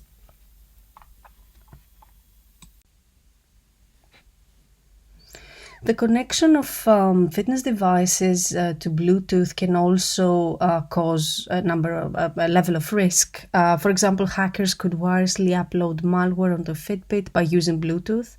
So although a hacker would need to be near the targeted Fitbit in order to infect it, the Bluetooth connection might take place in any public area, such as in a park or a coffee shop. The process can be very quick. The user would not really notice anything wrong with their Fitbit, but once they would return home and connect the infected wearable device to a PC or a laptop, then the malware can spread to the personal computer or the business computers and even to the entire network if they're linked. Also, these devices include tools such as gyroscopes and accelerometers, which provide useful data with which someone can identify fine motor task movement and orientation. So if the potential risks are considered a step further, then it is clear that such devices can be used for more sophisticated cyber attacks by capturing the gentle movements and position changes of the wrist while writing. So someone maybe could identify this way the numbers or letters written, which could be a password, for example. But also there are other risks. It is often the case that criminals can use the data to organize cyber attacks based on identity theft, impersonation, by creating a fake user profile, or by using more targeted phishing attacks. So voice recognition technology might also facilitate such cyber attacks through the different tools already being used in phishing. And we've seen attacks actually impersonating a CEO of a company, for example, using different phishing tools. It is important to notice that actually wearable devices are the first category of information technology devices where there's not only danger due to the exposure of consumer data, but it is also the real potential to cause physical harm to wearers.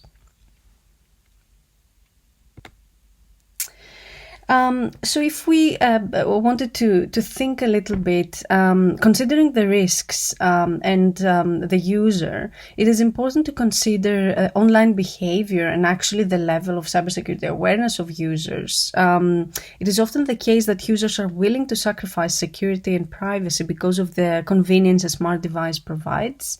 Also, users often lack awareness about the information security and privacy related issues of wearable devices.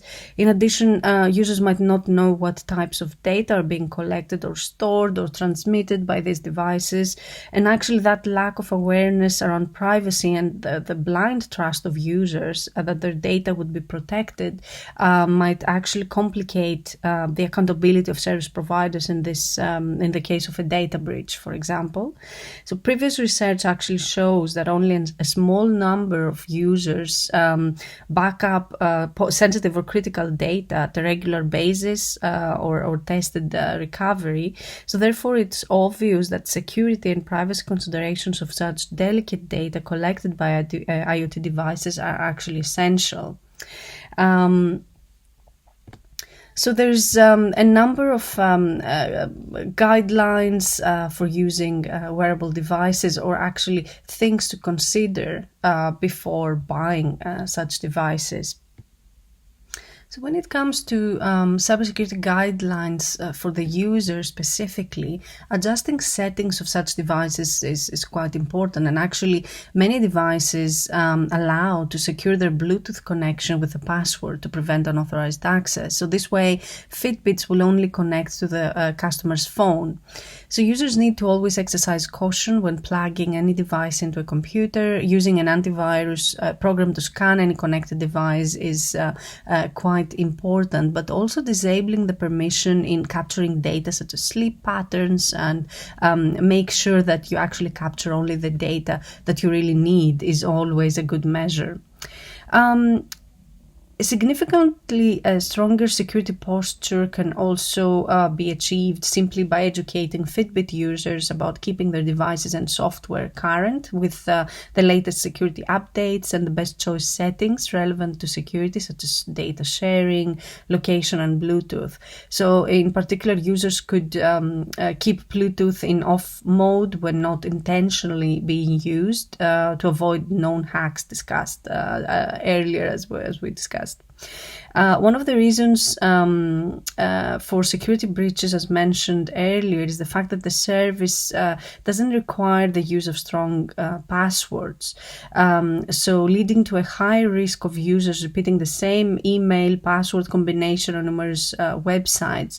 So education around risks is quite important because weak passwords such as 1, 2, 3, 4, 5, 6 are still being used by many Fitbit users, as shown in research. So it is therefore essential for users to be aware of good practices around building strong passwords for all their accounts.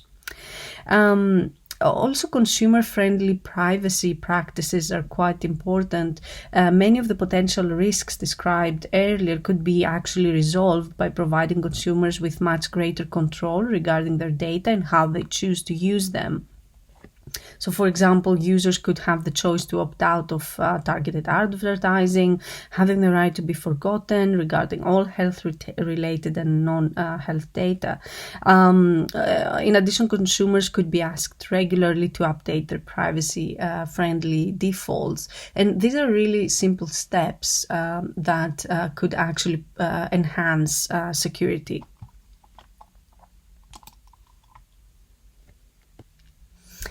In addition, there are cybersecurity guidelines for manufacturers that actually could improve security of such devices. And first of all, the creation of policies and standards. So rigorous quality testing should be a standard practice followed by all IoT device manufacturers. Implementing security techniques like strong password protection for security agnostic IoT devices could incur memory and cost overheads, although these practices are actually essential in securing the network. So organizations can also deter some cyber threats by creating appropriate use policies and user agreements for Fitbits and other wearables. So there's a number of different steps that can be taken. In addition, manufacturers can establish the functionality of the devices, informing the user of potential risks to their personal information when they log into the device for the first time. And actually, only after the user accepts the warning advice, then they can log into the device. So it's a first step ensuring that the user is aware of the potential risks and actually that they are willing to accept these risks or take steps to avoid this risk before even using such a device.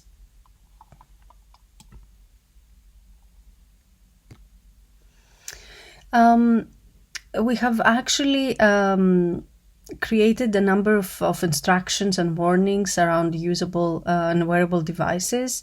First of all, based on the different functionalities of these devices, we present here a number of warnings and specific instructions that users can actually follow to ensure they avoid risks.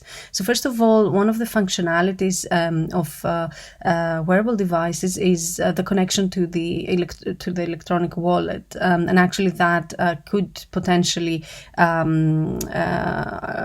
cause risks of fraud. So in order to avoid these risks, someone could encrypt critical data elements such as ID, passwords, and PIN number.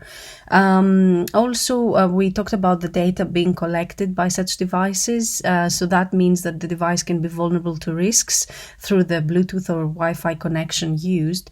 So using an antivirus program to scan any connected devices is quite important, but also disabling the permission and capturing data, as we said, of sleep patterns and data that are not necessarily needed to be collected, but also disabling the Bluetooth and actually keeping it in off mode when not intentionally being used.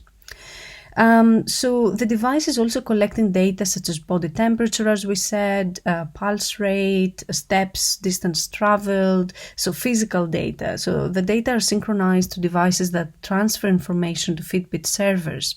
So it's quite important to use a VPN service on all the devices to ensure privacy, but also think about the purpose and the environment that you might be using or wearing this device tracker. The user should read the company's privacy policy and ensure that reasonable steps are taken to protect it, or look online and do a bit of research around the data breaches of a specific device. Also, synchronizing with a phone or laptop is possible for these devices. So after the user connects a wearable which has been infected with malware on a PC or laptop, these malware can spread not only to the user's PC but also to an entire network. So as a step here, you could keep the devices and software current with latest security updates and choose the best settings relevant to security, such as data sharing, location, and Bluetooth. But also these devices can connect to your email. So using email addresses and passwords from third-party websites to log into Fitbit's accounts is risky. So using strong and different passwords for different accounts is quite important. So to finalize, the lack of security considerations or privacy and data protection considerations around these devices pose serious risks, not only for the user and the owner of the device, but could cause potential cascading effects to others connected. So consumers should be given easy to understand information in order to make correct choices when they shop smart devices. Cybersecurity awareness raising initiatives are necessary and are quite important to increase baseline cybersecurity and develop the skills needed to ensure a safe cyberspace. Thank you very much. Enjoy the rest of the conference.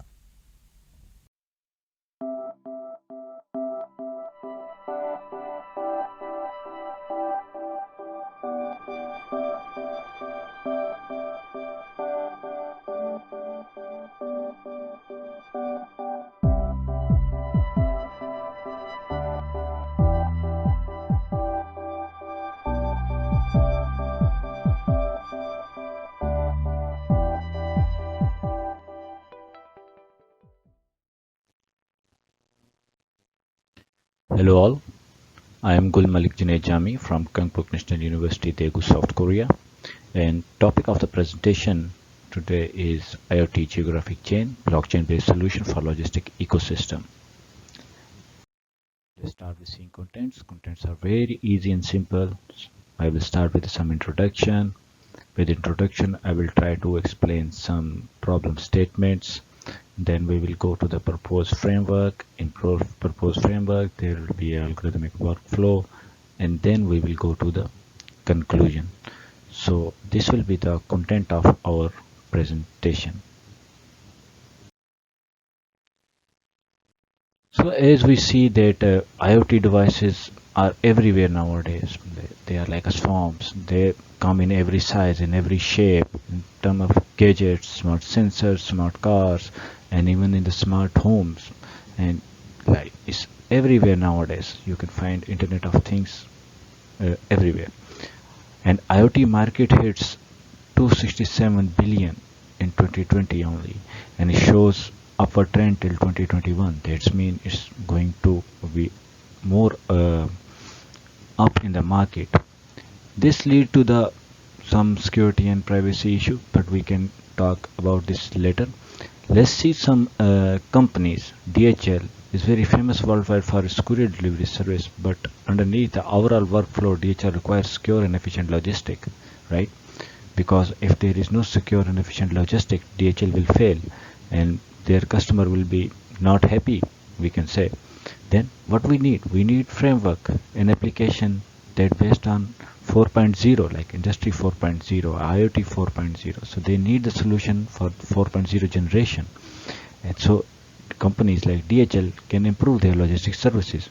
So logistics services is required for the industry to procure raw material from different places and make product ready to sell in the shops. Now you can see the importance of the logistic itself here in the introduction, because if there is no logistic, then that means there will be no product buying and selling. If we buy something from the farmers, this means we are getting a raw material, and we want to sell end product to the shop. We have to do some I cannot say analysis, but we can do some changes or make some new products out of that raw material and send it to the shop. It's same like we buy a corn from the farmer. We need some kind of logistic to transport that corns to industry. Then we can convert into some popcorn, some cereals, and whatever companies are doing, and then again need some kind of logistic to sell their products to the shop, so shop can sell their products to the customer. So it's a part of supply chain.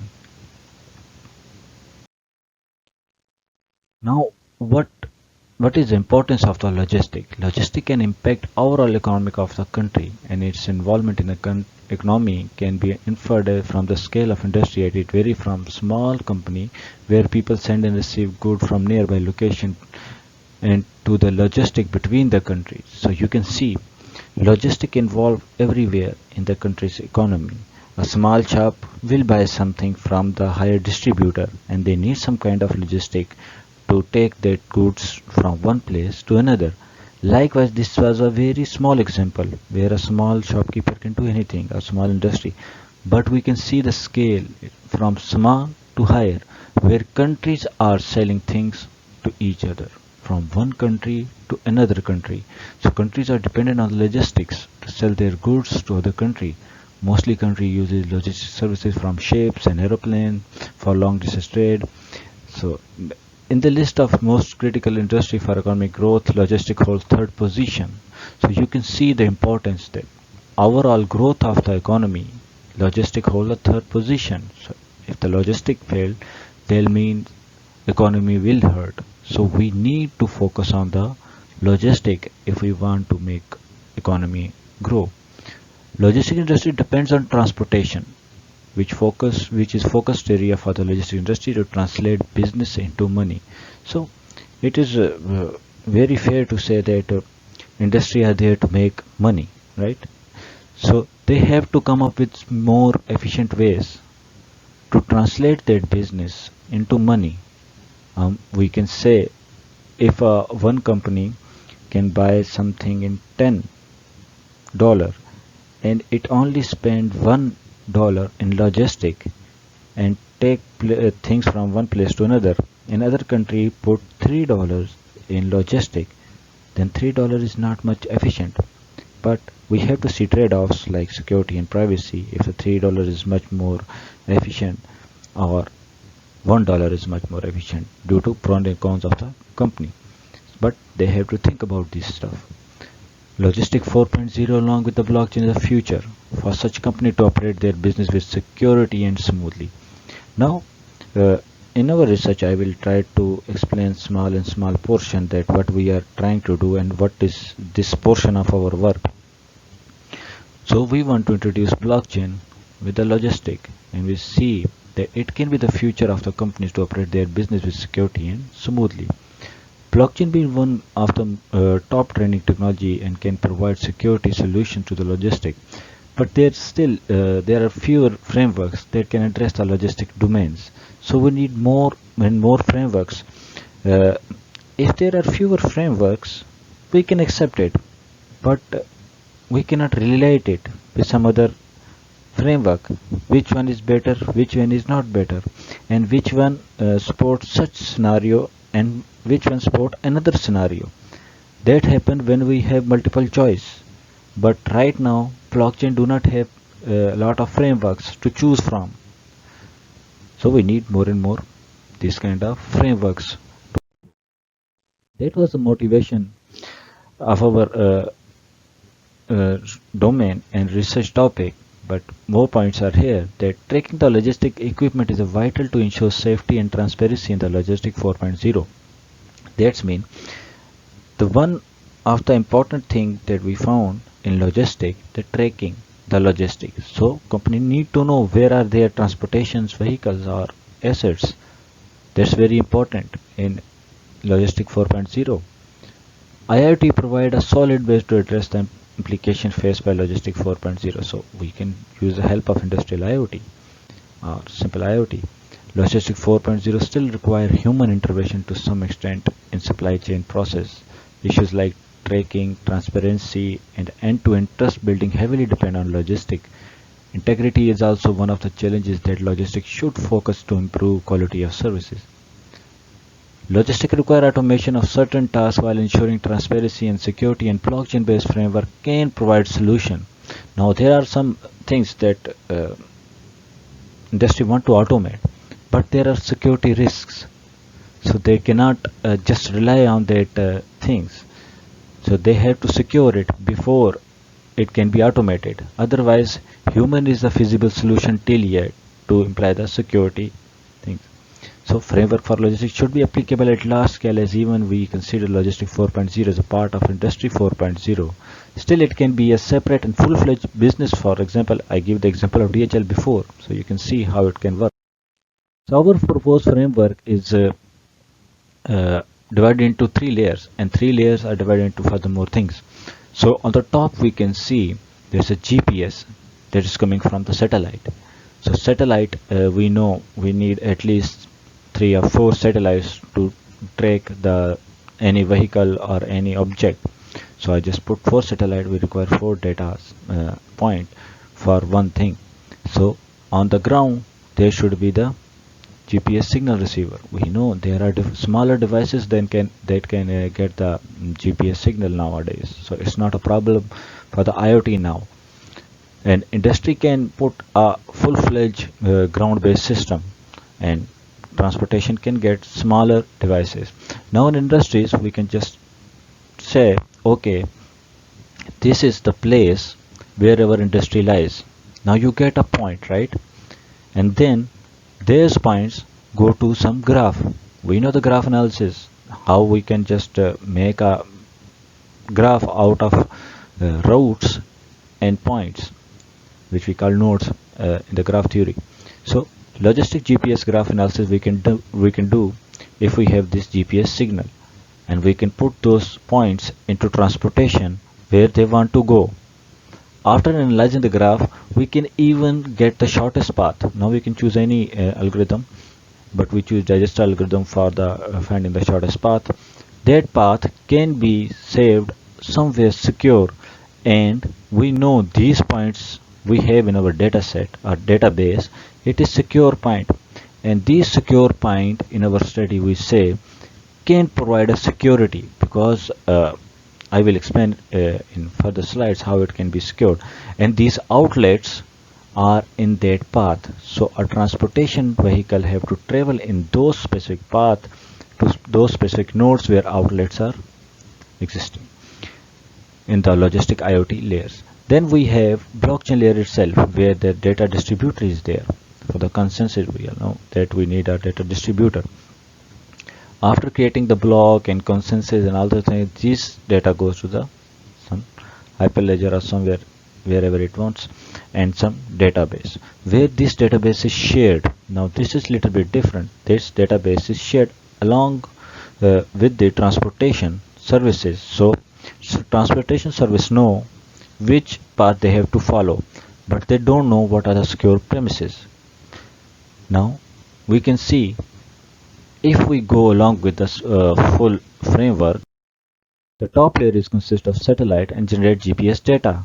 We already saw that. That GPS data consists of X and Y coordinates that can be linked according to the location marked on the road, or it can be the industry.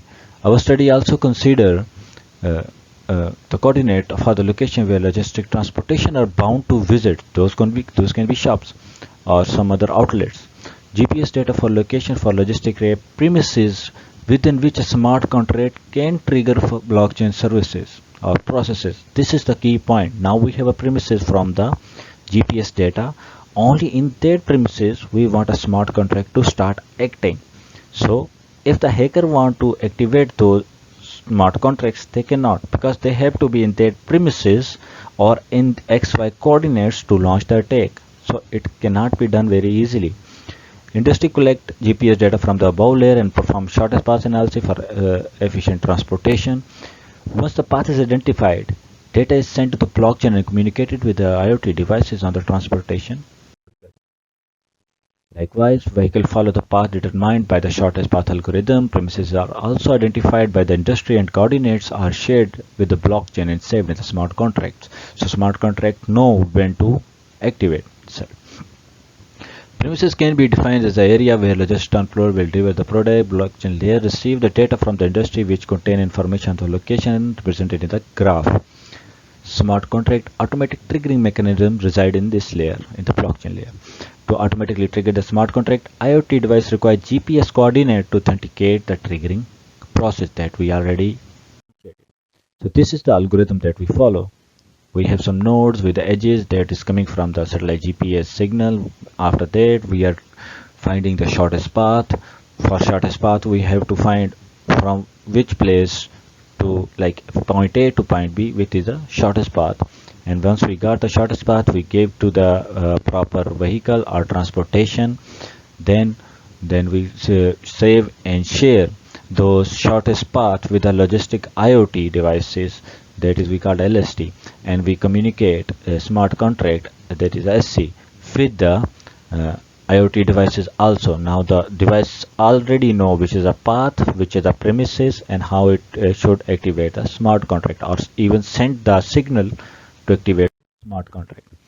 So our conclusion is this can effectively decrease the area for the attacker to launch the attack. That was our first goal. So GPS smart contract triggering system provide automation for the blockchain process, which is enhance the security for the logistic. Fixed coordinates for premises ensure security, as it's difficult for the attacker to identify and launch attack from the premises coordinates. Shortest path make logistic transportation more efficient, as efficiency in the transport is required for the logistic to generate revenue. Path generated by the algorithm is referred as a geochain.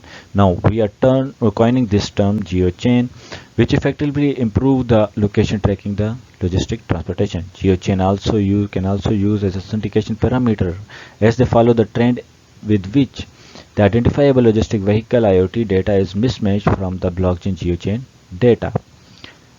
The proposed system is effective to automate the blockchain processes for the Logistic 4.0. We already see this thing in our goals and we achieved it. Our study ensure security and efficiency with the shortest path. So this was a one part of our study. It's not just a full-fledged thing. We want to complete this framework with all the device in the real time also.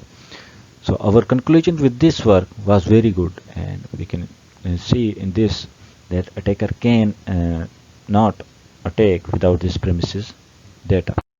Thank you all to be with us, and if there is any query, any suggestion, anything, we are most welcome you to give us your suggestion. Thank you very much again. Have a good day.